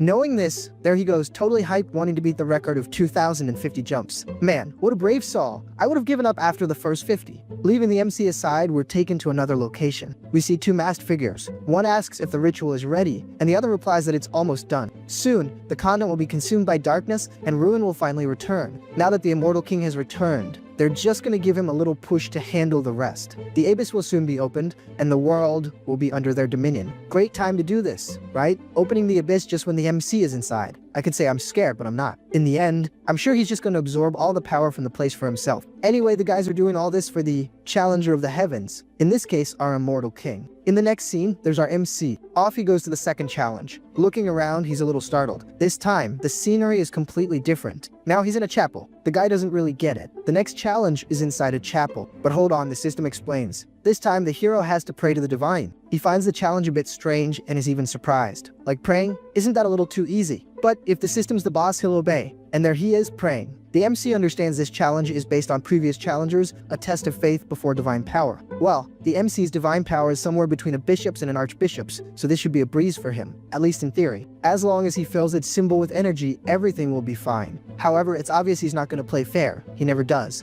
Facing the symbol, he begins to pray. Except, of course, with a little help from his system, the mind core. An avatar, skills are activated. The sly dog is, once again, using the mental strength of all his avatars to convert it into faith. As overwhelming as his power is, he realizes it's not quite enough. So he plays his last card. He's going to use the strength of his own body, the original one back on Earth. Now that, my friend, is a different story. Take that, divine power. This time there was so much power that the system notifies him he's met the conditions for a new awakening. He's acquired another blessing skill, this time amplification. After a while, he notices the divine power has finally settled down. And not only that, his power level has also increased. Now he's on the level of an archbishop. The dude's power was so insane that he's already passed the challenge, and the system tells him to move on to the next one. Yeah, this kid is hopeless, he cheats at every opportunity. The only way he'll learn is with a good old beat it down. The rascal even gets excited. Despite losing 40 days on the first challenge, it's been nothing but success from then on. The trial continues. Now, in the next challenge, it's a whole new ball game. The MC wonders why he's in the middle of nowhere, and I gotta admit, this place looks a lot like the underworld. I mean, there's no fire everywhere yet, but it's close. The system already gives the mission eliminate the enemy. Looking to the side, the MC spots the system's so-called enemy, and that shadow looks awfully familiar, reminds him of a certain someone. The figure stops right in front of the MC, and now we get why it looks a lot like Hans at the beginning of the story. And the funny thing is, this one is also an arch-lich, a former subordinate of the second Immortal King. The elite arch-lich is surprised a hunter from the church this far out. That's a new one. The MC also notices he looks like Hans before his awakening. Knowing the power is cloned back then, it's best not to underestimate this creature. After all, even a seasoned paladin would hesitate to fight an arch-lich. The creature says that since the MC didn't answer what he's doing here, he'll just follow standard procedure. Eliminate the scumbags from the church until not a single one is left. There we go. If the situation wasn't bad enough, imagine it now. The arch-lich has summoned an army of the undead. The MC thinks that the lich alone would be a problem, but an army this size makes things a bit more complicated. Actually, that's the reaction he was supposed to have, right? But for our MC, the game is a little different. The arch-lich questions, why is this idiot talking to himself? Well, it takes all kinds. His little game of talking to himself ends here. He orders his subordinates to advance. However, the MC gives a little tap here, a little dodge there, a little misstep, and boom, he dodged and even knocked down some chump. The arch-lich is getting stressed. How is this punk dodging everything? Come on, my crew, finish him already. Seeing the pathetic display, the MC taunts him, saying the arch-lich should know he can do more than just dodge. Now, the game is about to get a little more interesting. Drawing his sword, the MC wipes out everyone. Seeing the situation, the arch-lich even questions if the MC is an archbishop, since his divine power is so high. Heinrich replies, well, so you're scared. The creature denies it nonsense. I'm just happy I get to use my full power. This will be the end of the church's slave. I'd like to see the kid block this one. The lich activates the floating skulls skill. Yep, I've seen this skill before. And of course the MC has two. With great ease, he slashes through the skulls. Right after, he continues to destroy the other undead. And by the time the arch-lich realizes what's happened, he's already on the ground. He can't understand how the MC blocked everything with a single blow and still managed to counterattack. I'm just gonna call this guy Mr. Bunny, no better yet Dusty. Mr. Bunny asks how the MC managed to predict all his tactics. Heinrich replies that, unfortunately, he doesn't have any OP skills. However, he had a very talented instructor. He dares to say that among the undead, he's the best and strongest instructor there is, the Immortal King himself. The half-day guy retorts that private lessons are useless. In the end, he's still trash. However, he's curious to know how long the MC is going to stand there, talking nonstop. Since he's talking so much, let's see if this rock to the head will check if your helmet is on right. Well, this time the MC was caught by surprise. He wasn't expecting that. The magic seems powerful. The explosion goes off and our hero vanishes. Did he get caught? Did he not? I don't know. But I do know that Mr. Bunny is laughing. He says it's impossible to dodge his secret technique. But from the great beyond, the MC asks, "How was that your special technique?" The skeleton questions how this punk is still alive, and the MC replies, "It's just the basics, you know? The basics." Simply put, he didn't land a single hit. Mr. Bunny says it makes no sense. A mere holy knight defending against that technique is impossible. There's just no way. The MC reflects that for the Lich, it really doesn't make sense. Even with the type advantage, it's still very difficult to block those attacks completely. But with the knowledge he has from hands, the sly dog can see every single weak point. Done with the chit-chat, the MC charges forward and attacks. This time, we can pretty much say it's over. Once upon a time, there was a Mr. Bunny. As he fades away, he tells the MC that wasn't half bad, but he'll never be completely eliminated. As long as the kid can't destroy his core, he'll keep coming back forever. Returning to his hideout, he thinks that the Order has indeed created an impressive knight. But that knight is going to feel the heat when he returns. And look, I'm not making this up. Those are the half-dead guy's words. He swears he'll get the MC no matter what. But that's when the MC appears right in front of his core, asking for the blessing.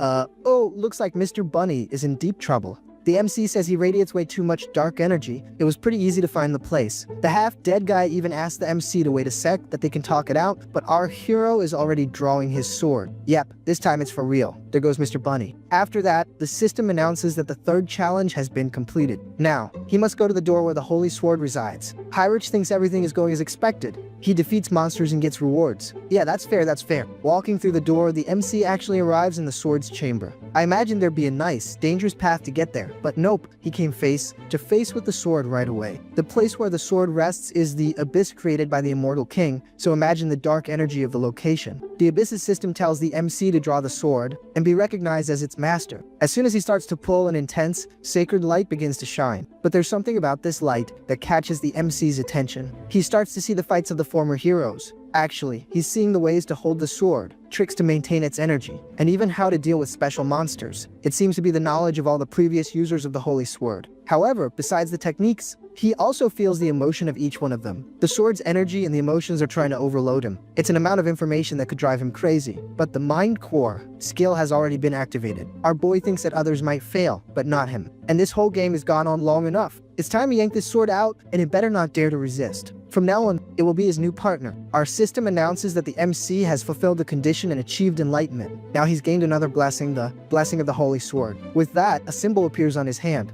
and the sword begins to dissolve. Interesting. Looks like it's a sort of subspace. The MC can summon and dismiss the sword whenever he wants. The system repeats itself, saying the MC has achieved enlightenment. Now, the paladin combat technique and weapon comprehension skills have merged. The two together have formed the skill, Theology of War. To give the sword a little test run, the MC summons it again. He does a few twirls here, a few spins there, a few swings at the air, and there you have it. Test complete. Indeed, the sword is incredible, and not just in its appearance. Plus, gaining the combat techniques of the other heroes was the best possible bonus. Just with the enlightenment, his power got stronger and his movements more precise. Finally, he got the Holy Sword. With that, we can leave our hero aside and go to the west of the continent of Un, in the mountainous area between the kingdom of Talia and Leska, where he is. And finally, we return to our bag of bones. He's interrogating a dark mage from the mountain and asks him his name. The guy identifies himself as Victor Nolan. The MC tells Victor his name is Hannibal Strauss, but says he's sure he already knows that. Victor says of course, he's the immortal king and will do whatever he wants, just as long as his life is spared. And listen up, folks, this whole Hannibal Strauss thing is a total lie. He just pulled that name from that conversation with his buddy to give the lame name he made up some extra flair. Well, Haynes came here to recruit talent, but he doesn't get why the guy is so nervous. He's even speaking calmly. At that moment, the Eyes of Shadow skill activates, and that most definitely gets the MC's attention. Victor even asks if something is wrong. Hannibal Strauss says someone is performing sacrificial rituals simultaneously in the west and south of Leska. Victor, who's no fool, immediately starts showing his outrage. How dare these idiots do this without consulting the immortal king? He asks what the king is going to do. The MC replies that he needs to hear the reason from these scoundrels in person, already at the ritual site. We see the darn dark mages. They're doing their usual thing, that sacrificial ritual to form a magic circle. The leader says everything is going well and there don't seem to be any problems. It's been 30 years he's been preparing for this.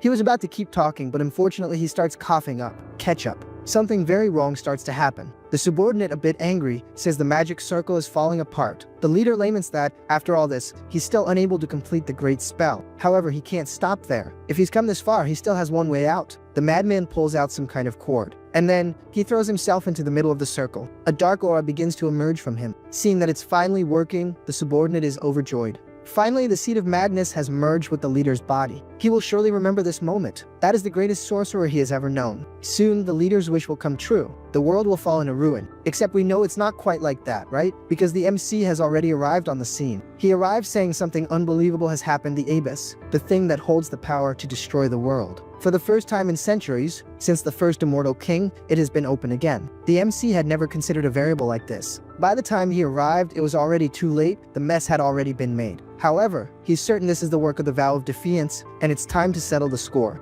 But it's at this moment that he also senses something coming from within the abyss. Someone starts whispering, "Death to the world, vengeance, plunge this continent into death, erase all forms of life." Haynes understands that these voices are from the former immortal kings. They are their leftover thoughts from when they once lived in the abyss. Suddenly, an apparition asks the MC what he's doing. The little ghost invites him to join him, to plunge the world into despair together. However, the MC says that a ghost from the past can't influence him. And of course, the ghost is a little surprised by the answer. Han says he has no intention of being a loser. Yeah, my friend, he really hit a nerve there. The good thing is that the first immortal king doesn't get angry. In fact, he finds it amusing. He says that, apparently, the MC managed to escape death. Even after becoming the immortal king, he still possesses his own consciousness. Yeah, looks like this rookie is pretty good. The ghost says he's so envious his blood is boiling. He and the other kings are still chained by death. At first, the MC didn't quite get this chained business. But after thinking about it a bit, he understands. He always felt an impurity in his heart, so it's definitely these thoughts. The former kings explain they are connected by remorse, unable to break free. What they truly desire is freedom. Freedom from these emotions. In the end, the MC understands they are trapped by the emotion of death.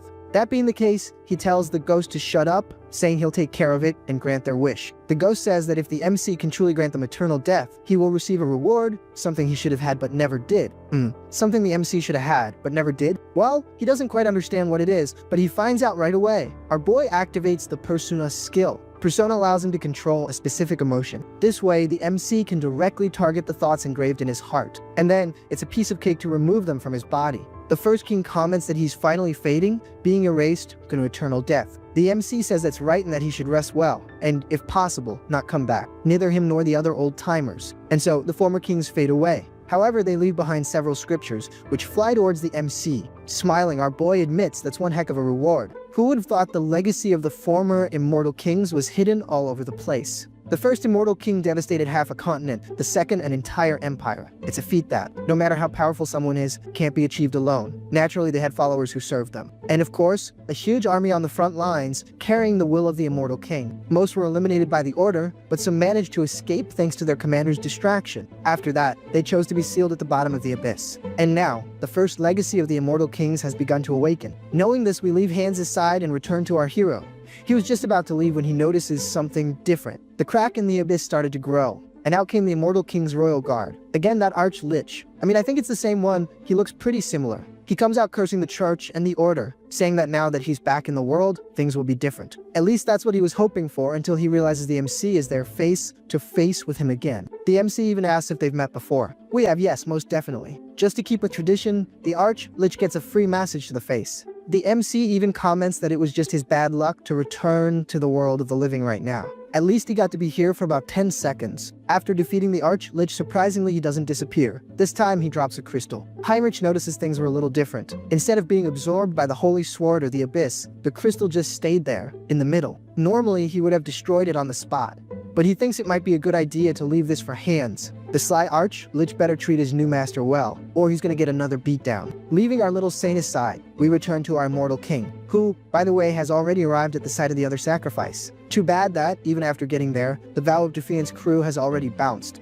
But clearly this is the source of the abyss that rose to the heavens. He's sure of it, because the dark magic is highly concentrated in this spot, not to mention the gigantic hole in the ceiling. Looking at the ground, Hans notices something strange. Apparently, it's a piece of metal. They probably dropped it. The energy is unstable, so unfortunately he can't track it. But, just in case, it's better to keep it. And, listening to the noises in the air, Hans realizes the madness from the abyss is beginning to resonate. Even if unstable, that alone will be enough to cause a huge impact on the continent. To get a look at the rift, the MC activates the Eyes of Darkness. Looking at the rift with these eyes, he perceives the origin of the magic that is also in his heart. If he does it right, he might be able to control this magic. Actually, he can do something even better. Our bag of bones is going to focus all his power in one place, and thus he will absorb it all. By doing this, he can feel the energy with great ease. It's impossible to ignore the abyssal energy flowing through his body. He even feels as if his strength has increased. In the end, these idiots did him a favor. Speaking of favors, the entire place begins to shake. It seems something is rising from the ground.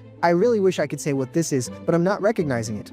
Yes, now I get it. It's a bone dragon. And there's another legacy left by the ancient kings. The MC thinks this is excellent, in fact, even magnificent. He got a little dragon for free. Too bad the dragon isn't recognizing him as its master. However, that's not a problem either. The MC knows how to handle this. He calls the dragon Anthracus, and it quickly calms down. Just by calling its name, it recognized its new master. Our bag of bones even comments that if you look closely, like really closely, you can see that it's kinda cute. But you have to try really hard to find this thing pretty. The MC knows that this isn't the end of the Immortal King's legacy. There's still more to come. But before he continues, something catches his attention. Not just his, but Anthracus's as well. Looks like they have a visitor. Our bag of bones reflects that it's not time yet. He hasn't understood enough about the abyss, and running into the Grand Order in this situation is a bit. No, never mind. In the real world, when you get a new car, you call your friends to show it off and take it for a spin. The abyss was opened after hundreds of years, and now we have the appearance of the Bone Dragon. This is the perfect opportunity for the MC to gain a lot of karma and, while he's at it, show off his new crown. He says that Anthracus was trapped for a very long time. Now it can fly freely as much as it wants. Show the world the power of the Bone Dragon. Seeing the order of knights approaching, the Archbishop yells for everyone to go faster. He feels the energy of the abyss getting stronger and stronger. Even though they are elite troops, they had to leave in a hurry, so their numbers are small. Not coming with a large number of soldiers is already bad. To make matters worse, the sky is getting dark. The Archbishop isn't sure if all this is because of the abyss. Just in case, he orders everyone to dismount and prepare for battle. And there it is. The reason for the darkness has appeared. It's the Bone Dragon with the Immortal King. If one was bad, imagine both. Our Immortal King asks what brings the order here. The Archbishop replies that he heard the abyss was opened. The MC says, Wes, it's open. So what are you gonna do about it? Shouting, the Archbishop questions if he's really asking that. Has he forgotten what happened to the continent last time, and the thousands of people who were sacrificed for this to happen? Whoa, the MC didn't know that piece of information. Thousands, huh? These ritual folks are seriously nuts. The Archbishop continues, saying that wasn't all, and that the damage the continent will suffer is unimaginable, all because of the Immortal King. On the inside, the MC is thinking, hold on, it's not like that. It's not my fault, I'm just as surprised as you are. But, unfortunately, he needs to play his part as the great villain. Hans tells the Archbishop it's not worth wasting his breath on this. Besides me, who else would be capable of opening the abyss? Hearing this, the knights become enraged. They already suspected the Immortal King was to blame for everything. The MC tells the mob not to get too excited. Today, he's just going to give a warning. But next time, the beatdown will be huge. The knights shout, warning my foot, the brawl is starting today. However, putting his hand in front, the Archbishop tells the two to stop. Don't they realize he's keeping his distance? The Immortal King wouldn't have come all this way just for a little chat. It's definitely a trap. Actually, no man. He really did just come to chat and show off his new dragon. There's no trap planned. The Archbishop asks the Immortal King what this warning he wanted to give was. Hans says the warning is for the Knight Heinrich, the one who pierced his heart. Hannibal Strauss acknowledges your power. The next time we meet, he will lose his life and become my subordinate. Of course, hearing this makes the other knights furious. They're dying to charge at the MC, to end the scene with maximum climax. The MC snaps his fingers, calling his dragon and telling everyone to stop. Everyone has their role in the story, and his here has come to an end. Now, Anthracus will show its strength. The Archbishop yells for everyone to prepare for defense. Instantly, the knights and clerics begin to pray. The Archbishop bellows that it's no use. Faith will overcome all evil, no matter the cost. The dragon begins to breathe its death fire, but the church folks manage to defend themselves very well. The Archbishop yells for everyone to hold firm. However, the knights warn that it's getting hard to hold on for much longer. The lucky thing is, the dragon stopped breathing fire. The knights confess they don't even understand how they survived. For them, death was certain. The Archbishop warns them not to let their guard down, to return to battle formation immediately. When he turns to speak to the Immortal King, he realizes he's no longer there. A knight comments if the Immortal King really thought he could defeat the Order's elite with a single breath. He clearly underestimated us. The Archbishop, being smarter, knows that wasn't just a minor detail. He really wants to know what the Immortal King is planning. What will his next diabolical step be? Far away from there, the MC is praising Anthracus. Its fire is really strong. One, did it learn such a perfect breath attack? I can understand its famous name. The news of the Immortal King's appearance who opened the abyss, along with the dragon that guards it, will spread throughout the continent. Our boy's plan definitely worked. However, not everything is perfect. While flying peacefully, something happens. Actually, I thought it would be something bad, but apparently not. It's just another legacy awakening. Flying over the location, we notice an army is rising from the ground, and with it its leader, the Dullahan Knight, who, by the way, is ordering all his troops to rise. In the Kingdom of Charlotte, in the Viscounty, another legacy is also awakening, another abomination. Of course, the knights went to check, but as soon as the awakening began, they didn't stick around and started running. Too bad something bad happened. They were surrounded by an army of the undead. I know the Dullahan has a scattered army, I just don't know if this is his or whoever is awakening now. Honestly, I think this one belongs to another commander. A soldier asks why they're surrounded. The undead normally don't have intelligence, so why is this happening? To make matters worse, they hear a scream from behind, and when they look, they see a desperate soldier trying to run. The soldier even tries to ask for help. But clearly there's no time and it doesn't work out. Who's gonna save him? The two chumps up front. The commander says they need to inform the Viscount. The Death Knight has been resurrected in the middle of the kingdom. Leaving the mess hands is making a side. Let's go to our dear vampire Heinz. He's in his office asking his subordinate about the situation. The subordinate informs him that the entire continent of Eterica is in a state of emergency. The one speaking is the former Lord Mirog. He says the abyss is opening up all over the continent and summoning an army of the undead. Their clan's base in the kingdom of Eterica hasn't suffered any serious damage. The MC knows the reason for this is because the undead are probably being linked to hands. However, Mirog asks if something is bothering the Lord. Heinz asks if there are any reports about the madness of the abyss and its effects. Mirog replies that, aside from the undead, no one knows exactly what this madness is. It's not certain yet, but many disputes are happening for silly reasons, possibly due to the influence of this madness. Heinz questions if that isn't an exaggeration, maybe everyone is just on edge. Mirog replies that, possibly, that's not the case. The MC asks how he can be so sure. Mirog replies that this isn't just happening to humans. Even the movements of monsters are generating unusual reports, so the situation is definitely not normal. But to be sure whether it is or not, you guys will have to comment a lot asking for part 2. And if you liked it, leave a like and subscribe to the channel so you don't miss the next videos. Thank you so much, and I'm out. Over in his fancy office, our favorite vampire, Heinz, is looking pretty sharp. He's noticed that even the monsters are getting more tilted than a League of Legends player in a ranked match. This means a sort of Joker vibe is spreading across the continent, making everyone lose their minds and want to send their buddies to the great beyond. Since the situation is turning into a total dumpster fire, he decides his new mission is to go full Sherlock Holmes and figure out what this craziness is all about. A dumpster fire? Yeah, I don't even know where my brain came up with that one. The blonde ex-Midas Lord agrees with the MC's order. Getting up, Heinz knows he needs to come up with a plan, like yesterday. Thinking about his crew, he remembers that Hans is busy gathering the forces of darkness, like he's putting together a team for the apocalypse. Meanwhile, Heinz himself is more stuck than a character in a cutscene. He can't leave his base of operations for now. Then, it hits him. He realizes there's only one place that would have info on all this chaos. That place is the Grand Divine Order. So at the end of the day, the hot potato is going to land right in Heinz's slap. Cutting over to the Order, we see the Holy Sword. The Saintess is impressed by the size of the sword. Our knight Heinrich is there offering the super shiny sword to her. This Saintess gives a little I knew it smirk, and he, all humble, says he's just happy he didn't let the boss down. Switching gears to something more serious, the guy mentions he heard some rumors that things got real messy while he was away. At that, the Saintess's face gets serious, and she tells him something super bizarre decided to show up, straight out of the abyss. This is the real deal. What came out of there was madness itself. She explains that this madness is extremely unstable, and that's what makes it so dangerous, because nobody knows what to expect.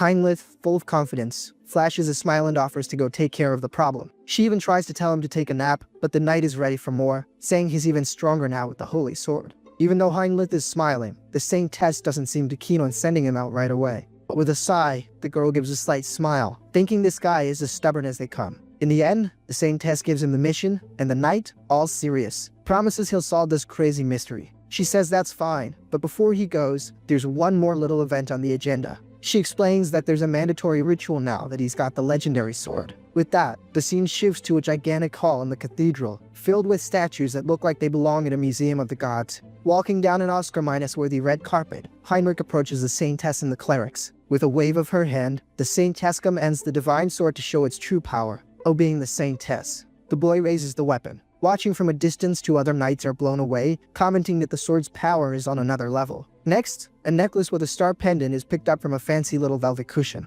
It's then placed around the neck of Heinrich, who has proven to be the right guy for every job. Kneeling, the knight hears the Saintess officially name him a High Paladin of the Grand Divine Order. As soon as the ceremony ends, the pendant on his chest begins to glow with a powerful light. An insane amount of energy surrounds the guy's body, leaving him wondering, what in the world is happening here? This divine power is so strong that his mind just blue minus screens. The paladin tries to figure out where all this strength is coming from. It feels like an infinite power cheat code. He feels his body being completely rebuilt by the sacred energy, like he's getting a full hardware upgrade. When the light finally fades, Heinrich is on his feet, looking like a character who's unlocked their final form, white hair and a super strong golden aura. The Saintess smiles, totally thrilled with the result, and says this is a divine blessing being bestowed upon him. A system window pops up, announcing he has achieved enlightenment and gained the special ability, Great Blessing Knight of Light. Surprised, the guy touches his now minus white hair and realizes he's glowing with the same aura as the Saintess. Giving a bow, the Saintess greets him all formally, leaving Heinrich even more confused. She starts to call him Saint Heinrich Landguard, but quickly corrects herself, saying that's not quite it.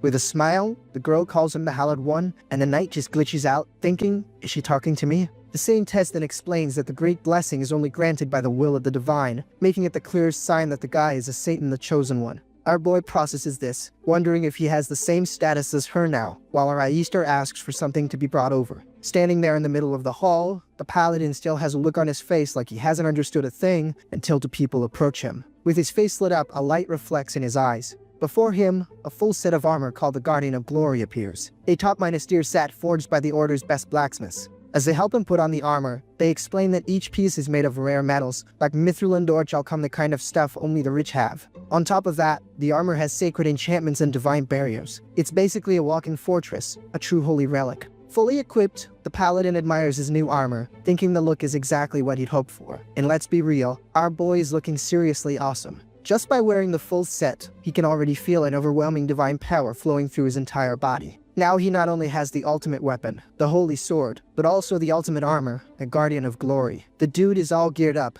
With a confident grin, he declares that his equipment is all set and he's ready for action. Our knight turns to the Saintess and says that it looks like they'll be working together from now on, and it's an honor. The Saintess replies that the honor is all hers. In his thoughts, the guy feels a little awkward about working side by minus side with her, wondering how things are going to be from here on out. The Saintess, on the other hand, is over the moon. She confesses she's been pulling all minus nighters at work and is relieved to have someone to share the burden with. That's when it hits the knight, and he understands what sharing a burden means when he sees piles and piles of paperwork. The guy is already wondering if this promotion was actually a punishment. With a smile that gives it all away, the Saintess says she just remembered something, looking pretty happy to have found herself an intern. Aristar announces that the Continental Summit, a meeting of the head honchos, is happening soon. At this meeting, they'll discuss how to put an end to the undead. She says she'll be counting on his help. The knight accepts the mission with determination. A ray of sunlight streams through the cathedral windows, marking the beginning of a new and very busy phase for our paladin. Now alone, Heinrich looks outside with a determined expression and thinks to himself that everything's fine.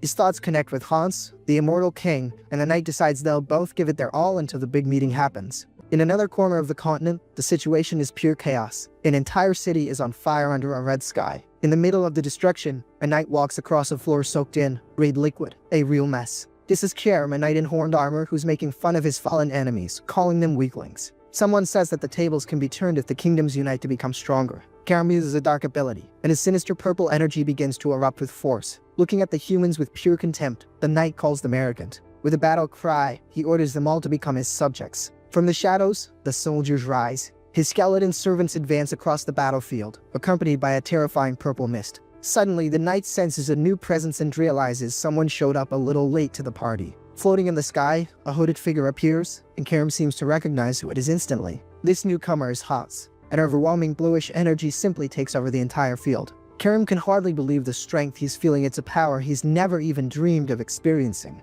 Hans slowly approaches the knight, who is now on his knees before him, unable to move, able to see more clearly who it is. Kerem recognizes him and greets him as his new master. The new king observes his new subordinate, realizing that this knight is a pretty important figure. The monarch notes that his power goes beyond a simple sword master. The guy also commands armies and knows a thing or two about necromancy. RMC recognizes him as one of his former commanders, the Death Knight Lord, and Kerem says it's an honor to be remembered by him. Our immortal king takes a look at the burning city and remarks that Kerem really made a heck of a mess. With a serious expression, the monarch says what's done is done. Now the mission is to strengthen the troops and gather power. With that, he orders everyone to leave for now, and Kerem immediately agrees to follow his lord's orders. The knight and his soldiers begin to dissolve into shadows, vanishing from the scene faster than a steam sail. After they're gone, the immortal king raises his hand, looking like he's preparing to do something big. Surveying the scene of destruction, the monarch gets pensive, needing to calculate the extent of the damage. The entire city is completely in flames, and he concludes that the damage was severe and the whole area is a total loss. Looking at the fire, he decides he can't just leave things like this and that he needs to take action. He remembers that the Continental Summit is happening soon, but with his forces all scattered, it's going to be tough to get the gang together in time. Faced with this problem, his hand begins to glow with a dark energy. It looks like he's found a very risky solution. The purple aura on his arm intensifies, and he thinks that he wanted to avoid this method because of the heavy side effects. Despite the risks, he sees no other way. The immortal king clenches his fist tightly, ready to act. His eyes glow with power as he prepares an invocation, shouting for his children to hear him. And, wouldn't you know it, the boss's call worked. In a place far, far away, two demonic creatures hear the summons and instantly recognize their master's voice. Another follower, a mysterious woman in a veil, also feels her master's presence, like it's a dark web WI-fi connecting everyone. Unleashing a blast of power that would make Vegeta jealous, the immortal king announces that he's arrived at the party, and his aura spreads over a gigantic area. The MC knows this will expose their location to enemies, but he figures the folks at the Order will take a little while to decipher all this magic. His plan is simple: get the crew together and get out of there faster than the Flash. With his hand outstretched, he demands that his followers hurry up. The shadows then gather and rise toward the sky.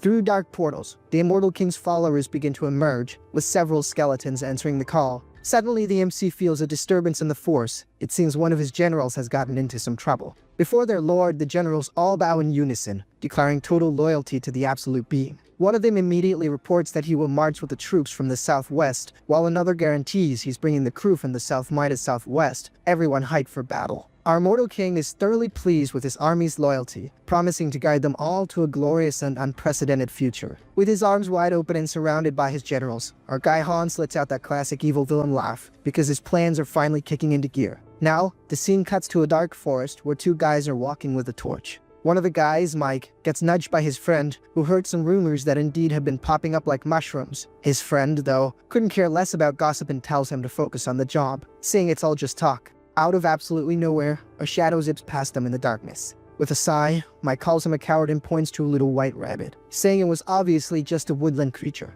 But his scaredy-minded scat friend turns white as a sheet and points behind Mike, who gets annoyed and asks what it is this time. Before he can finish his sentence, he turns around and freezes in shock. There really was something right behind him. Wow, a gigantic creature with glowing eyes appears at his back end. Well, it's over for him. His friend can only stutter a monster as he watches his partner get taken out. With a very pretty face, looking like he just got a makeover, the gray skin monster stares down the survivor. An aura of dark energy explodes, revealing even more creatures. See why you can't walk through the forest at night, kids. A larger group of people further back also spots the creatures, and an old man wonders what in the world those things are. One of the creatures comments that they were supposed to be hiding in the mountains, wondering why they decided to take a stroll around here. The guy who saw his friend get attacked is completely frozen in fear, unable to process the terrifying scene. Shaking all over, he stammers that he's never heard of anything like this, and that the situation is completely bizarre and terrifying. Yeah, buddy, you're about to have a really bad day. In front of the Hubert Trading Company, our MC seems shocked by some news he just received.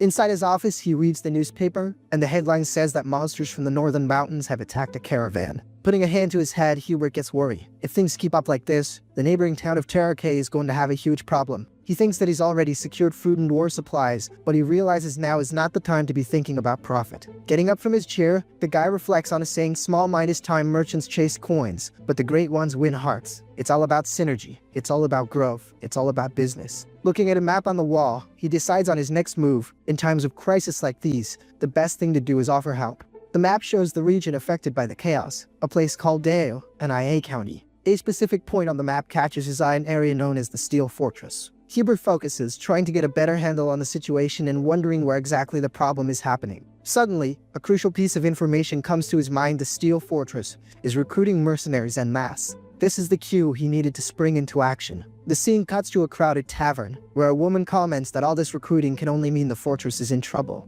An adventurer shouts that these aren't ordinary monsters, they're advancing with an insane fury. At a table, Harley's group discusses what to do, since they've all heard the rumors about the growing threat. One of the men turns to the MC and asks him what he plans to do. Harley, holding a respectable sized mug, pauses to think. With a huge grin like someone who's ready to party, the wolf hat guy announces that he's in. He's not going to miss the chance to get in on this brawl for anything in the world. His friends celebrate his answer, and one of them slams the table asking when they're leaving. Harley stands up a little confused by the question. His friend gives a nervous smile, looking like he knows what's about to happen. He asks if Harley has other plans in mind. With a loud laugh, the crazy guy Harley yells that they're leaving right now. His companions are totally confused. One of them even wonders if their friend at least paid the tab. Immediately, they get up and run after the big guy, yelling to catch that rascal and make him pay for everyone's drinks, since he didn't even pay for his own. The scene changes to a sign outside a building, showing to cross swords over a shield. This sign belongs to the Terracay Mercenary Guild, a famous meeting spot for adventurers of all kinds. Arriving at the guild, Harley takes a look around, seemingly searching for someone at the counter. The receptionist greets him, just as his friends arrive right behind him, completely exhausted. With a smile, the employee explains that everyone in the business knows him. Not knowing who he is would be like being from another continent. Grabbing one of his friends by the collar, Harley says they're there to sign up for the recruitment and asks him to speed up the process. The receptionist informs him that Harley's registration is going to be a bit difficult to process. Annoyed, one of the mercenaries bares his teeth like a dog and demands to know what the employee means by that. His friends also get furious and threaten the kid, who stammers that it's nothing like that. He quickly grabs a sealed letter and explains that Harley has received a special nomination request. Our monstrous MC takes the letter, thoughtful, and says he was already planning on going to the Steel Fortress and didn't expect this. Without a second thought, the madman tosses the letter, refusing the offer to the delight of his friends. The receptionist panics at his attitude, trying to explain that this is an offer you can't refuse. Like in The Godfather, he either takes it or he takes it. With a serious expression, he reveals the client's name. The request comes from Lord Tom Ineo and IA. At that, Harley gets a blank look on his face, totally lost at the name he just heard. The confusion is so bad that the receptionist practically has to shout the right name to get the information through his thick skull. Elsewhere, we see the halls of the Lord of Ao and IE's house. A well-dressed butler guides Harley to a door, informing him that the Lord is waiting inside. With a cheerful shout, Harley announces his arrival in the Lord's room, barging in without any ceremony. A man with his back turned, wearing armor, spins around at the noise, looking surprised by the grand entrance. The mercenary is visibly confused, realizing the person in front of him is a knight, not the Lord he was expecting. In a serious tone, the knight says that the Lord wouldn't speak directly to a simple mercenary, looking at Harley with a certain disdain. If it were me, I'd leave just to be a jerk. He introduces himself as Knight Robin, the person authorized to conduct this important mission. Robin scans Harley's physique and comments that he's heard of him, but finds him quite large and with a unique appearance. But the little ears on Harley's wolf hat twitch, a funny reaction to the knight's comment. Tapping his nose with a confident smile, the mercenary plays along and asks what a pompous knight wants with him. The knight explains the reason for the nomination. They need someone to lead an attack in the northern mountains. Harley is surprised by the proposal and asks if that isn't the place that was recently overrun by monsters. The knight says that's the one. In fact, it's a rescue mission for a very important person named Ya on IC Steelstone. Ya on IC is a blacksmith from their territory, and his race is of utmost importance. The dude is a very skilled dwarf. And the scene shifts completely to the modern world, showing the front of a hospital in the city of Seoul. In a room, the MC tells his grandmother that they need to go. The old woman, looking great, smiles and tells them not to worry and to go on with their day. Tayson is overjoyed that the old woman is well, and the MC comments that she might be discharged soon. Out of nowhere, his friend gets thoughtful and says something is strange. The guy remembers his conversation with the doctor, who said the recovery was so fast it seemed like a priest had used divine power on her for days. Weird, right? Our MC gives that sly little smile. Yep, folks, he was the one responsible for healing the old woman. Leaving the room, the MC says his grandmother was rewarded for her kindness, but her grandson says she beat the illness because she's strong. Changing the subject, Tayson asks how his moving plans are going, and the MC replies that he found a house in the suburbs to live a quieter life. The distance from Seoul is a sacrifice he's willing to make. In his thoughts, the MC apologizes for worrying Tayson. Now that his projection lasts longer, he can travel long distances with no problem. The guy decides he's not going to sell his old house. It's easier to use it as a base. Walking down the hall, he reflects on the future. How many more clones are going to show up, huh? The next day, the scene takes us to the icy mountains of the north. Harley and his group walk together through the frozen landscape. Something catches the MC's attention. He's thinking that everyone is very serious because the request came directly from the Lord. He also reflects on his own presence on the mission, since he's not just there to watch, but to actively participate. And the knight announces that they're getting close to the last place where they got a signal from beyond IC, but our boy wonders what they'll find there. So the knight explains what happened as soon as the monsters started acting weird. The dwarf Yo and IC hold up in a cave and used a magic device to call for help, like an emergency beacon. One of the women in the group gets a bit frustrated, wondering why on earth the dwarf went up the mountain at a time like this. Another team member responds with a little smile, saying it was impossible to predict this whole mess, and that dwarves are like Minecraft players, always looking for rare ores. Listening to the group's conversation, Harley gets thoughtful, trying to understand the blacksmith's current situation. Turning around, the guy also gets a good look at the mercenaries from Tarakai and is impressed, thinking that to gather an elite group like this Yonai guy must be a legendary blacksmith. Out of nowhere, Harley's eye starts to glow. He sensed that danger was coming. Without warning, a horde of blue-skin monsters appears. The two girls in the group immediately prepare for combat. A flaming arrow is fired at the monsters, leaving them all nice and toasty. Despite the powerful attack, the girls lose their confidence. Yep, the monsters are still standing in the middle of the smoke, and the fire attack didn't even scratch them. One of them complains that the enemies are getting stronger with each level, plus their health and defense are ridiculously high. Seeing that the situation is getting interesting, Harley cracks a huge smile and says it's his time to shine. The rascal is dying to show these monsters his true power. Stomping forward, he charges into the fray. Right off the bat, he grabs the creatures. Then he plays a game of coconut cracking. Two more ugly ones appear, but they also drop like flies after getting put in a chokehold. Seeing this, one of his companions shouts for the MC to watch his back. 3 monsters are coming right at him. Even surrounded, the mercenary rascal seems calmer than Master Yoda, thinking that just using his fists might not be enough this time. Our hero reflects on his abilities. If he activated Berserker mode with his wild instinct, the party would have been over already, but then the group might mistake him for a monster and everything would get, let's just say, complicated. With that in mind, he decides to use a different approach. Leaping into the air, Harley flies towards the enemies. He says now he's gonna play Superman. With incredible speed, the kid hands out free punches to everyone, clasping his hands together. The dude looks like he wants to deliver the final blow. The girl is impressed with our MC. She can't even understand how he sent 3 of them flying at once. Looks like there won't be a finishing blow after all. The dude already sent everyone on a free trip across the landscape. Not even Bowen offers a flight that beautiful. Suddenly, the knight calls out the MC's name as he sees him doing something very strange on the ground. Our MC, all embarrassed, apologizes and says he was really hungry and ended up tasting the monster's broth and heart out of pure habit. What a bizarre habit, huh?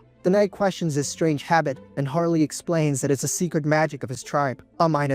Sure. Other companions are shocked by the scene, and one of them comments that she's never heard of anyone who could do that. With a confident smile, Harley tells them not to worry, assuring them that he's perfectly fine. But out of nowhere, some reed broth spurts from his mouth, and the big guy realizes that actually he's not fine at all. With a pained expression, he struggles to breathe, and his face starts to contort in a weird way. A wave of violent thoughts invades his mind, and he feels an uncontrollable urge to smash everything around him. He thinks he's only holding back thanks to a mind control skill, but his muscles and senses are getting more and more active. With his face all dirty, the MC finally seems to understand what's happening to him. A dark, sinister energy starts to seep out of one of the fallen monsters. Looking at the sky, the protagonist realizes the truth of madness is spreading throughout the entire frozen forest. Elsewhere, our immortal king observes the scene from afar and comments that this is quite a sight. Behind him, a group of hooded figures is kneeling, all of them appearing to serve our boy Mr. Bones with total loyalty. A woman in a veil bows respectfully, introducing herself as Banshee Queen Olivia and swearing loyalty to her king. The Skeleton King praises his new recruit, saying that a high-ranking officer with a phantom unit is an incredible addition to his army of darkness. He compliments Olivia for gathering more power than he expected, and she, all humble, replies that she was only following his orders. The king then says he has a new quest for her. He points to some bodies lying on the ground, mentioning the organization those people belong to. The orders extract all information from the Heaven Reversal Oath. Olivia accepts the mission with honor and says she'll do her best, but asks what he most desires to obtain from them. Mr. Bones replies that what he wants most is absolute obedience. With her hand glowing in a blue aura, Olivia speaks to her children, calling them to hear her orders. The queen orders her followers to hunt down every last one of the remnants, drain their souls, and dedicate everything to their king. Meanwhile, in a distant mansion, the night is quiet, and the scene takes us inside a luxurious office. Our vamp Hines analyzes an important document, deep in thought about what he's reading. The paper reveals that Hans, his other self, has obtained some valuable information about the feared Banshee Queen. On top of that, he got reports on the nation's situation from the Vorkalak clan.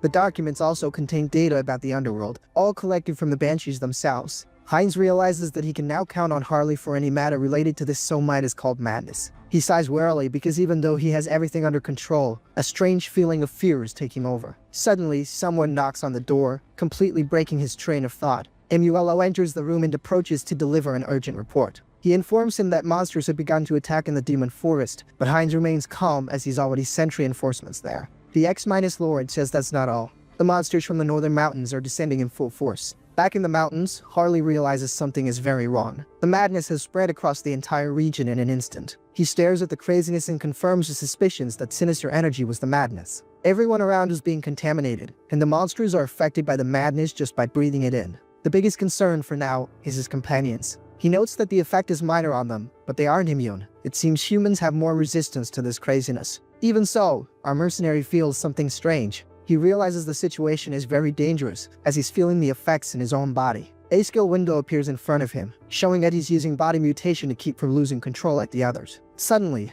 a knight raises his hand and yells for everyone to stop immediately. One of the girls asks if more monsters have appeared on the path. Out of nowhere, Robin cracks a joke about Harley's outfit, and the crazy guy says the outfit is his charm. He wouldn't get it. At that moment, something starts moving in a nearby bush. Out from inside comes a fully camouflaged dwarf, looking like a quest NPC. He introduces himself as the blacksmith CI, Onyx Tealstone, and says he was just waiting for the party to arrive. The dwarf informs them that he dug a cave nearby and offers to lead everyone there, since it's definitely safer than being out in the open. The knight questions Harley about something, and the big guy confirms his suspicion. Of course, they don't say what they're talking about, right? Out of nowhere, a horde of monsters appears running, and Harley yells for everyone to get down the mountain right now. Robin takes the lead and orders everyone to cover the rear as they flee from the enemies. The group starts running for their lives. Zia Onik falls behind and gets spooked by an enemy right on his tail. The darn monster already has its club ready. In pure terror, the blacksmith screams for help, begging someone to save him. Lucky for him, our barbarian dude is always ready. With that crazy grin, the mercenary is having way too much fun with the situation.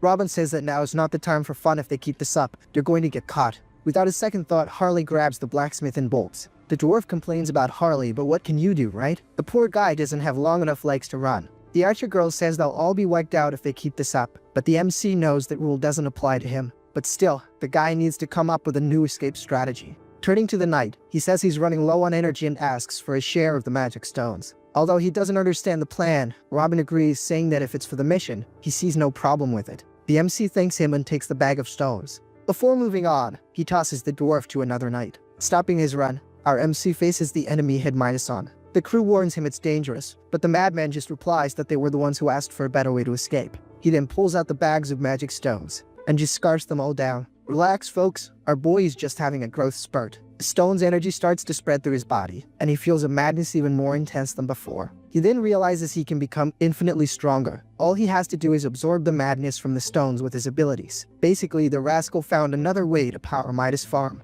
The dude's gonna become the Pac-Minus man of madness and devour all this energy that's appeared in the world. A system notification pops up in front of him. His skill has evolved into a new form, the Frenzied Beast. The upgrade has arrived. The tattoo on his arm starts to glow and changes color to reed. His muscles get even bigger and more ripped. With his eyes closed, he tries to absorb as much power as possible. As soon as he opens his eyes, they glow with a sinister energy. The real fun is about to begin. The channel's rule is clear: you gotta beat up everyone until they drop. Time to hand out an equal opportunity bet down. The horde of monsters charges forward. The MC tells them to bring it on. If they come in all frantic like that, they won't last long. But to keep things from getting boring, how about he charges into? After about 10 panels, the bet down is finally about to begin. In the blink of an eye, the MC plows through the enemy horde without any trouble, just like the Flash. Shouting for his enemies to go to Kingdom Come, he attacks without mercy. At the end of the day, no one stood a chance against our boy. The name of his new form is Berserk Beast. The guys are over there, watching from a distance, completely shocked. The guard says he can barely follow his movements. He even says the rumors were all true. Robin says that Harley isn't just the strongest in Terrace. He's the most powerful in the entire continent, basically the Saitama of this world. Two other creatures charge forward with fury, trying to use the small opening to attack. Seeing the enemy's approach, the mercenary just smiles. Using his axes, he defends and attacks at the same time, sending another enemy to the great beyond. Then he even snatches his little axe back. Looks like the area is finally clear. A scale window appears, showing that he used July to create a harsh winter and end the fight. Robin runs up, praising the incredible performance. He also asks if our boy is okay. The dwarf blacksmith also shows up to congratulate him, saying that Harley has the bravery of a true dwarf. But the MC points out that the dwarf wasn't showing all that bravery a few minutes ago, was he? Suddenly, Harley's expression changes. He senses a strong and dangerous energy approaching. His entire body is screaming at him to run. It's the first time the guy has felt this tense. Robin notices the change and asks what's going on. The MC, as always, just smiles and says the situation has gotten really ugly. If they run into the monster that's coming, it's going to be a total wipeout. The dwarf gets desperate at the news and yells that they've come too far to give up now, begging his muscular friend to do something. With a clever look, Harley turns to the dwarf and reminds him how he dug a hole to hide in earlier. The dwarf says yes, he did do that. Harley then asks if he can hide everyone in 10 minutes. The blacksmith says 5 minutes is more than enough for the job. Isol Pro is a beast with a Pekosk. We're talking 100 years of Minecraft experience. RMC wonders if that shiny Pekosk is a magic item. The blacksmith gets ready to start and yells for everyone else to get ready too. From there, she's non-minus stop pounding on the ground. Suddenly, the ground starts shaking like crazy. Cracks form on the frozen ground, and the earth opens up beneath their feet. The dwarf is so awesome that he's shaking the whole area around them. After finishing, the dwarf looks at the group with a smile and asks if the place isn't cozy enough. Look at the cave the mad lad made. Then again, with a diamond piece gets easy. Harley looks at the blacksmith with an admiring little smile. Suddenly, a system notification pops up, announcing that a usable medium for skill customization has been discovered. RMC is totally confused. He wonders if there's an item here as powerful as the branch from the world tree.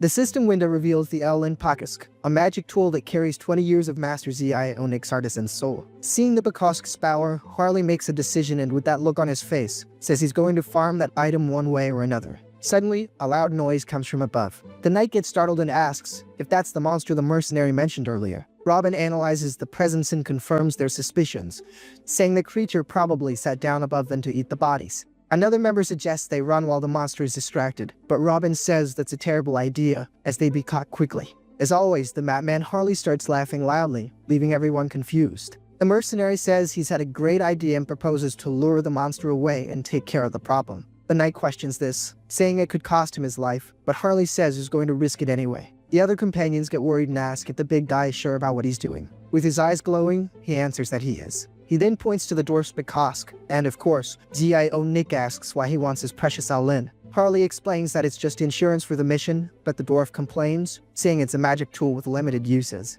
The blacksmith doesn't really like the idea of handing over his treasure, but scolds himself for thinking of putting an item before life. He reminds himself that, as precious as it is, life comes first. Finally, the dwarf agrees and hands over the tool. But at the last second, the blacksmith regrets it and holds onto the Pekosk tightly. The MC yells at him to let go, saying he's only going to use it as a shovel. With a strong pull, the mercenary yanks the Pekosk from his hands, and the poor blacksmith cries in sorrow. Harley laughs and runs off with the item, promising he'll put it to good use and return it. Probably. As he runs, he changes his mind and apologizes, saying he's not giving it back, but since he saved the dwarf's life, they're even. Translation, he's a dirty thief, but at least he saved the dwarf's life. The good news is he managed to acquire the Owlin safely. Actually, he acquired in Wharf. Running across the ice, the protagonist moves away from the group, needing an isolated spot for the next step of his plan. Finally outside, the mercenary comments on how good the fresh air feels, much better than being stuck underground. But it's time to introduce one monster to another. Before him, the huge Terminus-headed creature appears. The ogre lets out a roar, but our barbarian dude stays cool and collected. The mercenary realizes that even a strong species like this can go mad. The creature must have devoured a lot of magic stones. The monster's head stare at the MC with a look that just screams, "Let's fight." Carly wonders what the monster is doing. The two-headed ogre starts to charge. A possibility crosses the MC's mind. Maybe the creature smelled the magic stones he ate. This isn't entirely bad to save his dwarf friend. He needs to get out of there with the monster. So, the mercenary starts running, yelling for the giant ogre to come after him. After running for a while, he stops at a more remote location. This should be good. No one will see what's about to happen. The two-headed monster catches up to him quickly, even letting out a sinister laugh as it runs. Time to fight for real. Two skills are activated: mutation and physical transformation. The MC says this time it's going to be a monster versus monster fight. Let's see what the ogre's got. The two-headed ogre lets out a crazy loud roar of pain. The MC's claws landed right on the ugly's face, ×2.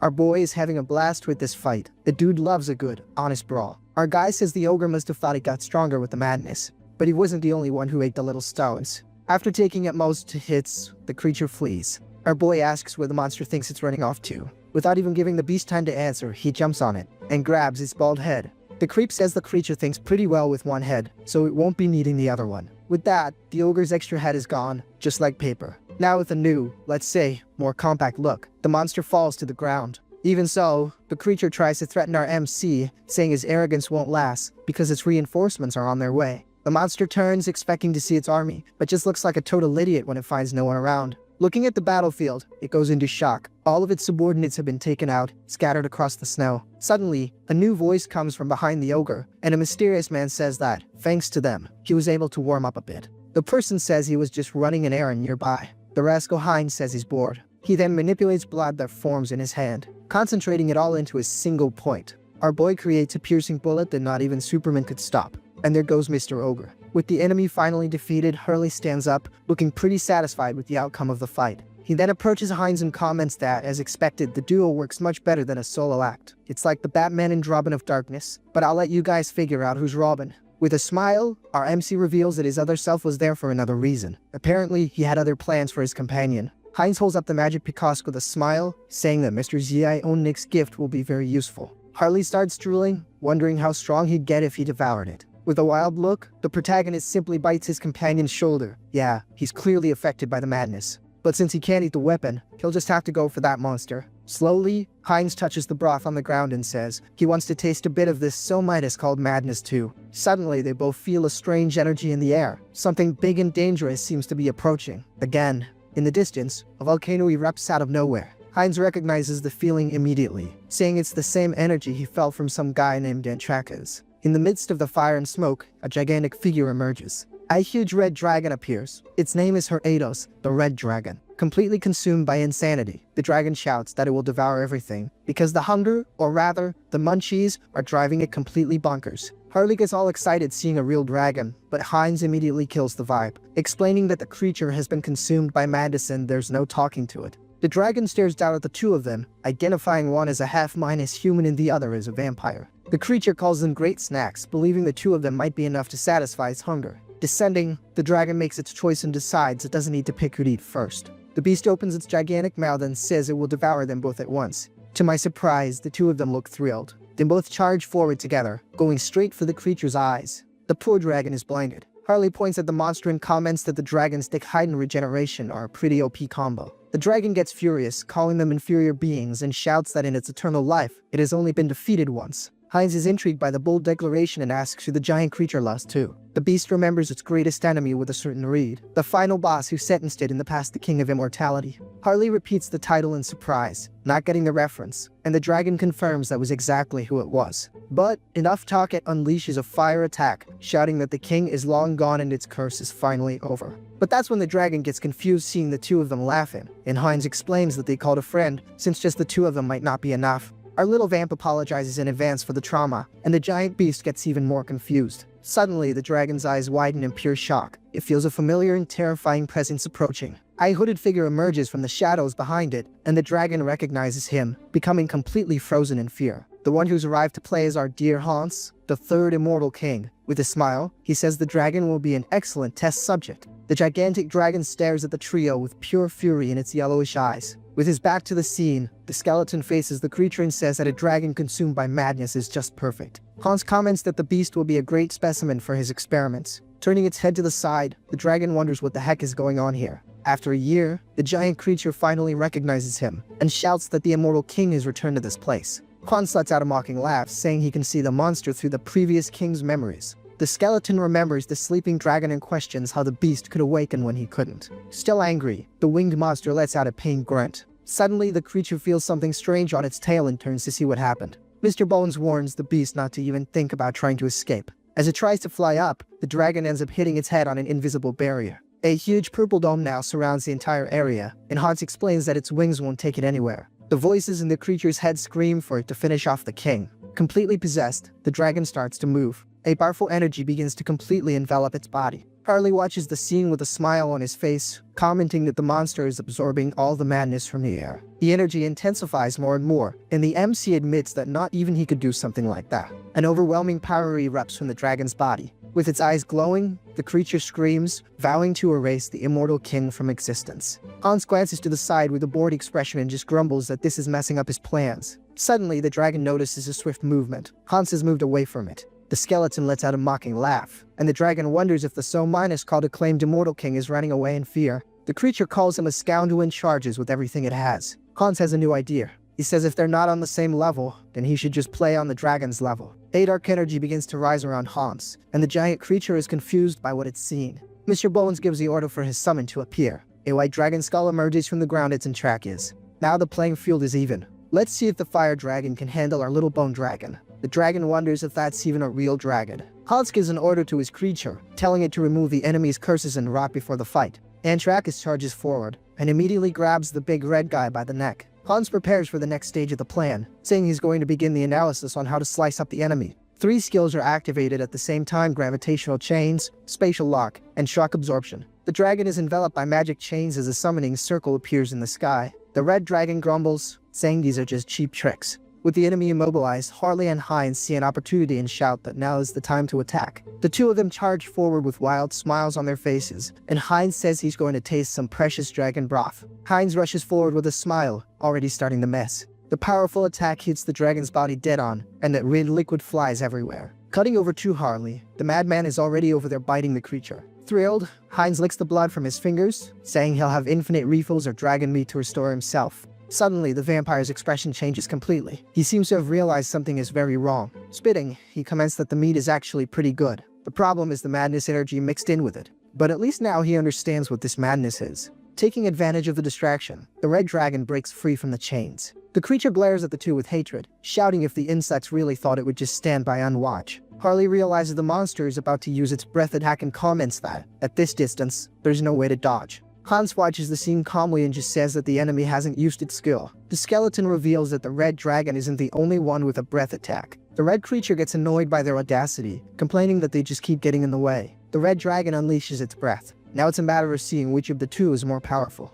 The breath attacks of the two creatures collide, and a huge explosion of light illuminates the entire forest. Seeing an opportunity, Heinz shouts that now is the time and bites his Odar hard. The vampire focuses on every drop of broth in his body, and threads of reed energy begin to emerge from his wrist. He says he's going to push the mysteries of his power to the absolute limit. The energy materializes into a powerful weapon. A great sword of blood appears in the vampire's hand. Wielding the red blade, Heinz prepares for the attack. With the acceleration skill activated, he charges at high speed towards the giant monster. The attack lands a direct hit on the creature's chest. With a victorious smile on his face, Heinz celebrates, telling himself the plan worked perfectly. The dragon calls him a useless insect, saying a wound like that is nothing and can be regenerated easily. Heinz apologizes with a mocking smile, saying that hurting the creature wasn't his real objective. The vampire agrees that insect is the perfect word for the situation. Suddenly, the dragon feels something strange at its chest, wondering what's happening inside. Are we seeing Harley inside the dragon? Heinz explains that the accumulated madness seemed very appetizing. So he placed a parasite inside the enemy's body, one that's so vicious not even dewormer medicine would work on it. With a savage grin, Harley eats a piece of the dragon, commenting that the texture isn't half bad.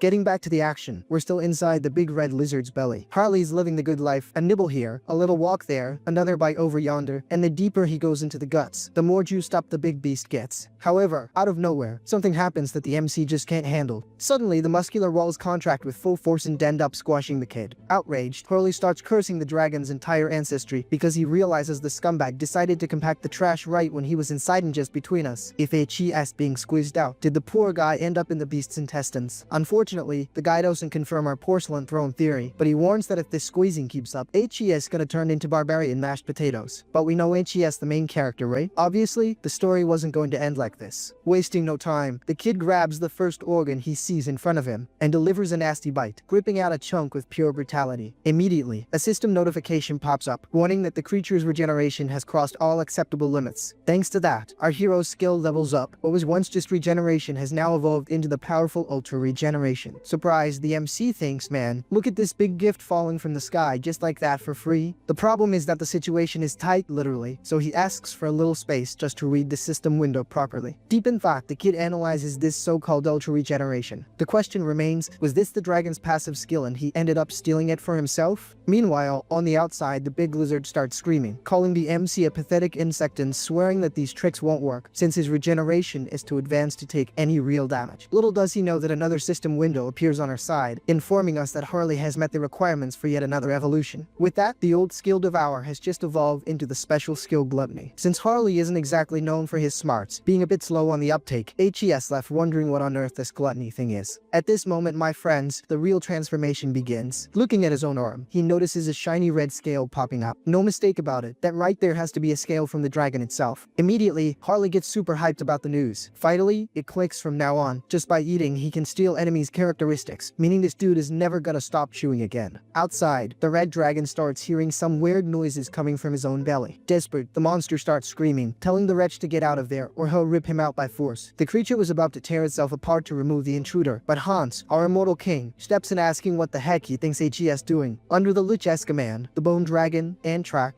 charges full force at the red beast. Of course, our little vampire Heinz wasn't going to sit this party out. While Antrak bites and holds the red dragon, Heinz arrives slicing everything up with his blood magic. The vampire wonders if this is already the effect of the gluttony skill, because the dragon's fury seems to be getting checked and Chi-ass starting to calm down against his will. Taking advantage of the opening, Heinz decides to taste a sip of the creature's blood. And sure enough, the system alerts that the special skill Blood Clan and True Blood have started to level up. The MC realizes his theory was right. To reach the level of Sacred Blood, the secret is drinking from a much more powerful opponent. Back on the inside, Harley locks his gaze on something within the dragon. Curious, he wonders what that little light shining in the middle could be. It's worth remembering that the one seeing this isn't Heinz outside, but Harley, who is having a blast on the inside. And the kid is on cloud 9 because he just found the grand prize. Yes, my friends, he found the big guy's heart. Outside, Heinz is already claiming victory. This is checkmate, the little dragon is toast. That pulsing organ is, basically, the master key to the monster's life. If you twist and pull, my buddy, it's game over right then and there. However, the MC does something different. Instead of ripping it out, he starts devouring the heart right there. Immediately, the dragon outside starts having a violent seizure. The beast thrashes around, jumps here, turns there, and suddenly collapses stiff on the ground, kicking the bucket for good. With the job done, Hans praises his summon's performance, saying Entrack has worked very well. The mission was an absolute success. From the two-headed ogre all the way to this dragon raid, everything was concluded with surgical perfection. Even without a heart in its chest, the big lizard is still letting out its final breaths. However, the struggle comes to an end, and his eyes slowly drift shut. Just then, the immortal king approaches the creature, wishing it a peaceful rest, since this time his intention wasn't to destroy the world. There's just one catch: the lich is gonna need to borrow a few bones, so hopefully the beast doesn't hold a grudge in the afterlife. At least one thing is for sure, HES gonna make excellent use of that top-tier material. Wasting no time, Harley and Heinz start splitting the loot. One wants the blood, the other's eyeing the horns. From there on out, my dude, it was just the manual labor of sorting and splitting the loot. After a while, only the dragon's bones were left, and let me tell you, they picked that carcass clean, leaving it shiny and dry. Satisfied, the immortal king comments that the corpse wasn't just flesh and bone, but a literal treasure chest. Agreeing, Heinz admits he collected a ton of blood and that stash is definitely gonna come in handy in the future. However, before wrapping things up, there's still one loose end to tie up. At this moment, the focus shifts back to Harley, and we realize the barbarian is starting to completely lose his marbles. Screaming in pain, the kid complains that the feeling is unbearable, and he feels like HES gonna lose his mind any second. Apparently, the dragon's so-called madness is consuming his mind. He even mentions that absorbing the insanity of these monsters is hard to control, like HES being torn apart from the inside. Whoa, torn apart, pause. That sounds a little suspect, doesn't it, buddy? Determined not to give in, the kid decides to use a secret method that was engraved in the dragon's own heart. The plan is basically to weave and fuse the madness filling him directly with the draconic organ. Immediately, he starts pulling and absorbing the threads of this insanity, channeling all the chaotic energy straight into his chest. Soon his system beeps, warning that our bro Harley has undergone a racial change, now HES a dragonkin, meaning HES one of hybrid. On top of that, a new skill has been unlocked, the heart of the madness dragon. From this point on, my friend, our little bro starts leveling up with no breaks. HES flooded with a sense of power, feeling totally renewed. Even his pupils changed, man, leaving the kid all cocky and thinking HES the toughest guy on the block. You can also see that one of his arms transformed, turning into a sinister draconic claw. Then, a system screen pops up calling him Harley. Duh, we know it's Harley, you dumb system. Don't you know the guy's name? And don't even try to correct me, cause I know this series like the back of my hand, you feel me? Anyway, getting back to our Hulk wannabe, the kid wonders if all this power is coming from the dragon heart. Promptly, the system makes sure to explain, by absorbing the beast's vital organ, he gained the power to drain madness from others. And to make it even better, the jewel eye he already had fused with the heart, making this combo even more broken. The best part is that he isn't stuck looking like a monster forever. All he has to do is unequip the transformation, and HES back to normal in the blink of an eye. However, just to test out his new strength level, he gives a casual stomp on the ground and ends up cracking everything around him. Harley explains that his body density has increased drastically. He needs to consciously control his weight, or else he'll become a walking disaster capable of sinking an entire village just by taking a stroll. So, HED better take a little time to practice before meeting up with the crew. Suddenly, the ground starts shaking like it's an earthquake. Our barbarian MC looks excited, already figuring out what's going on. Cutting to the next scene, we're back with our immortal king, the illustrious Hans. Oh, this racket has a clear cause. HES starting to move and reanimate the red dragon's gigantic bones. Bro Hans is dumping all his mana to see if he can wake up the big guy. And by the looks of it, the ritual is working perfectly. That dragon that was just lying on the ground is now standing up, alive and kicking. Well, sort of. We've got a new pet in the house. The immortal king, just to test him, asks the creature's name, and it answers with a guttural voice, enro. Hans says it's a pleasure and introduces himself as the immortal king, or, if he prefers, death itself. From now on, our Grim Reaper grants him a new existence. For real, the MC knows he hit the jackpot. Sure, and track is as strong, but the red dragon enro is the cream de la cream. Okay, maybe that's a weird way to put it, but you get it. HES top tier. Delighted with his new skeletal servant, the king even gives the beast's skull a little pat. But now the scene shifts completely, and we go back to our main MC, the original, Rohan Singh on Earth. Apparently, the MC is already in his new house and stoked that the move is finally over. The new pad is fancy. Man, it's got everything, including a home gym packed with top-of-the-line equipment. Speaking of staying humble, the kid didn't ask for much in his new crib, just an arcade, a comic bookshelf, a professional coffee machine. Anyway, the basic paradise for every nerd. Look, he doesn't even seem like that reclusive kid from the past anymore. Unlike those dark times, now we can say he gets out of the house more, even if it's indirectly, by controlling the puppets. Since staying in the comfort of his home is way nicer, he went all out on the decor, but without becoming a total hermit after all, with a home gym, arcade, and endless manhwas who need sunlight. With the housing situation sorted, the question remains, what's the next move? Taking a peek at the backyard, he realizes the place needs some urgent work because it looks like an abandoned lot. Wasting no time, the kid activates the entity projection skill. Jumping off the roof with style, he starts the transformation process in midair. This time, the chosen one for gardening duty is Harris. Our rare elf, as soon as he touches the ground, instantly makes several flowers bloom. The MC's goal is simple, use the natural power of a high elf to give the place a makeover. Just summoning a little bit of that power changes the scenery completely. In the blink of an eye, a beautiful garden appears, full of leafy trees and colorful flowers. Obviously, the result leaves our MC quite satisfied. Out of nowhere, Heinz shows up on the scene, because the next step, according to the MC, is ensuring the house's security. Our little vampire arrives, activating his skill, spreading that red liquid to mark his territory. The defense plan is movie-worthy. First, he uses Hans, who was already on standby, to create an initial magic barrier. Then, as soon as the cooldown allows, HES going to stack this defense with Heinrich's sacred barrier. With the immortal king's protection added to the holy heroes and the blood magic, this house is going to turn into the safest fortress in the world, getting past a divine shield, a cursed one, and a blood barrier is harder than colonizing Mars. Cleaning is done for the day. The kid is tired and needs to take care of something more important, finances. Upon opening the karma shop, the MC discovers he has over 1,600,000 accumulated points, which leaves him a bit dazed. Considering that not even a week has passed on Earth, it's clear that the 9-to-5 grind isn't worth it. The real money isn't working overtime in another world. Staring at the system screen, the MC wonders if, with all this cash, he hasn't unlocked the option for new avatars. The main issue now is deciding where to spend this fortune of points. Thinking about the future, he decides to click on the unique skill upgrade option. Man, as soon as he confirmed it, the system started popping notifications on the screen, like he just opened a legendary loot box. One of the messages confirms that the unique skill really evolved, and with that, the avatar limit also increased.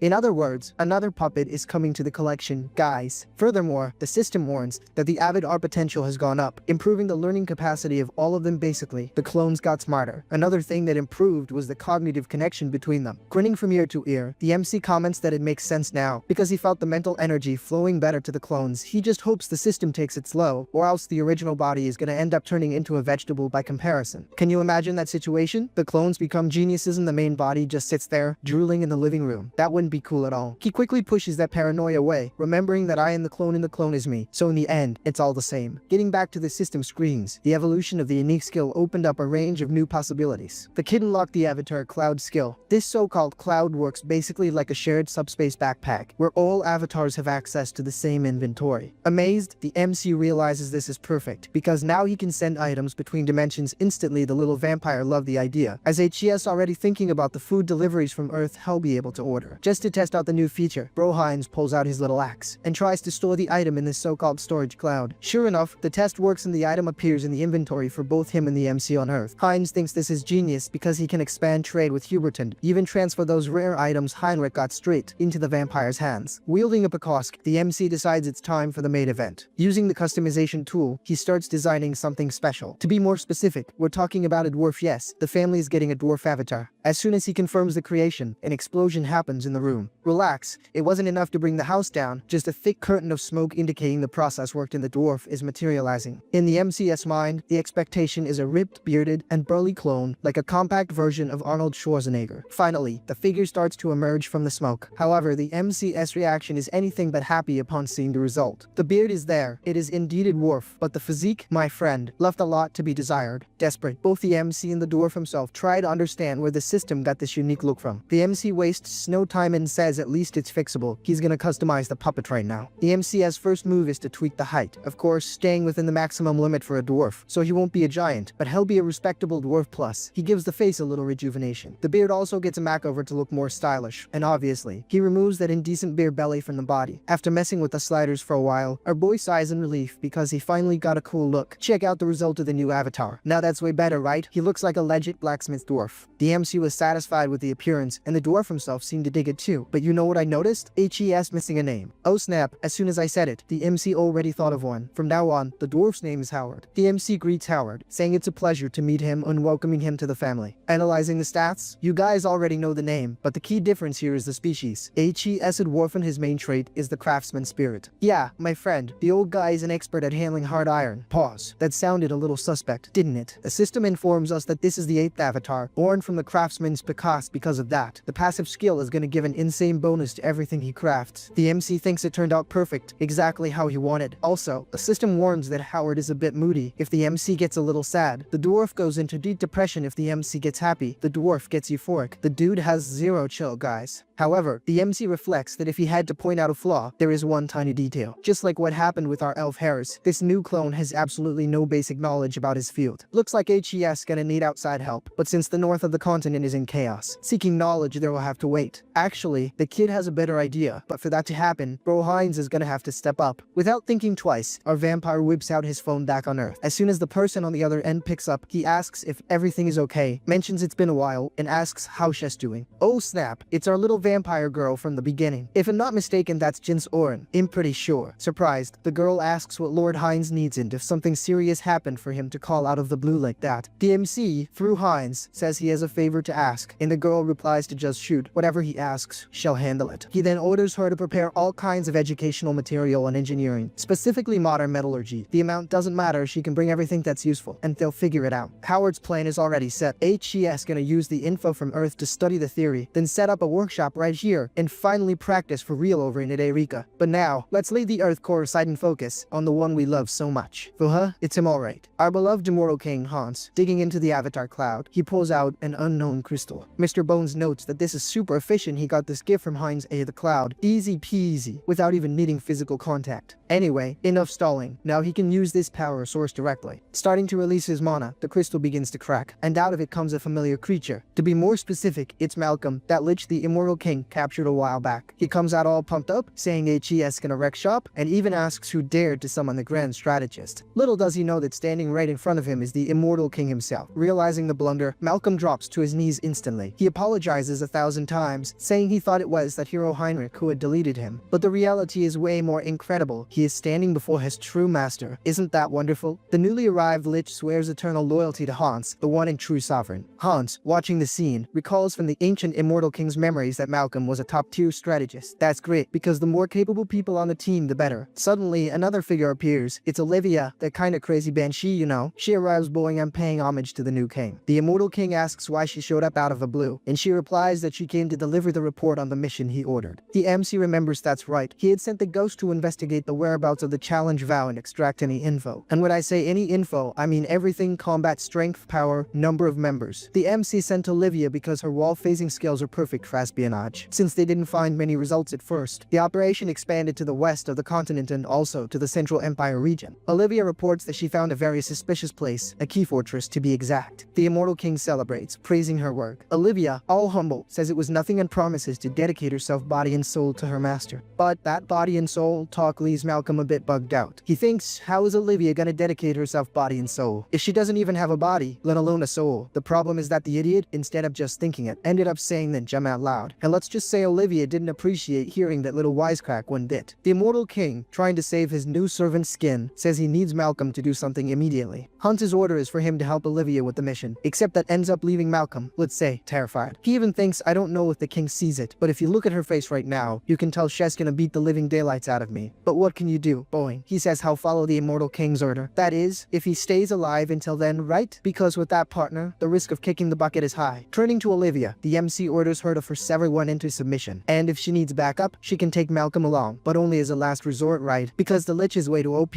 and we don't want to go overboard. With orders given, the ghostly duo heads out on their mission. Now, our human Mr. Bones is finally alone in the room. He reflects that, finally, the trail of this so-called oath of reversal has been found. Just a little bit more and he'll be able to unravel this mystery. The only thing left to do now is have a little more patience. But, leaving the immortal king aside, the scene shifts to the Agris Empire, over on the central continent. To be more specific, in the city of Tubiake. Oh, and what are those little blue things spinning on the screen? I don't know either, my dude. I don't remember if it's some kind of soul or spiritual energy, but they're floating all over the place. Just kidding, I know what it is now. See that woman looking out the window? For a split second, she thought she caught Olivia as scent. She says that because that crazy chick's perfume is pretty specific, so we can deduce that blue aura is the trail of the Banshee's power. But turning her back and walking away, the woman tries to convince herself it was all in her head. But that's where the magic happens, and she starts transforming. Oh snap, the woman assumed her real form, a succubus. Believe it or not, this is Lady Siana, the leader of the Oath of Reversal. In this form, it's practically impossible for anyone to find her, especially that damn immortal king. The little succubus swears she'll never be his slave again, which confirms she's been under the boss's thumb before. She was part of the immortal king's old army, so from what we can gather, this Oath of Reversal isn't like the challenge vow that villain sect actually. It's a faction of the MC's ex-subordinate who in rogue. Hearing a knock on the door, the succubus disguises herself as a human again and allows entry. The one entering the room is Andrew, who's also part of this rebel group. The guy walks in calling for the boss, in this case, Lady Siana. Already half-wasted from drinking so much, he approaches Lady Siana praising her beauty. Ain't she shooting his shot right? The cheeky bastard? He tries to spit some game, but she shuts down the smooth talk immediately. She wants to know if he found out who the new big boss of the Vorkalak clan is. If I'm not mistaken, that's the vampire clan Heinz took over. Andrew answers, well, I almost forgot what he said, but in the end, I remembered. My drunk impression was trash, but I tried. Anyway, he reveals the opponent is a pure-blood vampire named Heinz. Told ya, I got it right, I remember this series, man. I've got this in the palm of my hand. Siana gets thoughtful, wondering how a vampire, even a pure-blood, could manage to dominate an entire clan alone. Andrew answers kinda sheepishly that well. From there on out is another problem he couldn't figure out. The woman, hearing this incompetence, gets pissed at Andrew, but he asks her to calm down, warning that her little demon horn is starting to poke out. Can't get that stressed, babe. Now sitting down, Andrew reflects on his skill. Its name is trajectory observation, which is like clairvoyance, but for him to see things clearly without static, he needs to spend more karma to level up the skill. Siana kills the mood and says she doesn't want to hear excuses. He better stop the chit-chat, hand over the data first, and only then can they talk. In his thoughts, Andrew admits that no matter how incredible his surveillance is, without the correct initial intel, all he can see is a blurry image. Siana comments that, either way, it's good that the new owner of the Vorkale acts as a pure blood. Like it or not, that makes the target more predictable. Hearing this, Andrew asks if she really intends to settle this with her own hands, but she replies ironically, you're right. Have you ever seen a lady get her hands dirty like that? After that comment, she opens a pocket watch, one of those old school, stylish ones. Strange magic starts coming out of the object, and meanwhile, she thinks about the strongest vampire clan on the continent right now, and it sure as hell isn't the MC's clan. Actually, it's the Up Persia clan, which is actually about to start a war on the continent. The scene shifts, and suddenly we're looking at a forge. Observing the work, Hans comments that the data was gathered pretty fast. Jin's Oren replies that, of course, it was his order. She would never dare delay fulfilling a request from the Lord. The MC starts analyzing the info. The data she gathered has everything, real combat, metal properties, and even tutorials on how to hold a hammer. Even though we see Hans reading, we know the one really absorbing this knowledge is the dwarf Howard. Smiling her MC schemes, as soon as the teleport is available, HES gonna send the dwarf over to Hubert's company workshop on Earth. There, my friend, HES gonna work himself to the bone. Woe betide him if he dares to slack off. Changing the subject, Soren says she has a little extra detail to tell the Lord. He asks what it is, and she informs him they found signs that the Retribution Society is interacting with other factions. Hans, curious, asks who these new friends are. Soren says she'll need to investigate a bit more to be sure. The MC wonders what that damn society is up to now. But hey, no need to panic, it's nothing urgent. Just gotta handle the situation with caution. The good side is that time is on his side, so no rush. While his avatar is the elf, the skeleton, and the knight trained for 10 months in a Eureka the other dimension. Only a single month passed on Earth. Translation, the time difference is bizarre, and the MC is winning big time. Changing scenes again, we see someone approaching an imposing castle. At the entrance, a mustached guard asks if that's a child standing there. Walking up to the visitor. He asks directly what business this child wants to discuss. The girl, with a smile on her face, says she came to see Moroji. Mr. Mustache doesn't like that audacity one bit, right? The correct term would be Lord Moroji, but since she claims to have an appointment, he holds back. The girl questions if she really needed an appointment, but says, just go tell him Virik is here. Moroji will understand, so go on. Shoo shoo. But just as the mustache guy was turning around to inform him, guess who shows up? Yup, didn't even take any effort. Moroji himself appeared at the door. To the guard's total shock, the Lord kneels in front of the girl in a sign of absolute respect and says, you are very welcome. Virik turns to Lord Moroji, commenting that it really has been quite a long time since they last met. The mustache guy in the back, man, is totally lost, completely clueless about what's going on in the conversation. He wonders if this girl is who he thinks she is. Maybe the clan founder? The true Verkalak? Guys, I'm not gonna say the full clan name every time because it's a tongue twister, so we'll just call it Verkalak. But anyway, looks like Shess the original, the real deal, the #1. Now at a more private spot, Moroji apologizes profusely to the girl for not receiving her with proper honors, shifting the blame onto Frisia, who conveniently isn't there anymore. Virik says it's fine, but asks for a favor, no calling her Verkalak, because it sounds too formal he can just call her Virik. Moroji agrees, saying that from now on he will treat her as Lord Virik. But actually, what's going through Moroji's head is pure panic. The situation is super complicated. How is he gonna explain that he lost the clan? Like, you know that empire you left with me? Yeah, I got owned by a rookie. The worst part is that there were still 20 years left before her scheduled visit, and her showing up out of the blue like this is gonna cause a huge problem. While sipping her tea, Virik drops a comment. She noticed there's something very weird hanging in the air. Questioning Moroji, she cites the vampire who stopped her outside his essence hasn't changed, but there was a transformation in the bloodline that she can't comprehend. The fact that the vampire didn't recognize his own ancestral master proves it. Moroji tries to stall, saying it's true that he was just.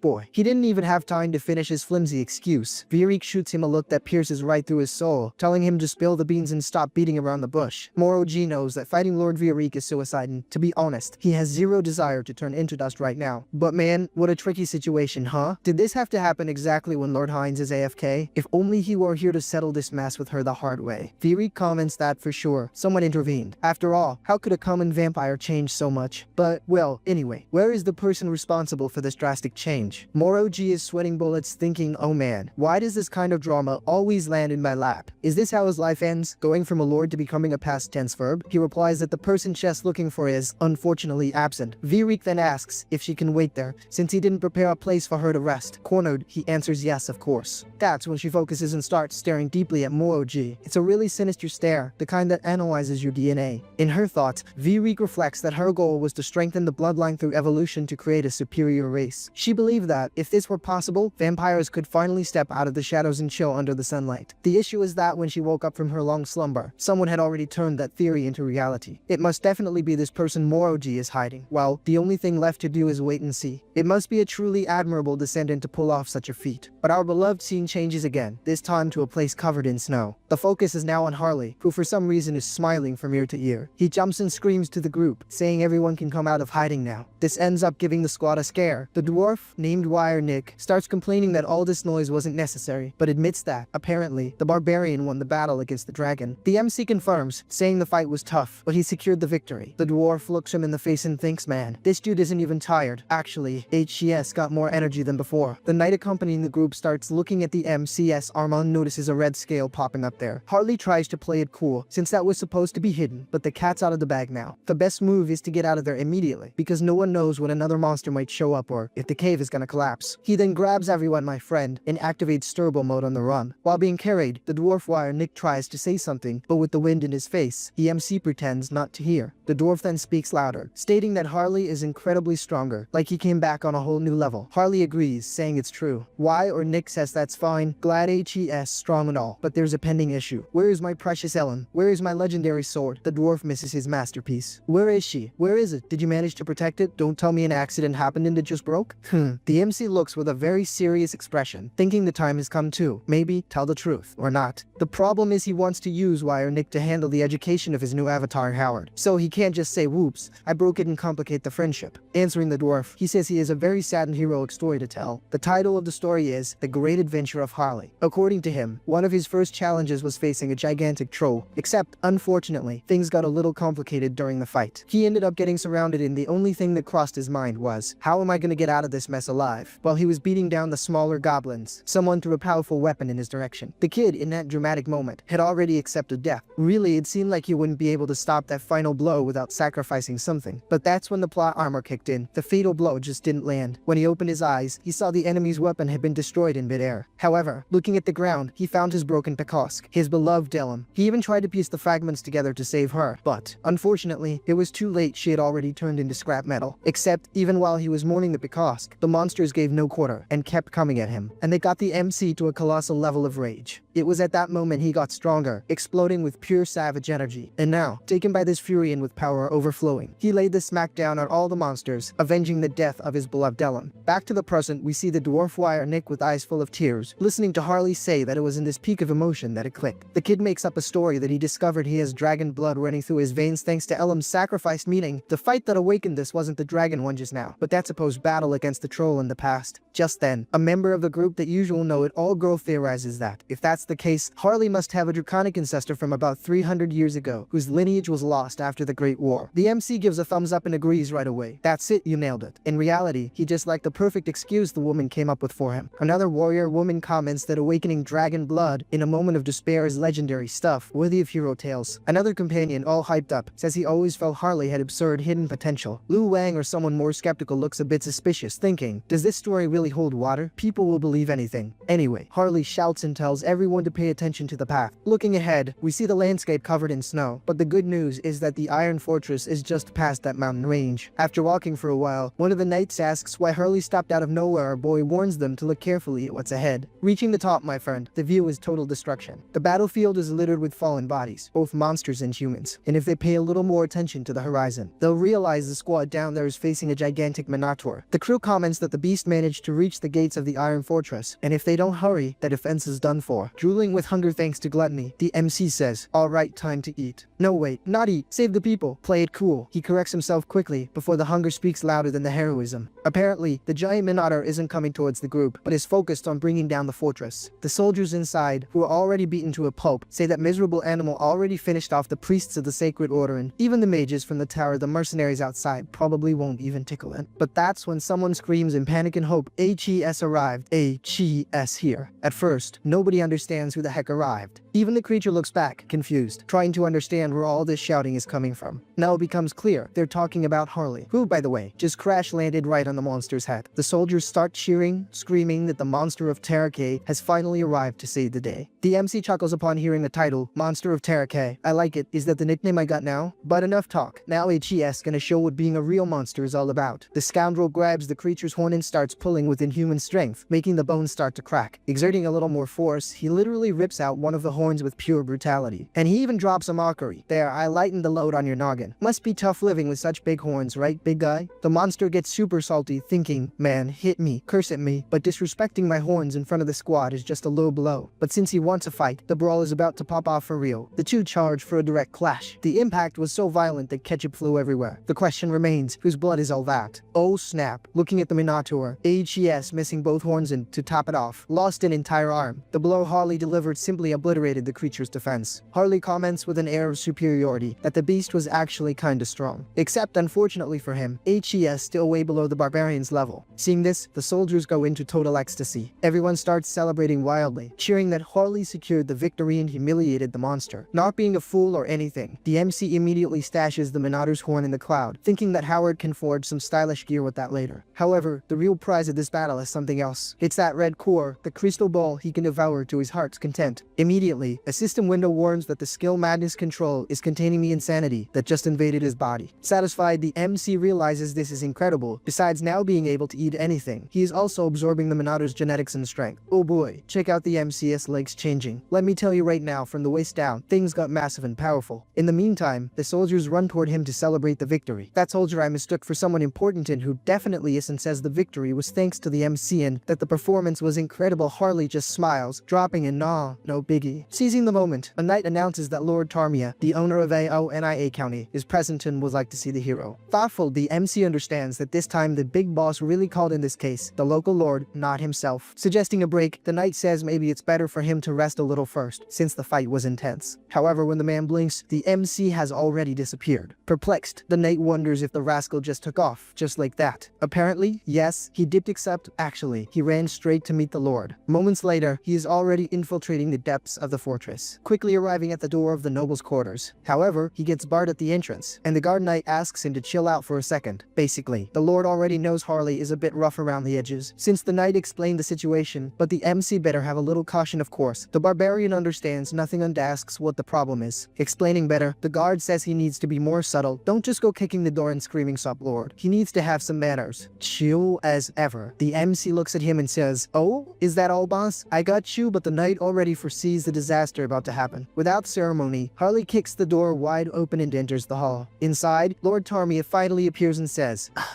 "My noble warrior, come closer. I am the Lord of Aonia County." While the knight bows respectfully and the lord asks everyone to sit, the MC lets out a bellow, shouting a very clumsy "Elo." Desperate, the knight next to him tries to elbow him, whispering for the rascal to shut his trap, but the MC is totally clueless. Amused by the scene, Lord Tarmia finds it funny and comments that he heard many praises, but seeing the figure in person is a different experience. With zero filter, our boy, who doesn't know the concept of an inner voice, starts laughing loud as hell. The worst part is that, besides laughing, he spits everywhere while talking, ending up giving the lord a shower of spit. Next to him, the knight wants to bury himself from secondhand embarrassment. Wiping the drool off his face, Lord Tarmia says that anyway. Besides the official request, the warrior played a fundamental role and deserves a reward. Greedy as always, the MC gets all happy knowing HES gonna profit, but to keep up the humble act, he says he doesn't need it and doesn't want to be a bother. At that moment, the lord's expression changes and he assumes a serious posture. Straight to the point, he offers the MC the prestigious position of official knight of the county. To the shock of the nation or the surprise of no one who knows him, the MC refuses on the spot because clearly that ain't what he wants. This refusal leaves everyone perplexed, but the lord can't force him after all. What's he gonna do? Send the guards to get beat up by the monster? Outraged, the knights of the guard question the audacity of the refusal, but Tarmia raises his hand asking everyone for calm. Honest, the MC says he'll pass on fancy titles. What he really wants is a badass and powerful axe to use in combat. Understanding, the lord agrees and promises to have an exclusive custom axe made for him. The MC thanks him happily, praising the ruler's generosity. Smiling, the lord confirms he doesn't skimp on gifts, but his true intention is to buy the MC's loyalty one way or another. But the MC is as slippery as an eel. He says thanks, but he already plans to string the lord along as much as he can, preferably forever. As the saying goes, there's a sucker born every minute, and when they meet a hustler, a deal is made. The one almost having a heart attack from this interaction is the poor knight next to them, sweating bullets. But enough, let's let Harley rest a bit and change the scenery. Now, the focus shifts to our merchant, Hubert. One of his subordinates warns that the workshop for Mr. Howard is ready. The MC asks if everything was done with care, and the man guarantees the installation is top-notch. Satisfied, the MC says it's excellent and orders that, from now on, the merchant guild must provide everything Howard needs, treating the dwarf with the same reverence they treat him or Harley. With orders given, the group continues walking through the city streets. Suddenly, the MC notices something out of the ordinary. Feeling a strange vibe and suspicious footsteps, he stops and tells everyone to be quiet. As soon as he turns to check the crowd, he realizes that right there in the middle of the pack, there was a very strange man watching. Immediately, the kid realizes that's bad news. Just looking at this hooded guy snickering, you can tell he's up to no good. And sure enough, the scumbag is a vampire and even has the audacity to praise the MC's sharp instincts. Unfortunately, despite his keen senses, it's already game over. Hubert took a direct hit, getting pierced through with zero mercy. From the impact of the blow, the kid starts collapsing, spurting out the ketchup everywhere. Seeing the scene, his subordinates panic and start screaming for the boss. Nobody understood a thing. It all happened fast. In the blink of an eye, the merchant was already on the ground. Confused, the MC doesn't get the reason for the attack and wonders if the vampire just came to delete his account like that for free. Desperate, the employees try to help the lad, but the situation is critical. The only thing Hubert focuses on is the face of the scumbag who did the dirty work back there. Just then, a system window pops up, warning that the injury is fatal. Feeling it firsthand, the MC admits the pain is insane, bordering on unbearable. One of the guards tries to lift him up, but the damage is already done. Luckily, the passive skill instant death immunity activated. If it weren't for that man, it would have been bye-bye Avatar. However, there is an important detail. This safeguard only works once a day. Covered in blood, the MC realizes that without this system miracle, he would have already kicked the bucket. Analyzing it coldly, the attacker is a vampire, and judging by the brute force, it's definitely a pure blood. But the question remains, why would such a powerful being be after a simple merchant? It doesn't make sense. The problem is, if the enemies realize he wasn't eliminated, they'll definitely come back to finish the job. So it's better to leave the investigation to Hans for later for now. The priority is to get the heck out of Dodge. Relax, not all is lost. He can contact contact Howard and pass on the work orders through the dwarf. Besides, his subordinates are talented, recommended by the Southern Warriors, so they can be trusted, but right now, he urgently needs to patch himself up at base. Decision made. Hubert's body simply vanishes into thin air. Instantly, the guards are left confused, screaming for Mr. Hubert, who evaporated right in front of them. But we know the secret. The Avatar was just unsummoned from America back to Earth. Switching scenes, we are taken inside a gloomy castle. In the main hall, the leader of the place declares that he fully trusts everyone present. Actually, he's not a king, but the clan lord. His name is Vizcaya Persia. One of the vampires, the blue-haired one, presents the report stating that the job in Terraque has been completed. This is Theodoria Persia, a pure blood. Vizcaya asks him to proceed, and Theodore explains that by neutralizing the merchant cooperating with the Vorkalak clan, they managed to cut off the rivals' resources. The lord says it was excellent work and congratulates Theodore on the clean execution. In their view, the mission was an absolute success. Little do they know the size of the mess they just stepped into. Messing with Hubert was basically opening the gates of hell.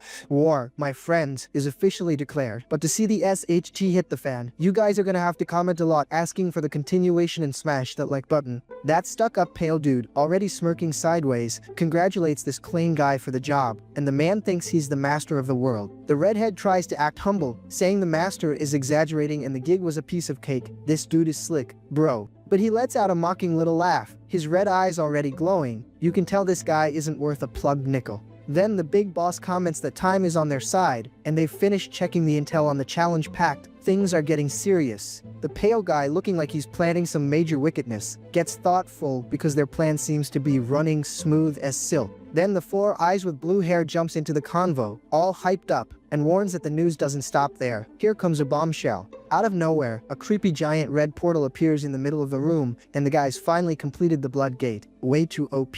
The Lord wants to know if the coordinates are right, and the underling confirms the plan is to make a pit stop in Rapella before marching to Teleria in half a day. The pale guy stands there, hand on his chin, doing that villain charm pose that loves a mystery. He's definitely plotting something. Then comes the news that a mysterious vampire has taken over Brokosla, and the mood gets heavy while the guy's shadow appears in the window. Instead of being worried, the villain MC, with a smirk on his face, confesses he's dying to throw hands with this stranger. Then the big guy gets up from his throne, full of swagger, and tells everyone to get ready. It's about to go down, and his outfit is impeccable. He turns sideways, surrounded by a glowing blue aura, and announces the next destination is Teleria. The dude is radiating power, bro. The scene shifts to the night sky, and someone is already complaining they're gonna press F from working so hard. HR in this fantasy world must be a mess. A chick looking stylish and floating upside down complains about the double shift of tracking the pact and finding who sent Hubert to the lobby. She shows that her spooks are watching the entire continent, but warns they haven't found a single trace of the culprits. The lady decides to take one last look near Rapella, but gets a massive jump scare when she senses something strange in the air.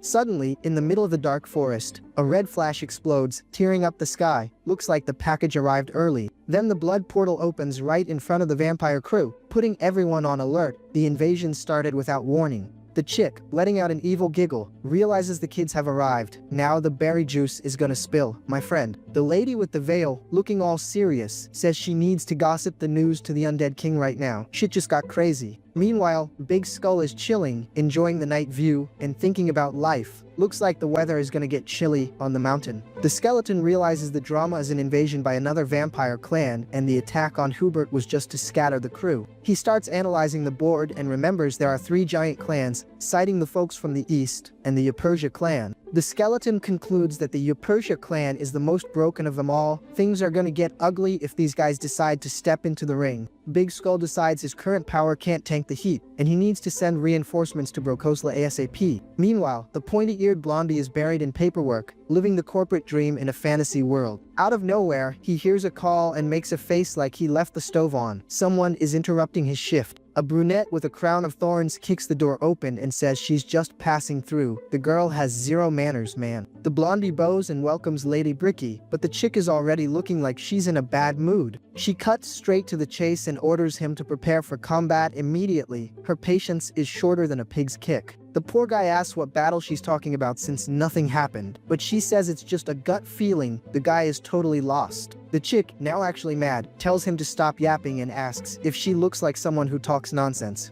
The blondie stands there processing the info, finding it hard to believe he needs to fight out of the blue. People come up with the craziest things. The girl, looking all imposing, warns that the instinct of the sacred blood is law and never fails. Her eye is even glowing. Then the lad realizes that Heinz isn't in the area, and he'll have to make do with what he's got at the moment. The castle shines in the middle of the night as the order to reinforce defenses is given to everyone. Peace is now just a memory. The sky is clear and starry, but we all know it's just the calm before the storm of red cool aid. The gang gathers, and the report points out that 4 royals and 44 pure bloods have already arrived for the event. The leader warns that this is the elite of the elite and they'll sweep Brokosla in the blink of an eye, skipping long speeches.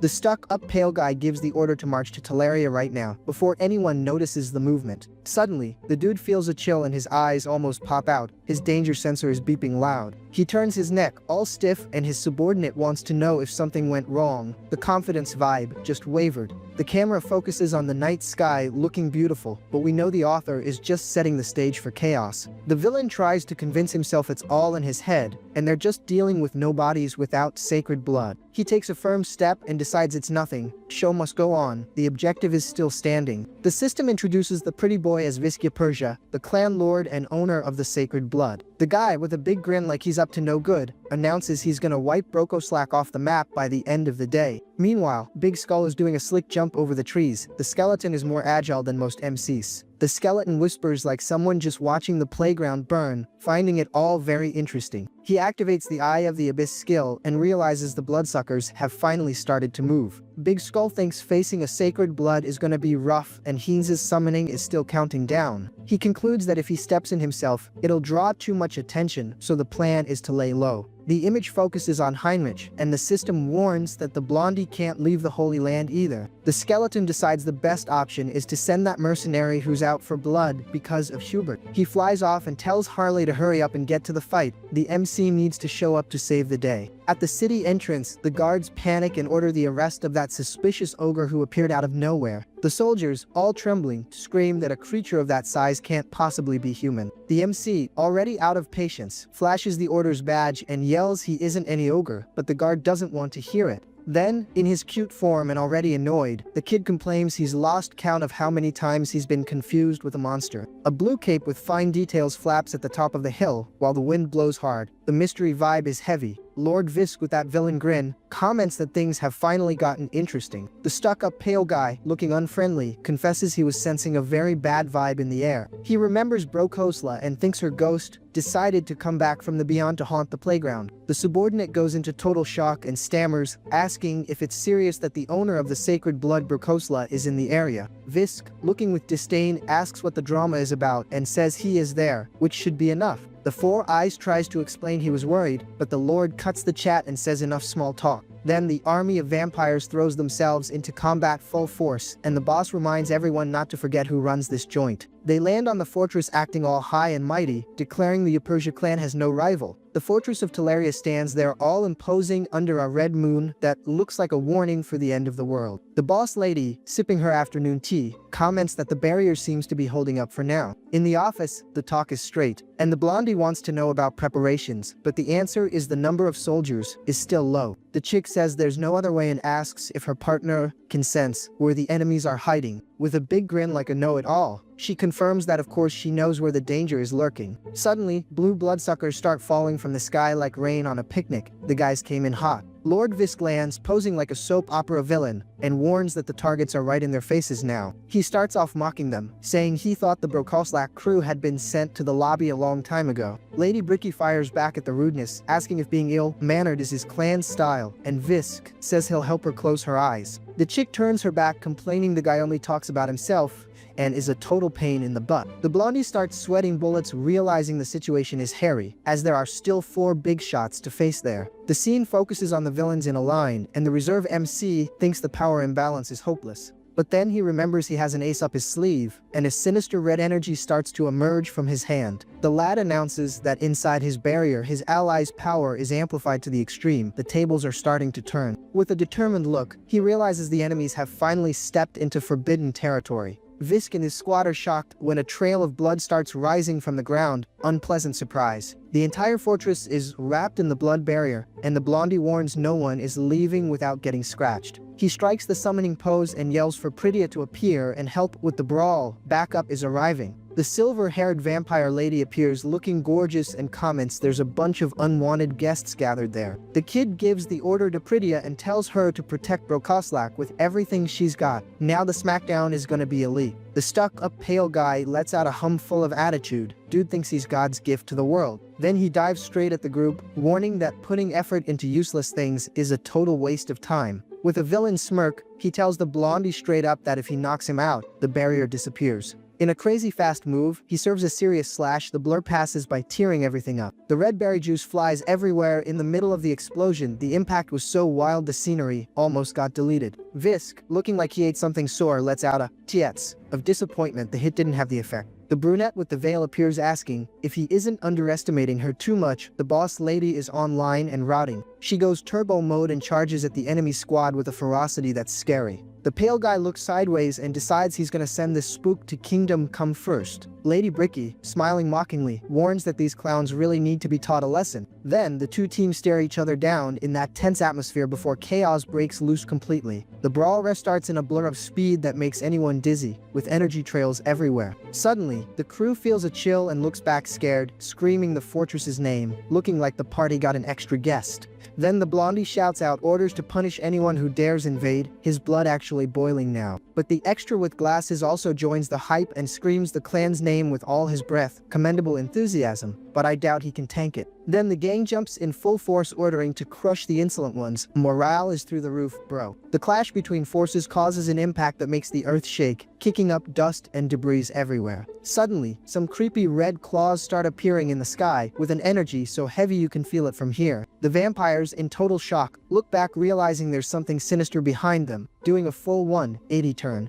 Then everyone panics seeing someone tear the barrier with their bare hands, wondering who this monster is. The redhead, pissed off, asks if the MC is the crazy guy who shredded Hubert, the mood heavier than a politician's conscience. Then the beast appears in a wolf hood and says, "Found you," grinning like he's here to collect a debt. He lands, breaking everything with an impact so strong the vampires almost lose their way, bringing order to the chaos. The Four Eyes, suspicious, wonders if the beast knows the merchant, seeing the plan is more full of holes than a sieve. Then the MC cracks his neck and shows his physique is unreal, overflowing with pure energy to smash everyone. The boss, already mad, grills the subordinate, but the redhead stammers, swearing he erased the tracks, even with the evidence right in his face. Then, the Lord humiliates the lackey, asking if he's gonna deny the mistake, while the babe with the veil appears from behind with a cheeky question. She doesn't waste time and serves a hit that sends Four Eyes flying, guaranteeing the knight's red juice spill. But the guy recovers on pure hatred and orders the other pure bloods to be called to hold the girl, totally desperate. Then the beast hears it, and grinning ear to ear, says if a pure blood is coming that's even better, addicted to adrenaline. With his eyes shining differently, he warns he was dying to test his new power, laughing like a villain with a hero's heart. Suddenly, the system beeps, warning that the biological aura and madness have combusted, fusing scales and tattoos. The villains, in panic, ask what kind of monster that is, realizing they messed with the wrong person. Then the MC, out for blood, screams he's gonna make everyone regret touching Hubert.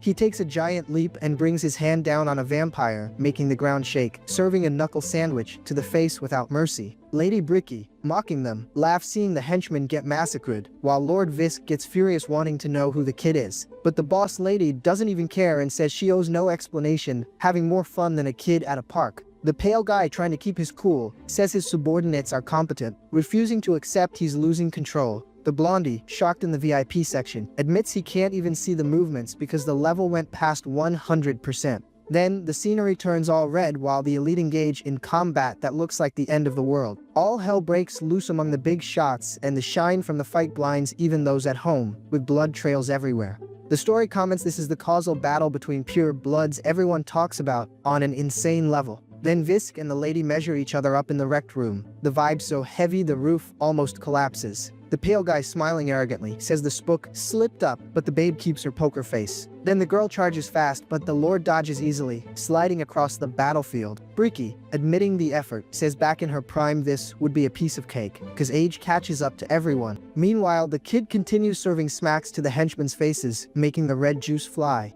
Then the beast warns that the mad dragon's heart is sending a shout out saying the danger is real. Visk realizes the pure blood is risking his life and just watches, playing chess with someone else's life. Then Harley decides waiting will take too long and resolves to spam everything he's got stored. The system beeps like crazy and activates an absurd combo from mutation to Gem Eye, becoming a walking arsenal. He yells he's gonna combine all the power and the energy explodes like a bomb, blinding the villains. The subordinates, desperate, stammer not understanding the weirdness, their morale going down the drain. Then the beast emerges transformed into a giant monster with horns and scales, radiating power that makes the fortress tremble. The vampires in total shock ask what monster that is, thinking he turned into a chimer from another world. The MC, mocking them, confesses the mad dragon's power is pure cheese. Feeling like the owner of the server, he shows his sharp teeth in a horror movie smile, thirsty for trouble. Then the beast prepares for takeoff, warning the fun is about to start. With a physique so insane the ground begs for mercy. With eyes glowing in heterochromia vibes, he drops a "no we're talking" that sends shivers down the spine. Then the kid turns into a blur of fire and yells for everyone to cover him, flying higher than an electric bill. The guards, in panic, realize the crazy guy is going straight for Lord Visk full force. But one of the clowns tries to react and realizes the situation is hairy, harder than beating an impossible game. People wonder how to join this mess, because the fight level went over 9,000 a long time ago. The MC dives at the big boss, looking like he's gonna collect rent with a slap. Then the clash of claws with the barrier makes the electronic berry juice fry, almost glitching reality. He notices the scales getting destroyed by the causality domain and clicks his tongue, seeing the Lord isn't a beta, but the little MC is slick and connects the dragon heart with the gem eye, making the system work double time. With a charismatic psycho look, he warns there's no barrier he can't punch through. Then the kid lets out a war cry that makes Erdrum scream for help, overflowing with fury. Then the dragon claws shatter the shield like it was paper, not taking no for an answer. He lands, posing all cool in front of the main villain, leaving a trail of destruction worthy of applause. Lord Visk and the lady, speechless, try to understand who interrupted dinner, looking dumbfounded. The kid, laughing like a villain, asks if the pale guy is the boss of this guild of clowns. Then the villain wants to know who he is and the beast spits facts, saying he's just the representative for the victims. The pale guy, confused, hears the MC let out a sigh like someone losing patience with the Sar mood. Suddenly, Visk gets a jump scare that almost knocks him back, not expecting the kid to be so fast. The kid, smiling with a plan ready, says if the culprit doesn't know the victim, then he'll serve a slap to the pale guy's face himself to teach him manners, almost splashing juice. The beast finishes warning that the villain will have to become the victim now, clapping them. The movement trail is so insane the scenery gets blurry, with the kid flying high. Harley, laughing evilly, asks if the pale guy enjoyed the punch, a historic mockery. Out of nowhere, the MC looks like he pities the clown, a twist nobody expected. But Visk appears unbothered behind him, warning it's a hallucination in the causality space. Too slick. The kid, confused, hears the Lord ask if he thought a sacred blood would fall for that. Then the MC's little head appears in the speech bubble, dropping a very cheeky, "Yeah, so what?" The pale guy, shocked at the disrespect, lets out a "what?" totally offended by the audacity. Harley, smiling, warns the villain really got distracted by a simple attack, rending a penthous in his head. He adds that the Lord is all talk and can't tank anything when push comes to shove. Visk, eyes wide, realizes he slipped up and the house is collapsing without him seeing. Suddenly, blood sprays and the pale guy takes a nasty cut, paying the price for the distraction. Then Lady Bricky appears and takes the opening to pummel the villain with teamwork. The Lord, furious and spitting red juice, curses up to the 5th generation, soaring the mood. Then the boss lady thanks the kid for the balance, and Harley drops a "no problem," saying he's gonna beat up more people. Then the big monster dashes towards the extras to continue the hammer party. The vampires, revolted, scream the MC won't get near the Lord, thinking they have clout. The beast, calm, warns that getting surrounded was exactly what he wanted, leaving everyone in the dust. He, smiling, warns there's another person scheduled to send the boss to the lobby, playing for the team. Then the scene shows the extras thrown around like sacks of potatoes, with red juice shining in the dust. The blondie Heinrich, shocked holding the sphere, wonders if the Brokoslak folks are always this broken. Then the redhead realizes the MC's gang is crushing everyone even at a disadvantage, and panic sets in. Sweating bullets, he thinks he's gonna become a memory if he doesn't find a miraculous exit, with his back against the wall. Out of nowhere, a dark energy wraps around the redhead, giving him a "something went wrong" look with the sorcery. The guy, panicking in a bizarre void, notices the isolated space, more lost than a colorblind person at a traffic light. Suddenly, a shadow appears behind him and says, "It's you," making his heart skip a beat. The redhead, frozen, turns his neck asking who the intruder is, in the freezing atmosphere. The mysterious figure says he's there for those who dared touch Hubert, exuding debt collector vibes. Then the clown repeats the name, trying to process, vision blurring and regret setting in. Then blood sprays everywhere in an invisible attack, zapping his neck. The redhead lets out a painful scream, being crushed by the red pressure. No time to apologize. He starts coughing up red juice and feels life slipping away fast, in a bitter defeat. Delirious, he thinks he shouldn't have accepted the mission, not even for gold, realizing the truth. He remembers the monster from before and the Lord, realizing there were only tough guys in the match, and he was the only noob, and the comparison hurts more than the wound. Almost checking out, the guy wonders what kind of human this Hubert is to have such sinister protectors. Then, the dude goes to F with a flea in his ear. Meanwhile, the mysterious executioner stands there, elegant, observing the job well done, while the war zone continues to burn. The dude is there with his tongue out, looking totally evil, and warns that this is too obvious, bro. Then the guy brags he's the big shot who's gonna run commerce for the entire continent in the future, ego bigger than a credit card bill, man. The system beeps, warning it's collecting a new vampire factor, showing the MC is getting more broken by the minute, my friend. A notification pops up that, because of the mixed blood skill, the kid's physical stats leveled up, so now things are getting real. He thinks it's the first time he's tasting the red juice of a vampire that isn't from Brokoslack, hyped about the new flavor. Soon the system confirms the activation of invisibility and stealth skills. Then the beast vanished off the map and nobody saw where. The guy walks, full of swagger, and asks if they can go confirm the victory already. In such a rush he didn't even wait for coffee. Then the combat restarts and blurs past, tearing everything up, proving the animation today has the pure juice of speed, bro. The chick appears, looking like she's gonna cause trouble, and the glint in her eyes warns the danger level went up to 1000%. She serves a slap so fierce the opponent doesn't even see where it came from, a total zap in the middle of the fight. The Four Eyes, desperate, complains everything went off his plan, looking like the math ain't mathing. Then the crowd wonders if the guy is the second in command of the clan, mystery running wild and nobody knowing anything. The vampiress, all jitty, celebrates that her master finally arrived for the event, with a joy that's a total flex. Then the new lord appears, striking the pose of someone who runs everything, showing the guy's style is from another planet, man. Then the nerd with glasses almost faints from fright, realizing that is the new lord of Brokoslack, and the realization hit, making an ugly noise. Puzzled, he asks why the master is just staring at him without saying a word, leaving the mood tighter than a steel guitar string. But the beast thinks that if this guy is the enemy's number 2, the situation just got really hairy. Then, the system points out he inherited the role of this Mulo guy, and the lad tries to process the info, while the fight bowls in the background. Someone lets out a smirk that isn't worth a plugged nickel, planning something very wrong, absolutely certain. The extra gets another scare that makes his eyes almost pop out, proving the writer wants to give the poor guy a heart attack today, bro. The red-eyed villain, smiling maliciously, thinks that talent is a reinforcement to hire no matter what, remembering it was practical to have Mulo around and letting out a scary mocking laugh. The Four Eyes, desperate, asks what kind of creep laugh is that, shaking like a leaf while the white-haired chick just watches the embarrassment. The handsome guy in the blue suit, full of attitude, introduces himself and warns he's the new lord of the Brokoslack clan, leaving the extra shocked without processing the info. He keeps it real, looking elegant, and says soon he'll be the master of the nerd with glasses too, a master-level mockery man. Then the clown can't tank the audacity and screams that's completely absurd, more outraged than someone missing the bus by a second. Out of nowhere, that Frisia chick appears behind him and comes collecting rent with a dry hit, making the guy's glasses almost fly off from fright. The chick doesn't want to talk and proceeds to send the extra to F, and the guy's despair is so huge he lets out a no you can hear from miles away.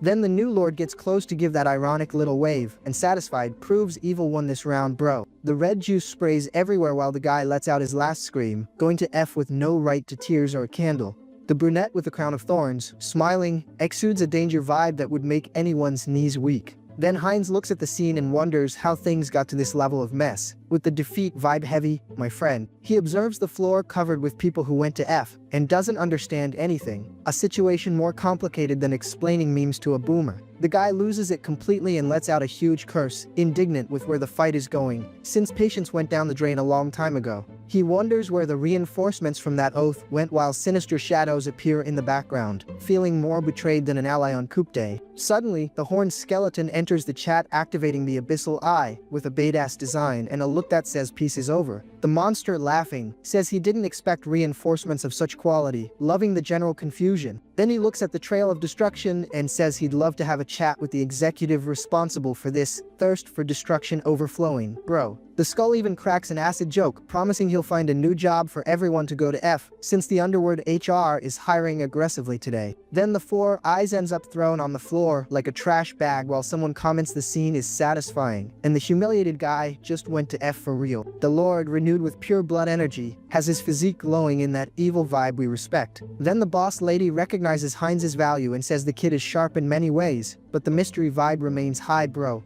The sinister brunette gives it to him straight and says she prefers to be called Bricky, and mocking him shows she's not here to play today. Bro. Heinz and the MC in monster mode crack up at the villain's face, thinking the old-timer is too slow and the show is just beginning. The pale-caped guy, pissed at being mocked to his face, asks how the kids dare make fun of him like that right in the middle of his lecture. With eyes injected with hate, the villain says he won't let anyone leave alive, looking uglier than slapping your mom on Christmas. Then the clown activates the red juice power, making his claws shine in an impact so brutal the air around seems to fry. He charges full force, asking what kind of suckers the kids think he is, posing like a big boss to try and recover his morale. But Heinz is too slick and dodges the hit like he's dancing, reflexes on point and not even sweating to escape the slap. The fight gets frantic with blurs everywhere. With so many sparks, the writer is struggling to describe this sinister brawl. Attacks collide, making a noise that sounds like the castle will turn to dust, while the guys exchange affection via punches and claws. The kid holds the blood sword steady and prepares for the counterattack, realizing the enemy left an opening and he won't forgive. Then Heinz lands a clean cut in the middle of the villain's chest, and the red trail shows the berry juice wants to spray everywhere. The pale guy feels the hit and, shocked, realizes the kid isn't just some random beta, losing his voice from the fright. Then out of nowhere the MC appears, glued to the clown's neck, and asks if he already forgot who runs the place, soaring the mood for the old-timer. The hit tears through everything and makes the villain spit out even what he didn't eat. Massive damage, sending the guy's morale to the basement. The image focuses on sharp teeth and blood flying, proving the situation is hairy and the bill for wickedness has arrived for collection. The monster doesn't rest and serves another fire slap to the middle of the wretch's back, an impact so insane the ground is almost begging for mercy. The villain, desperate, screams they are just worms worth nothing, since superiority arrogance is the last thing left for the poor guy. Bricky joins the dance again, elegant, and asks if the villain's coward friends already ran home. The final clash between the two makes the whole scene shake, with the combat speed so insane the viewer needs 4 eyes to keep up. The pale guy lets out a no, desperate, realizing the house has collapsed for good and the destiny now is to go to F without crying, my friend. The pale villain, shocked, screams he was born to be king of all vampires, refusing to accept he went to F so early in the match. But Heinz doesn't want to hear small talk and says he'll carry that legacy, then bites the clown's neck and serves the zap without mercy. The bald guy, pissed, calls the new lord arrogant for trying to steal the sacred blood, not tanking that the kid is resorting to clan cannibalism. The villain curses that Heinz will be cursed and destroyed, but the beast just drops a, who knows, loving the chaos. Then the red juice sprays everywhere while the hair finishes the job, in a brutal scene showing Heinz didn't come to play house. The old-timer, spinning out, realizes the impossible is happening in front of him, and the realization hit, making a noise uglier than a bike crash. He wonders if the kid can inherit the sacred blood, while Heinz stares at the corpse, looking like he won the lottery. The new master of the place dispatches the body and warns the clan will stand strong under his command, with a final disrespect and a light shove. The kid wipes the corner of his mouth, satisfied, and confesses he always dreamed of this moment, eyes shining with the pure juice of ambition. Then he imagines uniting all clans in one spot to lead the race, wanting to be the center of the vampire universe without hiding it from anyone. Heinz's idea is to guide the whole pack to the light his way, with the monarch profile online and style in a total flex. He sees himself in an illuminated void, ready to take the throne he always wanted, with the season finale vibe hitting hard in this transition. Heinz assumes the worthy king pose, smiling in that style not worth a nickel, feeling like the owner of the server now. He says the situation is mortifying, but doesn't understand why he can't stop smiling, madness and power walking hand in hand, bro. Then the MC stands in the middle of the smoke, wondering if he wished for this power too long, seeing the trail of destruction that is the price of leveling up. The red aura starts frying around his body with 100% intensity, emanating so much pressure reality is almost glitching. He enters a trance while power flows through his veins like energy drinks at a college party, evolution running wild and his physique getting insane. The Auterica crowd, shocked, observes the weirdness happening, never having seen anything like this sinister awakening. Bricky warns a new sacred blood is being born in front of them, impressed with the level of brokenness the alley reached. Then the system beeps, the final notification warning that the True Blood skill evolved to Sacred Blood, making Heinz the supreme badass. Heinz, looking sideways, has the red aura frying everything around his face, exuding pure danger. The system beeps warning the individual hit the goals and the boy's growth is out of control, pure juice of evolution. Bro. The stealth and invisibility skills fuse to become the maximum cheese, existence negation, turning the kid into a badass ghost. The official notification confirms Heinz II is now of the Sacred Blood vampire race, status rising more than gas prices at the end of the year. In the notes, the system explains he forced the inheritance through mixed blood, so the kid now runs the Yupershu lineage and even pulls the strings of causality. Already perceiving through space and time, Heinz feels like the owner of the multiverse, and the body's limits went down the drain. Then he extends his hand to the light and feels the flow of causality running through his fingers, transcending nicely and feeling the universe in the palm of his hand. The beast clenches his fist, smiling, and wonders if this is the true power of the Sacred Blood, ego bigger than the whole castle man. He keeps it real with Bricky and says he wouldn't have won this fight without the chick's help, knowing how to recognize who stuck with him for the zap. The chick stands there, looking dumbfounded, not understanding this sudden gratitude talk. Bro. Harley, super happy, laughs like a villain and thanks the MC for showing something so rare to see. Then the brute warns revenge is paid and he's going back to the job he left, cause the guy is a partner, but the grind never stops. He says goodbye, warning he's returning to Tarak, smiling for completing the mission, physique in a total flex. My friend. The guy opens his wings and takes off like a jet, leaving Bricky down there just watching the trail. Then the dragon bounced to the good side of the story. The chick gets thoughtful, looking suspicious even of her own shadow, not swallowing this sudden exit of the alley very well. She asks if it's okay to let the guy leave like that, since he's full of suspicious points, but Heinz reassures the girl and says he already checked everything. Bricky lets out a sigh and accepts it, saying if the MC trusts him, that's that. The trust between them is 100%. Then, the boy stands in the middle of the bodies that went to F. The scenery is bluer than an old computer screen of death. With a little psycho smirk, he announces he just gained new family members. The MC is building a heavyweight cast. Then things heat up in Toku and the clown's head out goes boom. Looks like the MC decided to pay a surprise visit. A sharp blade slams into the ground with all the force in the world. The impact is so brutal even the stone groans in pain. Bro. The hooded extras, already in shock, wonder what the hell is happening. The panic on their faces is priceless. Out of nowhere, Karam appears in that sinister commander armor. The dude gives off a vibe like he's gonna mop the floor with everyone. The hooded guys spiral and realize shit just got real. They thought it was the Holy Order, but they ran into the skeleton army. One of the skeletons lets out a mockery that pierces the soul. The dude is laughing at the incompetence of these low-level villains. The cocky skeleton calls them dumb for only noticing now. He introduces the duo Dwell and Karam, ready to clap them. Purple eyes glow in the darkness with a chilling command. The order is clear, don't let any of these betas escape alive. The sinister duo prepares to start the party, while the others watch. The imbalance here is bigger than credit card debt. The extras try to run, but realize they're more stuck than termites in wood. Despair hits hard. The generals say they'll obey the king's orders at all costs. The loyalty of these undead is a total flex. The horned big skull, striking a thinker pose, analyzes the situation slyly. The creature is planning some major wickedness. A ghostly chick appears floating and asks if the king called. The harem from the beyond is getting weirder by the minute. The big boss points to the prisoners and warns that this trash tried to infiltrate Teleria. The audacity of these clowns knows no bounds. He realizes there's even a big shot among this pile of losers. The creature wants them all interrogated to find out where the master is hiding. The ghostly girl, all about respect, guarantees the order will be carried out. She's dying to play with these poor guys' minds. The prisoners go into shock and scream for her to stay away, but their luck has already left the chat. The terror is pure fun for this crew.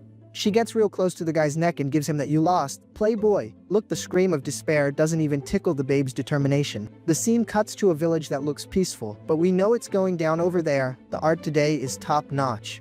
The clash of swords sends sparks everywhere with a noise like the world is cracking. It's curtains for them. My partner, Old Man Hubert, is there on the grind, hammering the iron with gusto. He says the point is perfect and blacksmithing is the soul of the business. With a big grin like he knows what's up, the artisan realizes the feeling is different. The guy brags that his race was born to create relics. Meanwhile, the little MC is lying on the bed with his tablet. He says even Hubert joined the wave of collecting info. The kid reflects that training in America is 10 times more efficient. The blacksmith's physique is so insane the hammer looks like a toy. Then things heat up and the coal goes into the fire. The MC says it starts slow, but then it gets intense. The fire rises up when the air hits to strengthen the flames. It's the pure juice of the forge and the ember is shining brighter than a bald head in the sun. Hubert focuses on the metal. With that look of someone who doesn't accept mistakes, the old-timer's determination is at 1000%. He says he'll evolve until he becomes the greatest artisan in the world. The hammer hits hard and the sound of victory echoes, bro.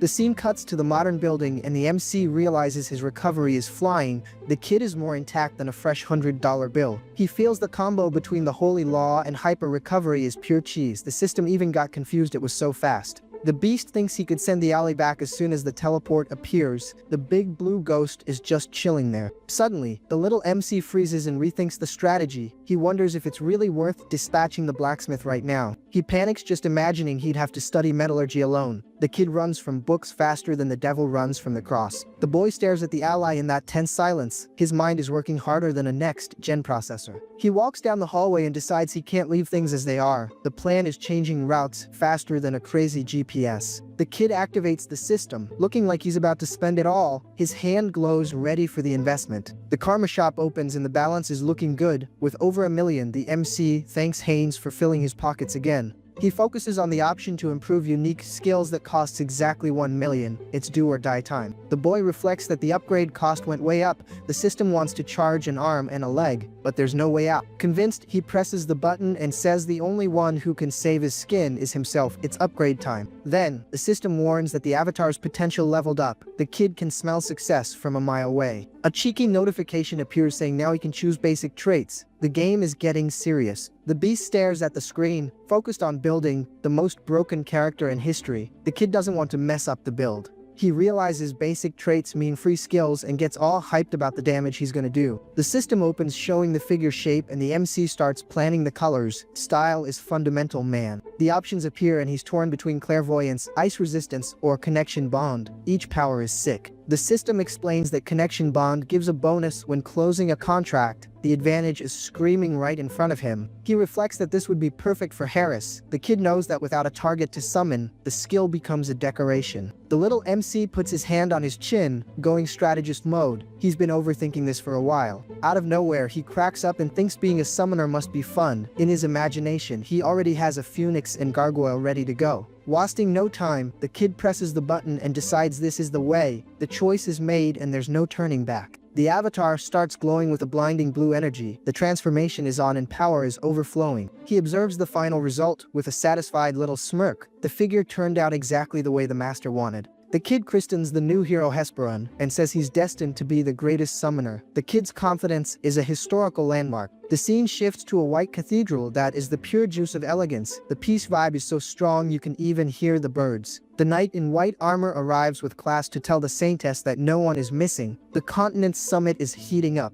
The babe lets out a heavy sigh and says people only decided to move now that the madness spread. Before, everyone was sleeping at the wheel. The big blonde smiles at her and guarantees that after today a lot of things will change. The dude's optimism is thicker than his armor. The saintess stays silent, just observing the horizon mysteriously. Looks like she knows something we haven't discovered. The two walk together towards the light, asking for a better future. The vibe is like an epic chapter ending. Meanwhile, the cook, in total shock, screams that the food stock is gone. The mustachioed guy is more desperate than a survivor at the end of a party. On the other side, the cleaning lady asks if the rooms are sparkling. The hustle is at 100%. Suddenly, a giant blue portal opens in the middle of the courtyard. The energy is so sinister the air actually trembles, man. The knight and the saintess observe the start of the summit. Today is the day the heavy hitters gather to save the world. The map shows that the Assyrian Empire and the Rohan Duchy took a beating. The fire is running wild and the situation is hairier than ever. The big blonde, mocking, warns the meeting will be harder than tanking a level boss without potions. A white light bursts in the hall, blinding everyone. Looks like the first delegation decided to kick the door down. The whirlwind spins frantically while the guests cross the portal. The visuals are fancy, and the system is almost glitching.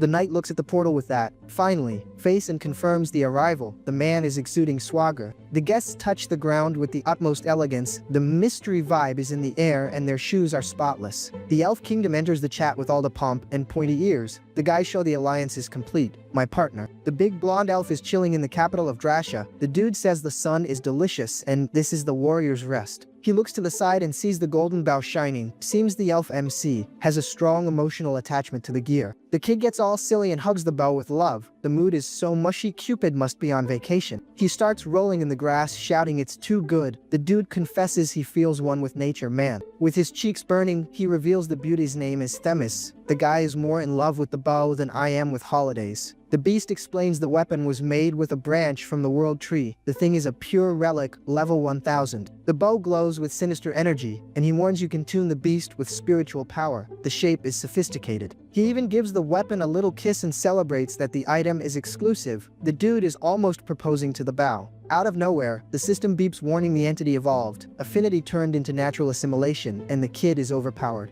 Harris lets out a sigh and realizes he's gaining power just by chilling. It's the life everyone wanted, bro. His eyes actually shine with tears of joy. The kid is so emotional it looks like he saw the price of a graphics card drop. He looks at the giant tree and screams he wants to stay there forever. The guy's paradise is shade and fresh water. But the piece is short-lived and he hears a strange noise. The dude goes on alert asking what's going on. The spirit decibel appears floating and the elf warns someone is coming. Danger seems to be knocking at the door. He orders Decibel to remove the sound barrier right now. The spirit is cute, but the service is elite. The barrier undoes itself and Harris comments that isolation is too convenient. The kid likes privacy, bro. He gets surprised and asks if by some miracle Harris isn't sleeping. The kid looks like he was caught red-handed. The elf chaperone appears all styled up and the big blonde even stammers. The babe arrived with a vibe like she owns the place. Harris feels the mood is different and keeps staring at the girl. Seems the penthouse in his head is already built. He asks why she's looking like that and chaperone keeps it real, saying today they are the official delegation. The elf comments she prepared based on the stories Harris told about Ein. The babe took the talk way too seriously.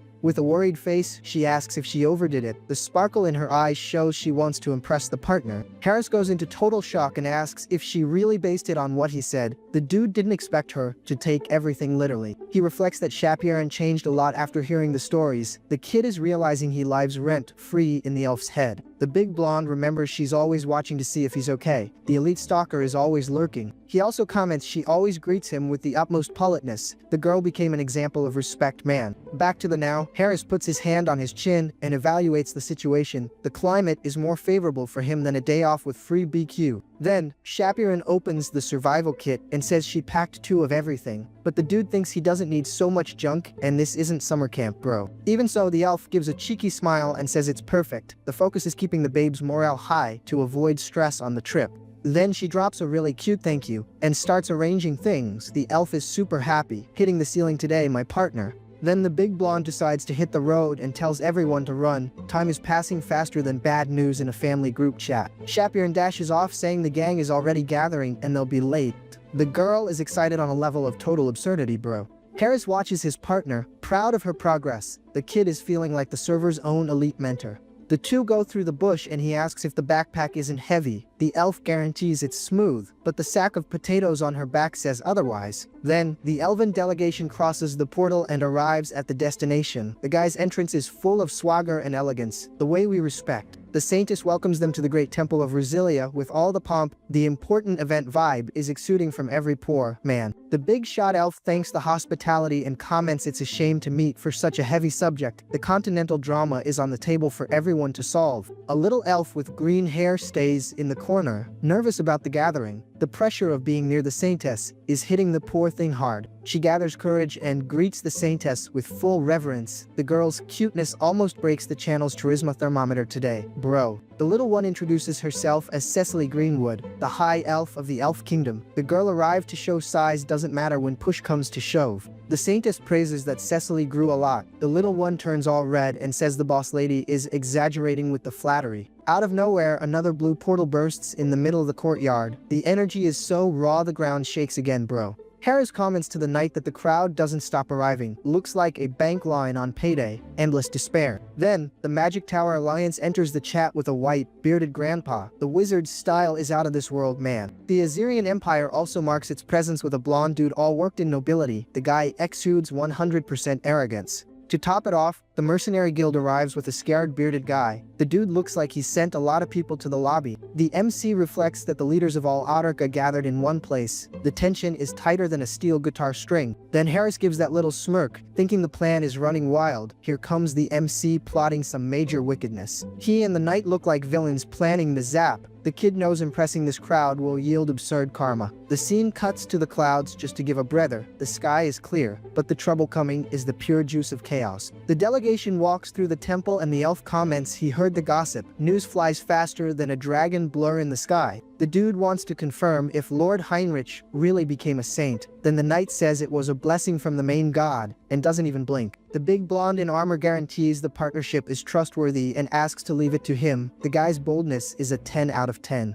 Cecily sees the mansion where they'll stay, and thanks for the consideration. The little one is enchanted with the luxury of the accommodation. Bro. Harris warns the meeting will start soon and asks no one to be late. The serious vibe tries to stick, but we know the MC. While Chapiron stays in her corner, thoughtful and hiding her cards, the babe is pure mystery. The camera focuses on her clothes while silence dominates. Tension is rising higher than meat prices at a BBQ. She stares at Harris and guarantees she already knew things would end up like this. The elf is more tuned into the movement than a highway radar. The kid lets out that cheeky laugh and decides to play dumb. The MC is a master at renting space in others' heads and laughing it off. The image focuses on the giant round table where the world's fate will be decided. The political brawl is about to start and the clapback is inevitable. The table is full, bro. The Assyrian rep and the Elf Kingdom one already marked their presence with that server owner swagger. There's even the crew from Titania, the Wild Lands, and the Central Swamp Zone. Looks like they opened the magical zoo, man. Prince Dennis from the Duchy of Rohan appears looking unfriendly. The dude is more serious than an overdue bill on Monday. He looks around not understanding how the crowd is relaxed. His duchy is on the edge of the abyss, and the big shots look like they're at a picnic. Bro. The MC sweats cold thinking about the monsters coming out of the mountains. He knows he needs a solution or everything goes to base.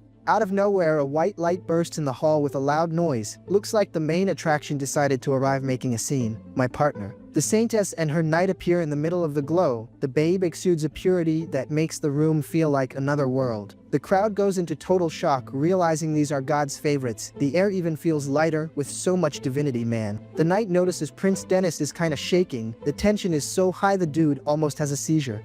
The saintess keeps her serene pose, observing everyone with a look that seems to read the souls of the clowns present. A big shot from the main god order comments that a meeting this size is rare. The event is world-class, bro. She gives it straight, thanking everyone for coming from afar. Manners are the soul of the business. The lion rep from Titania just watches, dying to start the brawl. The beast is ready for the smoke. The camera focuses on the saintess who remains there, poised, while the discussion heats up. The babe is pure mystery and elegance. The big blonde knight prepares for the next step. He knows now things get real, and the system will have to work double time. One of the elves gives a side smirk, watching the humans. These pointy-eared guys always hide their cards. Bro. Dennis is almost having a stroke from worry. The poor guy realizes the other kingdoms don't care about his problems. The big shot from Assyrian flashes a big grin like he wants to swallow his neighbors. Malice is written all over his face, man. The final command is given and the Continental Summit begins. Now it's every man for himself and God for all in this political feud. My partner.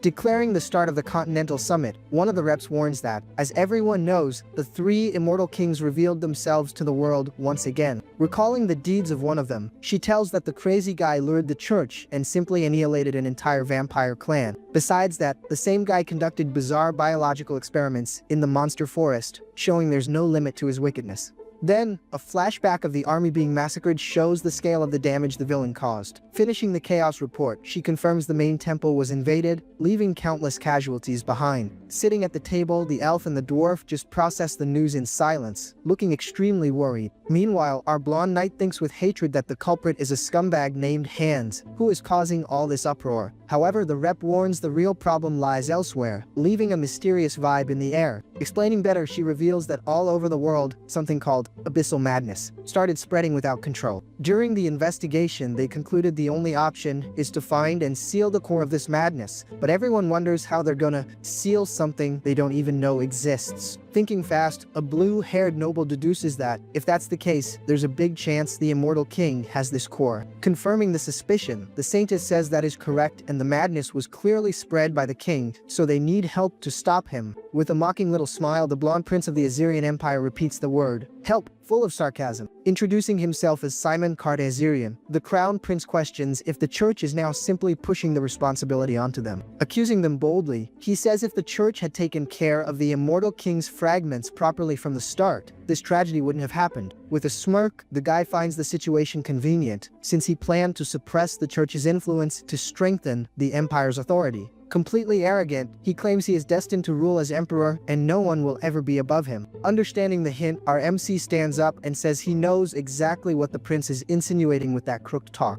Looking with contempt, Simon asks if he is trying to interrupt just because he is a saint. Thumping his chest with pride, our armored knight guarantees the main church never ran from its responsibilities. Just watching from the side, Prince Simon crosses his arms with a look that says he's not impressed. With a glint of determination, our knight declares the main church always spilled blood and that, whether 1,000 years ago or 300 years ago, they never flood. And staring at the prince firmly, he guarantees they won't run now. Clenching his fist tight, the hero admits they don't intend to deny this failure, but promises to give his word. With full conviction, he yells that in the battle against the immortal king he will be on the front line, for this is the main church's calling. Totally surprised by the attitude, the saintess's jaw drops, speechless. On the other side of the table, the lion man and the dwarf are gaping at the display of courage. Praising the posture, one of the leaders says that was expected of the saint, and he trusted the church from the start, questioning who would dare throw stones at them. Irritated for losing the advantage in the argument, the prince grumbles he had them cornered, but he'll wait to see what happens.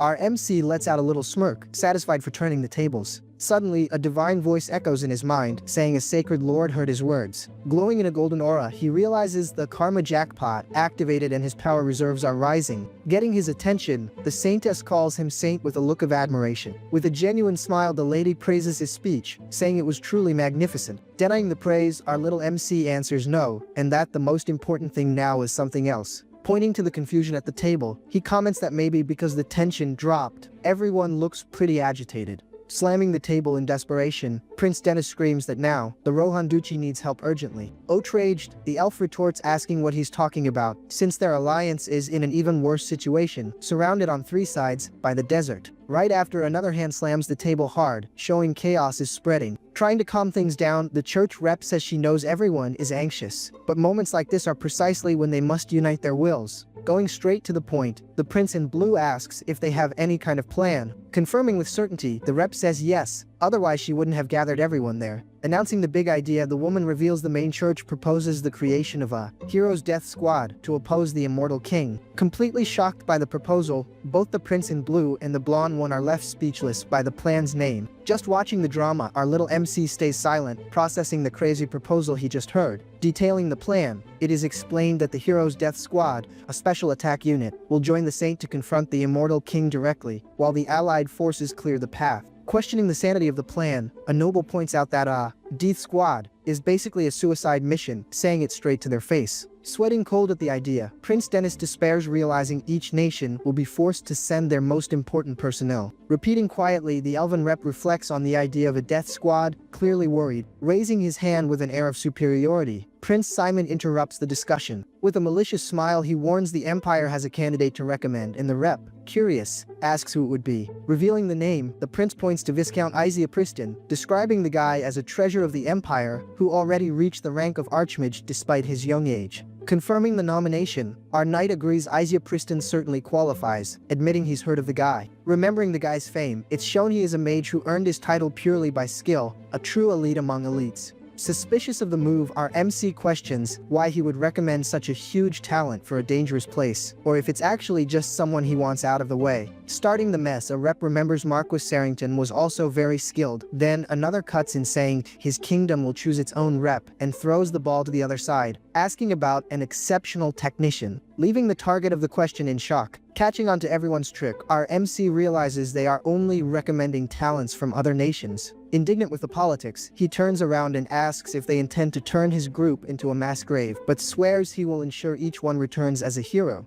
Staring at the prince with a deadly look, our knight leaves tension in the air while the other continues with his idle talk. With a confident smile, our boy thinks he is curious to see their reaction when his plan goes into action. Ending the discussion, the rep warns that's all for today, and the meeting is adjourned. Before dismissing everyone, she informs the second meeting will happen tomorrow at the same time. Fed up, the lion rep complains the first day was already too exhausting, while the dwarf and elf just watch. With a side smirk, the elf Harris takes the chance to eat something, all satisfied. Seeing the scene, the blue-haired elf asks what Harris is eating, and he answers it's a snack from the continent great for moments like this. Getting a craving, the lady asks to try it too, and the partner offers the bucket of popcorn casually. Thinking to himself, the big blonde complains it's impossible the day will end so easily, right now that he prepared the popcorn to watch the circus burn. As if he summoned disaster, the hall window starts cracking while he roots for the trouble to start soon. And out of nowhere, the glass explodes with absurd violence, shattering everything in the way. Floating outside, a hooded figure taunts everyone, saying they need to come a little closer. Completely desperate, the nobles scream, understanding nothing,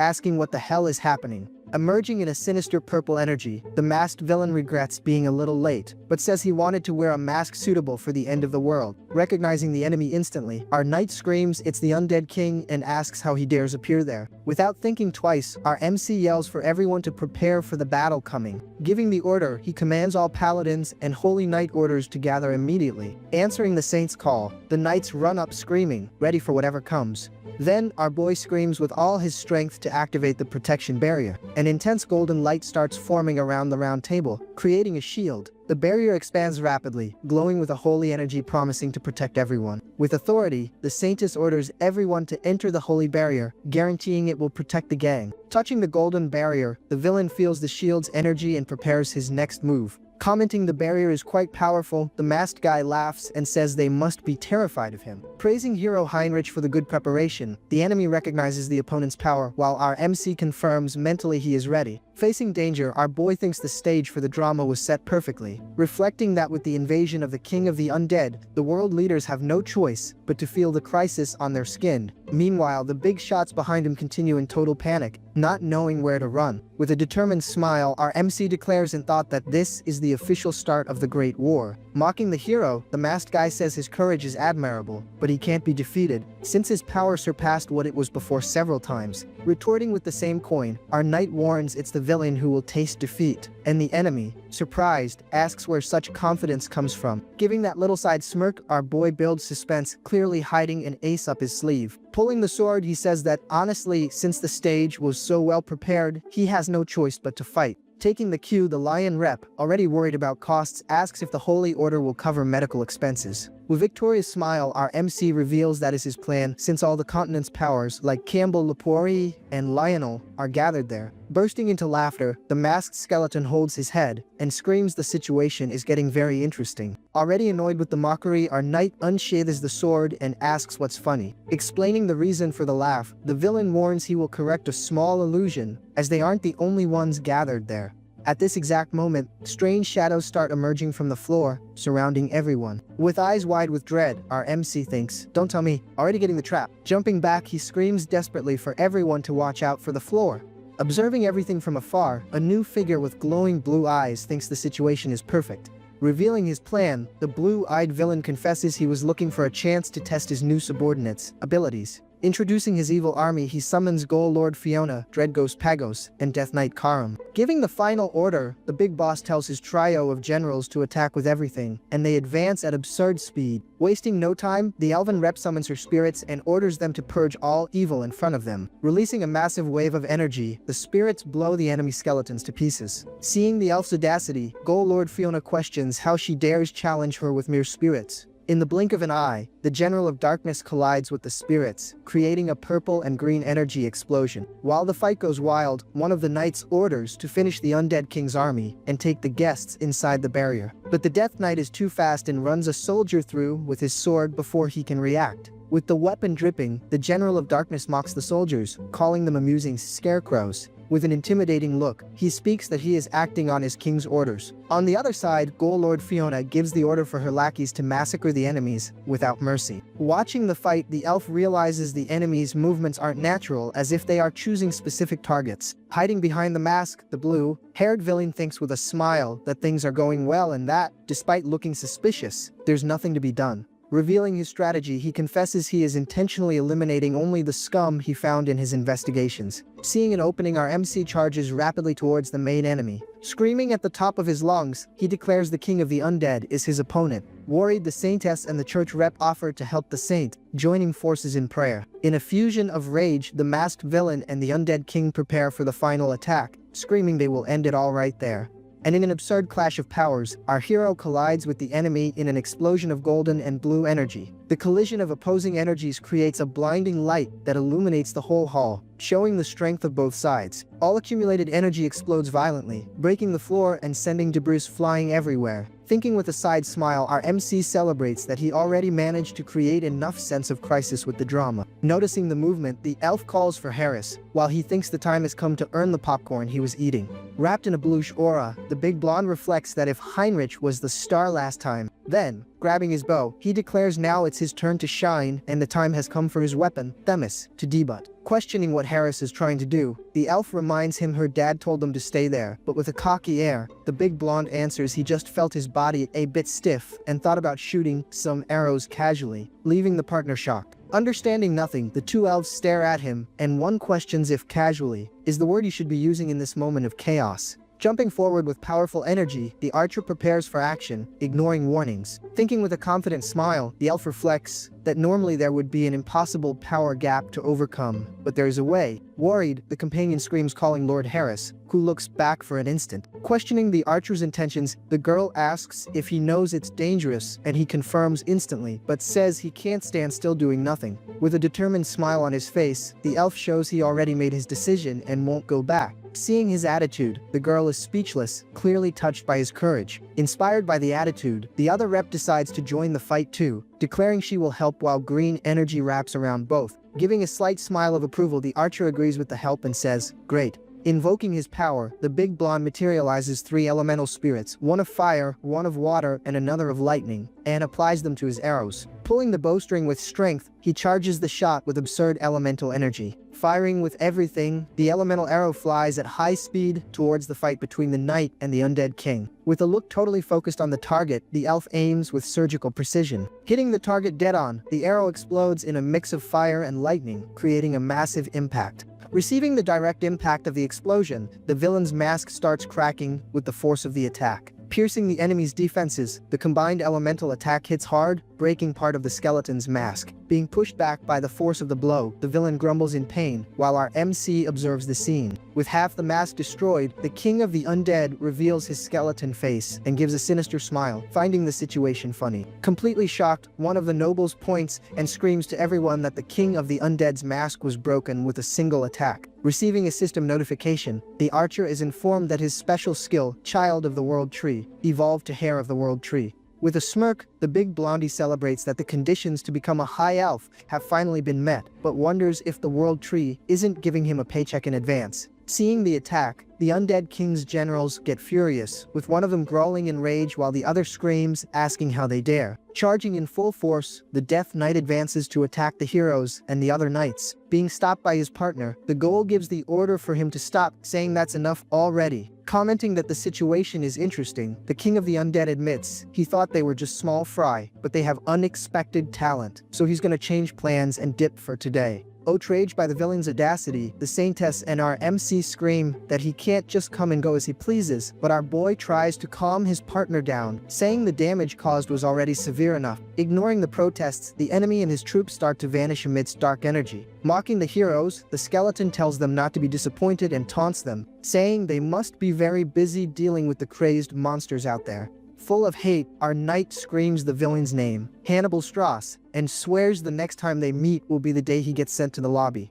Returning the threat, the skeleton warns he'll return those words and tells him to anxiously await the moment of destruction he's gonna provide. With a final sinister warning, the villain says the true despair hasn't even started yet. And so, disappearing completely into the sky, he leaves the heroes watching the spot. apprehensive about the future. With a tired expression, our MC reflects to himself if his acting isn't getting more natural. Immediately, the knights start cleaning up the mess, shouting orders to move the wounded to the healing ward and to escort the representatives first. Questioning what the enemy's last words meant, the Saintess expresses her concern, and our boy agrees he must have another trick up his sleeve and they need to be careful. Meanwhile, the elf leader approaches Harris and praises him, saying he is truly cracked and that he never imagined he would demonstrate so much power. Coming over, the other elves agree, saying they weren't the only surprised ones and that all the reps had their eyes on him, but the big blonde plays it cool, saying it was luck, while his partner complains he's unfairly cutting in line ahead of her again. Killing the celebratory vibe, a representative warns they can't be happy yet,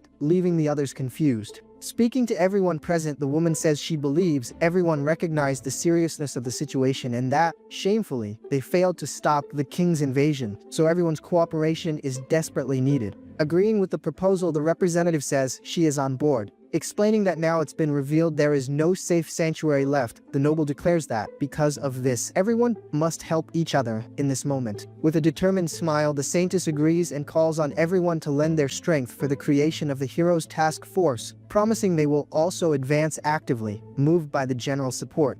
Analyzing the general reaction beside the Saintess, our little MC reflects thoughtfully on what is happening. Noticing the mixed reactions, the noble comments there seem to be people with ulterior motives in the mix, but fortunately, there are also those who are sincere. Interrupting the meeting in a rush, a messenger apologizes, but screams he has urgent news. Bringing the terrible news, the messenger reveals that all defense lines on the Rohan Duchy border have collapsed, leaving the noble completely shocked. In total despair, the nobles question what is happening, thinking the defenses should have held longer, but the messenger explains that the lines on 3 sides fell simultaneously for unknown reasons, and that a terrorist attack happened at the duchy's main facilities at the same time. Connecting the dots in pure horror, the noble finally understands what the villain meant by the despair that hadn't even started yet. Deducing it on the spot, our boy states it must be the work of the immortal army, and that the attack was just a decoy, but soon notices something strange and wonders what kind of situation this is. Clenching his fist in anger, he thinks he knows exactly the type of guys who would do something like this. With a specific group in mind, he thinks of the Oath of Reversal, and questions if those bastards finally went into action. Whispering to the Saintess, one of the nobles gets her attention, and after hearing what he has to say, she asks if that is true.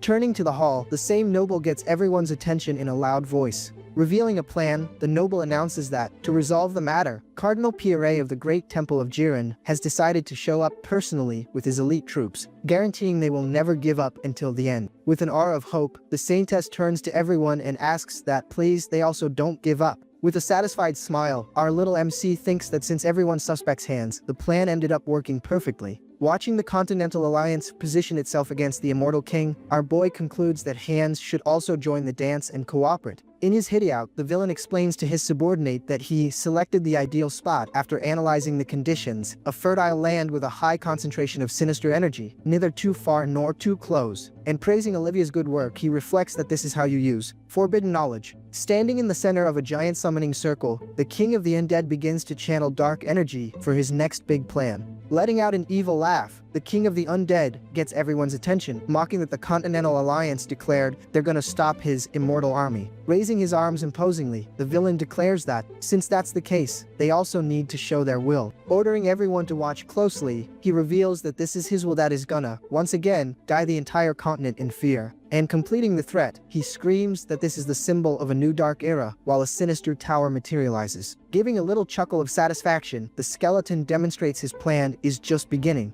Inviting the Continental Alliance for a real fight, the enemy lets out an evil laugh that echoes through the skies, showing off his power. Down in the southern part of the Yan continent, a heavy gale blows through a mountain range. There, a hooded guy walks alone across the wasteland. He mentions the Immortal King is finally making a move on Rohan, thinking it's great since the guy has been useless for way too long. A massive surge of energy drops out of nowhere. Gripping his hood, he mutters about what a garbage place this is. But then, he senses his turn to act is coming up. Jumping off the mountain next, the impact creates a powerful shockwave. Wrapped in a dark aura, he wonders if he should touch the seeds of madness. The scene shifts to a gloomy spot full of spirits floating around a castle. Over there, a horned skeleton, the king, mulls over the name Duke of Rohan. Sitting on his bone throne, he notes the place is like a candle about to go out, though at least the Empire and Divine Order are taking action, even if a lot of people drop. In another location, Heinrich states it's going to be tough for him to move right now, since he can't leave while the hero's party is forming. Blue energy sparks up right in front of the throne. Olivia appears before the king and greets him. He immediately questions her, asking if she found anything out. Replying quickly, she says she compared the intel from the Oath Against Heaven remnants with a recently captured officer. The king then remembers Old Man, identified as the head of the Tolku branch. Olivia continues her report, mentioning that among the ones watching the girl, there's a related person. With a smirk, she reveals this target is in the Azarian Empire, over in Tobia City, near the capital. Deep in thought, the Skeleton King reflects on Tobia City. Blue spirits hover over the city while the narration explains it's under the Emperor's direct control, and it was the Emperor who ordered the Ufers clan. Inside a room, a pink-haired girl looks out the window, super anxious. Suddenly, she turns around spooked, realizing a high-ranking member of the Oath Against Heaven is nearby. Another guy in the city rushes everyone, yelling at them to hurry up. Carrying bags, he warns them they gotta leave in 10 minutes. A young dude watches the hustle with a dead serious look. The pink-haired girl panics, clueless about how they found her, since she hid her demon identity so well. That thought of going back to the army terrifies her. So, she gets this vision of the immortal army holding a banner saying they want her back, while the dude watches confused. Regretting everything, the guy thinks they should have just run away. He then floats in a starry space, reflecting on what just went down. Plus, he thinks it wasn't enough that some random barbarian showed up in front of Ufers. Their vision also went dark and they lost contact with the backup members. With his eyes closed, he figures someone is definitely tracking them. He's stressed because if this info leaks, things are going to get real dangerous. Meanwhile, a woman asks Andrew if he grabbed the contracts, and he confirms it was the first thing he packed. Sienna calms down and says if they escape with just the essentials, there won't be any issues. She feels safe, claiming the city and the mansion are fully prepped with all sorts of defenses. Sienna tells Andrew that unless the immortal king himself shows up, they still got a shot. But right at that moment, she looks up looking completely shocked. Out of nowhere, the mansion's roof shatters with a massive crash. Both of them stare up, and the girl is in disbelief, saying there's no way. Next thing you know, the immortal king and his army drop in, and she realizes it's a full-on raid, wondering why this is happening out of the blue. The immortal king glares at them, his eyes glowing blue. He steps right up to them, and, with a little chuckle, points out she's been living a pretty comfy life. Sienna denies it instantly, claiming she counted the days for this, but the king fires back saying she tried real hard to hide. She yells no way, swearing she was constantly prepping for his arrival. The immortal king smirks and calls her bluff a straight-up lie. So, he lets her know she can fool anyone but him, popping his Avici's skill. Narration kicks in explaining she's Sienna, a succubus demon, and used to be near the top 10 in the former immortal king's command. He mentions that for a demon to pass as a noble, she's got top-tier talent for background ops. Calling her by name, she gets this look of pure terror. Then, the king steps closer, saying it's time to cash in on that 300-year-old contract. At that moment, dark energy starts taking over her body. The black aura completely wraps around her, and she drops to her knees. King watches as a tear rolls down the demon's eye. Hand on her chest, Sienna starts swearing eternal loyalty, and finishes the sentence, pledging her loyalty to the immortal king. Olivia pops up smiling behind one of the skeleton soldiers. Keeping her head down and crying, Sienna whines that this is all happening again. Annoyed, she thinks about how she ended up back in the army and how their armor looks terrible. Andrew tells her not to cry, but the girl, wiping her tears, insists they're happy tears. She keeps going, claiming she's thrilled to be back in the great immortal king's army. The king laughs and calls her a loyal subject, but warns he sees right through her lies. Shortly after, the king looks over at Andrew and asks who this guy is. Scanning him, he notices the kid has enough mana, but zero trace of learning magic or aura. His Majesty tells Sienna they haven't been introduced, and in a panic, she grabs Andrew, yelling at him to introduce himself. Nervous, the guy introduces himself as Andrew Weaver. Sienna cools down and explains she recruited Andrew for their cause, saying his skill is cracked, but there's something even wilder. She reveals he's an otherworldly being not from the demon or spirit realms. The immortal king is shocked and, putting the pieces together, figures if he's not from those worlds, then he's... Andrew backs up Sienna's claim, revealing he's from a place called Earth. Surprise hits the king as he realizes he finally found a fellow Earthling after 2 years in this dimension. He finds it interesting, and the guy bows instantly, saying it's an honor. The noble notices the immortal king's interest and decides this is the perfect shot to ditch an oath he made. Planning to side with the king, he hopes to farm a ton of karma and make it back to Earth. His new boss tells him to raise his head, and he obeys right away, calling him Majesty. So, the king welcomes his loyal new subordinate, catching Andrew off guard. Suddenly, he starts feel something weird. In that moment, he notices magic chains locking him down and asks if this is a restriction. The immortal king explains that with this, he won't have any trouble obeying him for the rest of his life. Laughing, the king welcomes him to the family, but the new servant gets a bad vibe, doubting the curse will vanish when he goes home. Scene cuts to a dark castle wrapped in lightning. Inside, the immortal king sits on his throne, deep in thought. He thinks the outcome was better than expected, since changing his look is easy for him by just combining a few spells. But even so, he still finds the whole situation pretty underwhelming, thinking about how he picked that position to help out the duchy. Yet he knows the Alliance will see it as a threat since nobody knows his true intentions. Right then, Sienna kneels to report intel she got from the Empire, and the immortal king praises how useful her noble disguise is. He points out her utility is different from Olivia's, and the girl thanks him for the compliment. The king mentions Viscount Montero Simon is the only one contesting imperial authority with the 5th princess, asking what her power source is. Sienna reveals the source is Viscountess Icy Pristine, an archmage recognized by everyone. Somewhere else, a noble reflects on Icy, finding it crazy that such a young viscountess became an archmage, calling her a treasure of the empire. The king figures it all out, knowing something was off and finally realizing why things went down like they did in the past. He remembers the crown prince recommended Icy for the hero's party just to push his rival's closest subordinate away. While an image of Icy pops up, our MC wonders how they dare use the divine church for imperial politics. Deciding right there he won't let the hero's party fail. At another time, Icy apologizes for not being able to join the saint's journey. She asks him to forgive her rudeness. The saint gets suspicious, sensing something fishy is going on. He thinks it's already wild she's an archmage before 30, but she looks way too young, almost like a student. Nodding, he says he gets it, since everyone has their circumstances, and reveals he also has someone to protect. The guy then mentions he heard the 5th princess is super close with Viscountess Pristine. He goes on saying that 8 years ago the princess suddenly showed up bringing Icy with her. From this, the saint concludes Icy is a transmigrator. Figuring it out, he knows that's how she became an archmage so young, using the princess's backing to dump everything into mana at the karma shop. The saint smiles, thinking an otherworldly mage is exactly what he needs, and says he won't force her, but the world is in chaos. He explains very few people can stop the approaching evil. Icy stays quiet for a second, deep in thought. Shortly after, she grips her staff and apologizes, making her choice clear. The saint smiles and asks if it would really be that hard. Icy gets caught off guard and has zero reaction to his question. She then bows and promises that if the Empire can help in any way, she'll do her best, but the recruitment officially flops. Sighing, he says if that's how it is, there's nothing he can do, hoping to build a bond with her down the line. The Viscountess thanks him and leaves the area. Alone, the saint thinks it'd be a waste if he stayed by Icy's side, since his new mage avatar would have leveled up crazy fast. He considers maybe pushing back his plans with the youngest for a bit. Right then, a guard shows up saying the saintess is looking for him, catching the guy by surprise. The soldier reports an emergency meeting was called at the temple. The saint turns dead serious, realizing things are bad. During the meeting, a woman points out the Grand Duchy of Rohan was already on the verge of collapsing, and now the immortal king's castle is built right in front of them. A woman with her hands on her head stresses over the situation, especially with monsters going crazy across the continent, revealing tens of thousands of undead were detected at the castle, meaning the immortal king gathered all his forces there. A guy at the table looks shocked, realizing exactly what that implies. The saintess then drops the bomb that this is a declaration of war. Somewhere else, the saint listens to the chatter and thinks this has gone way past them just not getting his intentions. Someone in the meeting argues that for the greater good, they should stack their troops at the Empire's border. But the saintess, eyes closed, asks how they could just abandon the people barely surviving in the Grand Duchy of Rohan. A knight gets ticked off, saying the immortal king is just planning to laugh at whatever choice they make, calling him a sneaky scumbag. The saint hears it all and complains that everything always falls on Hans, feeling like he's gonna lose his mind. Reflecting on his original plan, he thought he just needed to crush some villains, but now he sees the immortal king title holds way too much weight. He keeps thinking how everything he does turns into a disaster, making it super hard to steer things his way. Even the oath heaven maid got pinned on Hans, and now war is knocking on the door. The saint decides he needs to dodge a war at all costs, since that kind of sacrifice is pointless. So he clasps his hands in prayer, making his call. He calls upon the goddess, asking to borrow her name for a sec, and a golden aura wraps around him. During the meeting, a guy asks for everyone's attention, while someone else freaks out over the light and holy energy, asking if it's from the goddess. Bright golden light blasts from the saint, blowing everyone away. The saint confirms that, right at that moment, something went down. The guy then reveals the goddess just handed him a prophecy. The saint thinks he's got to stop this war, and the easiest way to herd these people is through the prophecy. Back at the meeting, he leans back in his chair and announces the goddess gave him a prophecy. He reveals that, according to the prophecy, they need to head to Jiran. Jiran, the most stacked city on the continent, is the perfect spot for him to use divine will as an excuse and meet up with Hans again. Everyone at the table looks confused, questioning the move to Jiran. A guy asks why the Empire would go there, and guesses if the undead king is going to show up in the city, which the saint confirms. One knight gets worried, bringing up that the Grand Duchy of Rohan is already in danger. The saint chills them out, telling them not to sweat it, because he's got a method if he tracks down the undead king. He figures if he finds Hans first, he's totally confident he can fix everything. But the guy is pretty annoyed that Heinrich's skills have flatlined, concluding his act needs to be more believable. The saint and the undead king's levels gotta match up. He gets a bit bummed out by the whole complication, so for now, he decides to finish building the hero's party first. Suddenly, a buff guy wearing a wolf hat walks in, greeting the saint and saying it's been a minute. The saint smiles, saying it's good to see him, Mr. Harley, but goes quiet for a second. He thinks he can't skip interviewing one of the candidates, but wonders why he's even interviewing himself. The saint reflects that there's never been a fight between avatars besides him and Hans. He wonders what would happen if Heinrich and Harley threw down, since they're both warriors. White-haired dude grins, thinking it'd be fun to put on a sick show and farm some karma while he's at it. Plus, calling it part of the test makes it look totally natural. He then invites Harley to a duel, and the warrior accepts, hyped up, saying it'd be an honor. A crowd of soldiers cheers wildly at the news of the duel. Everyone is hyped for the clash between the saint and a Chacos warrior, feeling like this is a historical event they're blessed to watch. The saint smiles and warns him that since this is a legit test, Harley shouldn't hold back. Harley replies the same goes for the saint, but considering the venue, they should set some ground rules. Both agree to ditch the power of madness and charge right at each other. Harley unloads a heavy strike, which the saint blocks with his blade. The fight stays intense, with both trading fast, precise hits. The saint swings hard, but Harley manages to dodge. He thinks that since they both know what the other is thinking, this is going to be an insane brawl. Suddenly, Harley pops a skill, and no one saw that coming. The saint realizes what's happening a second too late. The warrior triggers Frenzied Beast, covering his body in a fiery aura. The saint is completely stunned by the skill. Harley dashes forward with crazy speed, and not even the saint can predict his move. The fighter throws a lightning-fast hit, but the saint manages to dodge it. He gets caught off guard, realizing he forgot a massive detail, remembering that Frenzied Beast operates purely on the unconscious level. This ability shuts down thinking and relies just on instincts, allowing moves that catch the enemy completely slipping. One of the soldiers watching is mind-blown, not getting what he's seeing since it's hard to even track with his eyes. But the saint sees an opening, realizing he can use this to find Harley's weak spots, turning the duel into an awesome training session. The Holy Knight thinks that on top of it all, Harley has infinite regen, and in terms of raw strength, there's zero chance he wins. He feels his own body is starting to catch onto something too. The fight kicks back up, and both charge in. Harley attacks him, but the saint dodges it cleanly. He feels a blessing guiding his body somewhere specific. Just like that, he lands a solid hit, slashing right across his opponent's chest. A system notification pops up, stating the individual achieved enlightenment through repetitive training. Next, another alert drops saying the martial bones skill leveled up into the special skill martial path. The saint feels holy energy explode inside him, hyped that he finally broke past his limits. His feet glow with the new power, and he gets ready for the next move. Smiling, both guys look like they're having the time of their lives. They clash in a massive impact that kicks up dust and debris everywhere. Harley grins fiercely, completely pumped by how the battle turned. The dust settles, revealing the wreckage, and the soldiers are stunned, wondering what just happened. Someone yells to look at the center of the arena. The silhouettes of the two warriors appear through the smoke. Harley laughs and shakes the saint's hand. The Chacos warrior praises the paladin, saying it's the first time he's seen a warrior this cracked. The saint also respects Harley's power, stating there's no need for any more tests. Somebody calls out for Harley. A group of elves walks up, and a female elf compliments the duel, with Harley recognizing her. He jokes around, calling her the little girl who turned into a high elf. An elf next to her mentions that was a crazy fight, and Harley thanks him. The elf girl calls him by name. She reminds him she promised him something. The elf floats closer to him. She says she promised that when she awakened as a high elf, she'd give him another blessing. Harley looks surprised. The girl kisses his forehead, and a notification pops up saying that thanks to nature's blessing, his elemental affinity and resistance spiked up big time. The high elf smiles, looking pretty satisfied. Harley gets hyped about his new power, wondering if Harris can use it later too. An elf asks if Harley being here means he decided to join the hero's suicide squad. Harley replies he's leaning towards yes, but wants to watch how things play out first. The guy nods, saying he gets it, and that since the big talks are mostly done, they'll be heading back to the enamel continent soon. Harley thinks that's awesome, since Harris needs to go back there if he wants to become a high elf too. The saint reflects that this was a massive W, and that he's definitely using Harley again for the next fight. He also figures he needs to properly script the final act with Hans, since ending it with just a handshake won't cut it. With a smirk, he concludes all the actors are set, but starts wondering about the main stage in Jiran. The scene then shifts to the Assyrian Empire's capital, Jiran, focusing right on the 5th princess's palace. Inside, Assi walks down a hallway, gripping a huge staff. She keeps moving with a dead serious, alert look on her face. Upon reaching a massive door, a voice from inside tells her to come in. As soon as she walks in, Riley turns around surprised. She mentions Viscountess Pristine came back way earlier than expected. Then, Riley praises her maid's work and asks them to leave so she can talk to the Viscountess alone. The Viscountess just watches them leave with a blank stare. Suddenly, Riley runs over and hugs the newcomer, calling her sea hen, asking if everything went alright. She keeps holding on tight, wanting to know what the church said and if they tried forcing her into anything since she's so OP.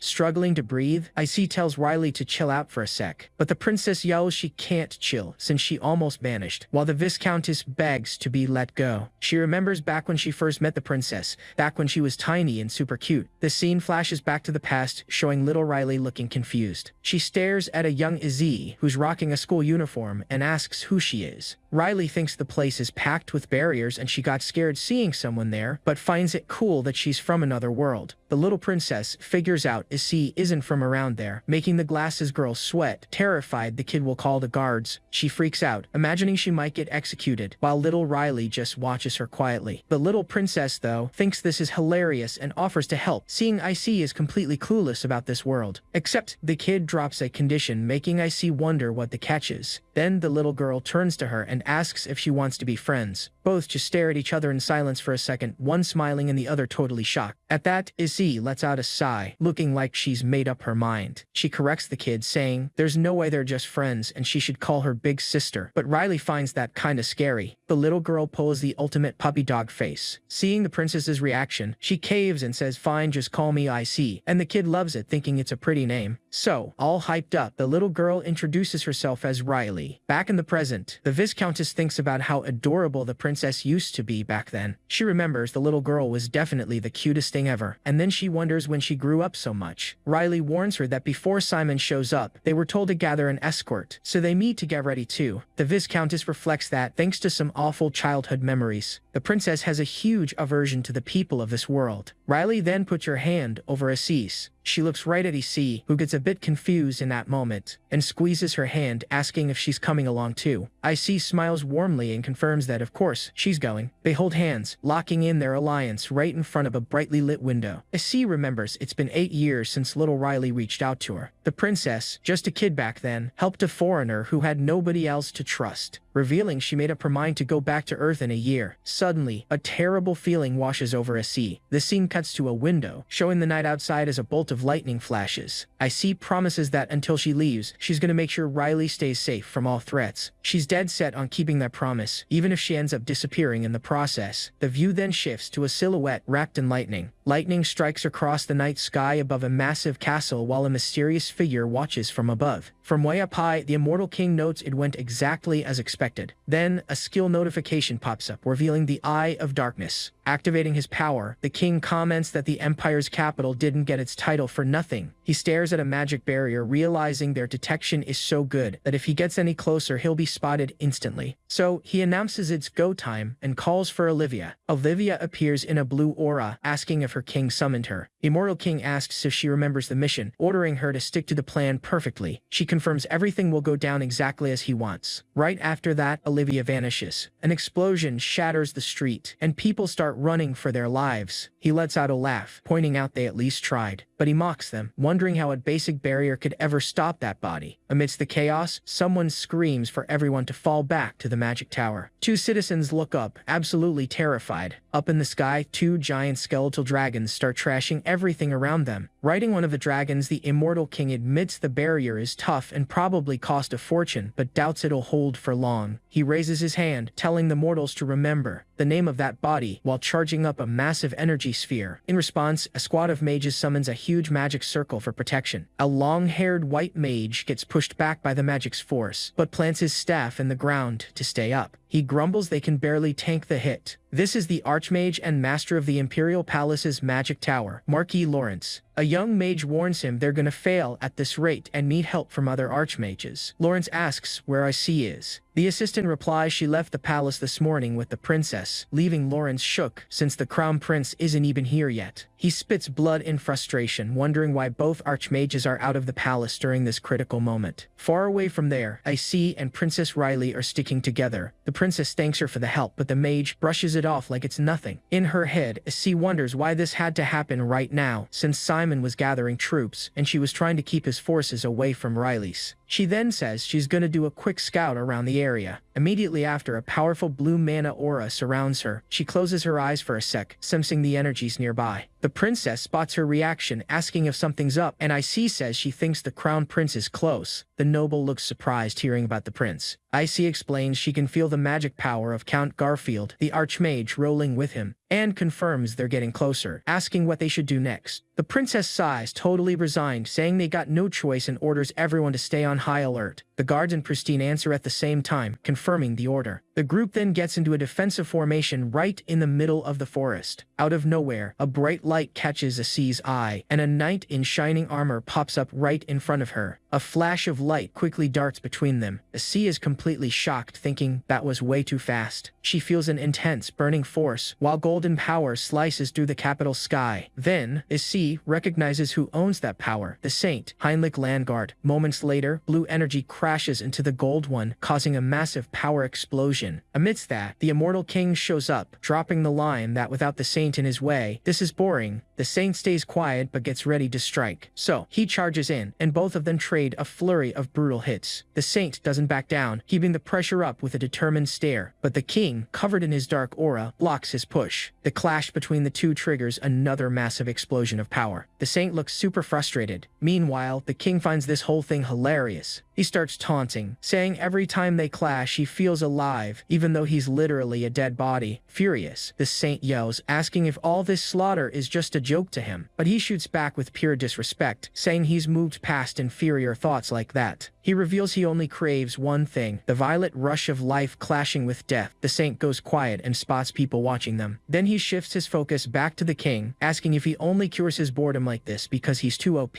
and the guy confirms, saying just existing is boring. Hearing that, the saint tightens his grip on his sword and says, "I came to bargain." The king looks confused at the offer. The saint nods and suggests they make a bet, a game way more fun than this basic random destruction. He goes on to explain the game board will be this entire continent. The players, on one side the Lich, owner of the Demon King's castle, and on the other side, him, the guy trying to protect the place. The saint then challenges him to a strategic battle across this massive board. Hannibal flashes a creepy smile, looking extremely interested in the deal. The scene takes us to a flashback, where the saint explains in a room that the current Immortal King is built different from the past ones, since he's not obsessed with covering the continent in death. Another guy agrees, saying he felt the same vibe. He claims the main thing driving his actions is just just pure interest, and brings up that during the last invasion the king backed off peacefully after running into Mr. Harris. The cloaked guy agrees, saying it makes sense, since when they tried to check out the Abyss Gate, the immortal king let them live like they were witnesses. In another flashback, the cloaked guy yells that the immortal king vanished, sending everyone into a panic. An armored knight wonders if the king wants to wreck the continent, but puts his own personal interests above it. So the saint tells them they can use that to their advantage. He channels power into his hand and summons a glowing golden sword. Raising the weapon, he smiles with total confidence. He states that the immortal king's biggest interest is him. That's because ever since he pierced his heart in the past and now that he became the saint, his interest only spike. Therefore, he's going to pitch a bet. The two guys in the room are totally surprised by the idea of a bet. The saint explains the immortal king sees conquering the continent as just a game. He views all his minions and enemies as game pieces. So, the saint concludes he just needs to join the game and add one single rule. Back in the present, the two rivals face off under the gray sky. The saint then drops the rule: if the king attacks a specific spot, he'll defend it. He wraps up the pitch saying if he fails to defend it, he'll take the L. Continuing, he explains that if he succeeds, he'll wipe out the king's forces one by one, like chess pieces dropping off the board. But the king finds the offer weird since the saint was already fighting him anyway, and asks why he insists on calling it a bet. The holy knight clarifies he's proposing a 1v1 duel, strictly between them. The king catches on to the obvious plan to minimize army losses, asking if the knight really thinks he'd accept those terms. But the saint calls him out, telling him not to ignore his true desires. He asks if the immortal king didn't want to fight him for real. The saint argues that if a full-scale war drags on, he won't be able to go all out. So, he questions if a duel wouldn't be the real way to test their strength. While the capital burns in the background, the king thinks for a sec, weighing the offer. He seems to analyze the whole situation carefully. Nearby, a sea and the knights are fighting, guarding the princess and the prince. The immortal king finally speaks up, noting they've reached a grand finale of his plan and that it's best to wrap up the chat before it stops making sense. He then says that if it's just for some quick fun, the offer doesn't sound too bad, but warns that he's got a few conditions of his own. First condition is 0 heads up on when and where he'll show up, claiming he'll wreck whatever he wants, whenever he feels like it. The scene shows a wall getting obliterated with fire and rubble everywhere. Second condition is he's only playing this game for 3 years max. He mutters that he hates boring stuff. Then, the immortal king gets ready to drop the third and final condition. Suddenly, dark energy wraps around the saint, who yells out, confused about what's happening to his vision. And that's where it gets crazy. The king teleports right in front of a sea and the princess. The two spin around, completely shook, wondering when he even got there. With a wave of his hand, the immortal king orders his minions to spawn, and an army of the undead, including the Death Knight and other monsters, rises from the ground. The Horned Knight charges straight at one of the princess's guards. For a split second, the guard manages to push him back, but a black snake blindsides him out of nowhere. A sea screams Duke Cornwall's name, freaking out. The Duke, wounded and on his knees, yells at her not to lose focus. The mage freezes up in pure shock. Suddenly, the princess and the prince get grabbed by Olivia, so the mage jumps towards them, dead set on saving them. They just vanish into thin air right in front of her. AC reaches out in despair, while a voice reveals the third and final condition. The Lich says he's putting a prize on this bet, pointing straight at the hostages. Olivia holds Riley and the princess, while the kid screams for help, reminding everyone he's gonna be the next emperor. Olivia complains that the next emperor is way too loud, and knocks him out cold using some magic. Meanwhile, the Duke gets up and fights the undead like a beast, screaming for her highness. Pissed off, the saint asks the immortal king what he thinks he's doing. The king explains that if the saint wins, the hostages live, but he warns that if he wins, he's taking their souls. He then tells the knight, Heinrich Landguard, that he'll be waiting for him. Suddenly, the king spins around, caught off guard by a surprise attack. An invisible force hits him head-on, literally shattering the space around him. A massive ice dragon spawns in. The beast shatters to pieces, unleashing a crazy shockwave of power, but the king pops out of the attack without a scratch, hovering over the ice crystals. He looks down, totally confused, wondering what the heck that was. Then he spots IC casting a massive magic circle. Multiple skill buff notifications start popping up all around her. The king realizes what's going down and says IC was legit a transmigrator all along. He guessed that she's burning through all her karma, thinking it's pathetic she's doing all this just for the princess. Mentioning that kidnapping the princess wasn't part of the original plan, he admits it actually turned out even better in the end. With an evil laugh, he tells her if she wants her precious cardo back, she's gotta try harder than that. He says they're gonna get along great, while Issei glares at him with pure hatred. Right then, an achievement unlocked notification pops up, stating he just became the enemy of the world, hated and cursed by everyone. As a reward for getting over half the intelligent beings in Outerika to see him as an enemy, he scores the special skill Extra Life with a 1-year cooldown. Issei casts a heavy spell, spawning massive magic circles up in the sky. With her power, she traps the king's minions inside ice crystals. The wounded duke calls her name, super confused about what's going on. She then channels every ounce of her energy, charging up an even crazier attack. The magic circles glow blindingly bright, ready to fire. More skill power-up alerts flash all around her. With her eyes glowing with pure mana, Issei unleashes her power. A massive pillar of blue energy explodes, showing off her absolute raw strength. The king points out how truly pathetic they are. The princess, tearing up, looks over at her friend. Staring at Issei, the king remarks that they literally can't stop him. He then just lets out a sigh. His Majesty says it's time to head back and turns around, fully covered in his dark aura. Exhausted, Issei whispers Riley's name, swearing she won't go back without her. She looks up at the sky and begs her to hold on. With pure determination, she clenches her fist and promises to save her, no matter what it takes. Meanwhile, back at the Immortal King's castle, 2 minions, an ogre and a goblin, let out a creepy laugh. The prince and Riley, now in chains, watch the whole thing completely terrified. The king tells them to consider it an honor, since it's the first time outsiders get to see the immortal castle. Olivia asks her king if he wants to head to the living quarters. He suddenly realizes this place doesn't exactly scream princess-friendly, so he decides to whip up an isolated separate area just for her. He turns around and walks straight toward a shadow portal. In seconds, a huge mansion spawns right out of nowhere. The king lets the princess know she'll be crashing here for now. He explains he just swapped the layout, but they're still inside the castle, warning her not to even think about escaping. Then, the immortal king calls for Olivia and asks if she got the admins ready. Olivia confirms it and says she'll bring them right in, and Andrew and Sienna pop up. Andrew complains about ending up in such a dead zone, but Olivia tells him to shut it, saying she's the one who should be complaining. Furious, the prince yells, asking if the king knows who he is to make him live in a place like this, and the immortal king replies that, of course, he's staying somewhere else. Laughing and feeling relieved, he thinks he lucked out, but the king announces his room is gonna be right there, pointing to a busted-up, broken-down shack, leaving the noble completely speechless. The scene cuts to the king lost in thought. He reflects on how he set up the classic princess captured by the demon king scenario, but he never expected Issei to actually fall for it. In the end, though, he figures it worked out better this way, and it's finally time to debut that guy. Speaking of which, he remembers the notification. He reads the Enemy of the World achievement and the Extra Life reward again, surprised a trophy like that even existed. The king concludes it definitely feels like an achievement, since getting more than half the intelligent beings in a dimension to hate you is obviously no joke. With his new skill, he laughs and challenges the heroes, promising to revive them forever in an endless nightmare. The skill screen confirms the 1-year cooldown. Somewhere else, Harley mentions his hunger finally chilled out a bit. He thinks it was all super rushed, but he didn't manage to pull off anything too crazy. In his head, he notes Heinrich still has stuff to handle in Jiran, so he should probably take a breather. Suddenly, someone calls out, "Mr. Harley, so this is where you were." A guy in a suit introduces himself as Patrick from the Mercenary Guild and asks for a quick chat. Harley recognizes him, and Patrick says he's got something major to discuss. He explains their guild leader, the Mercenary King, fought alongside the hero since the Second Immortal King's era, and that it's a super proud tradition. But recently, the Mercenary King met a brutal end facing the undead army. Harley remembers meeting him at the Continental Conference, and judging him as a villain based on some prior intel, so he just wiped the floor with him right then and there. He mentions Patrick didn't exactly look like a good guy either. Harley, losing patience, says he hates beating around the bush and asks what the main point is. Patrick drops the info that, right now, the Mercenary King's spot is wide open. The warrior stops eating, totally shocked by the news. He stays dead quiet, processing what he just heard. Out of patience, he asks what that has to do with him and why Patrick stopped mid-sentence. Patrick then hypes Harley up, reminding him he volunteered to fight the immortal king and has already racked up a ton of crazy feats as a merc. He claps his hands together, getting ready for the pitch. So Patrick asks if Harley might be interested in taking the mercenary king title. This is where it gets good. Harley jumps up from the table, mind blown, and yells, "Mercenary king?"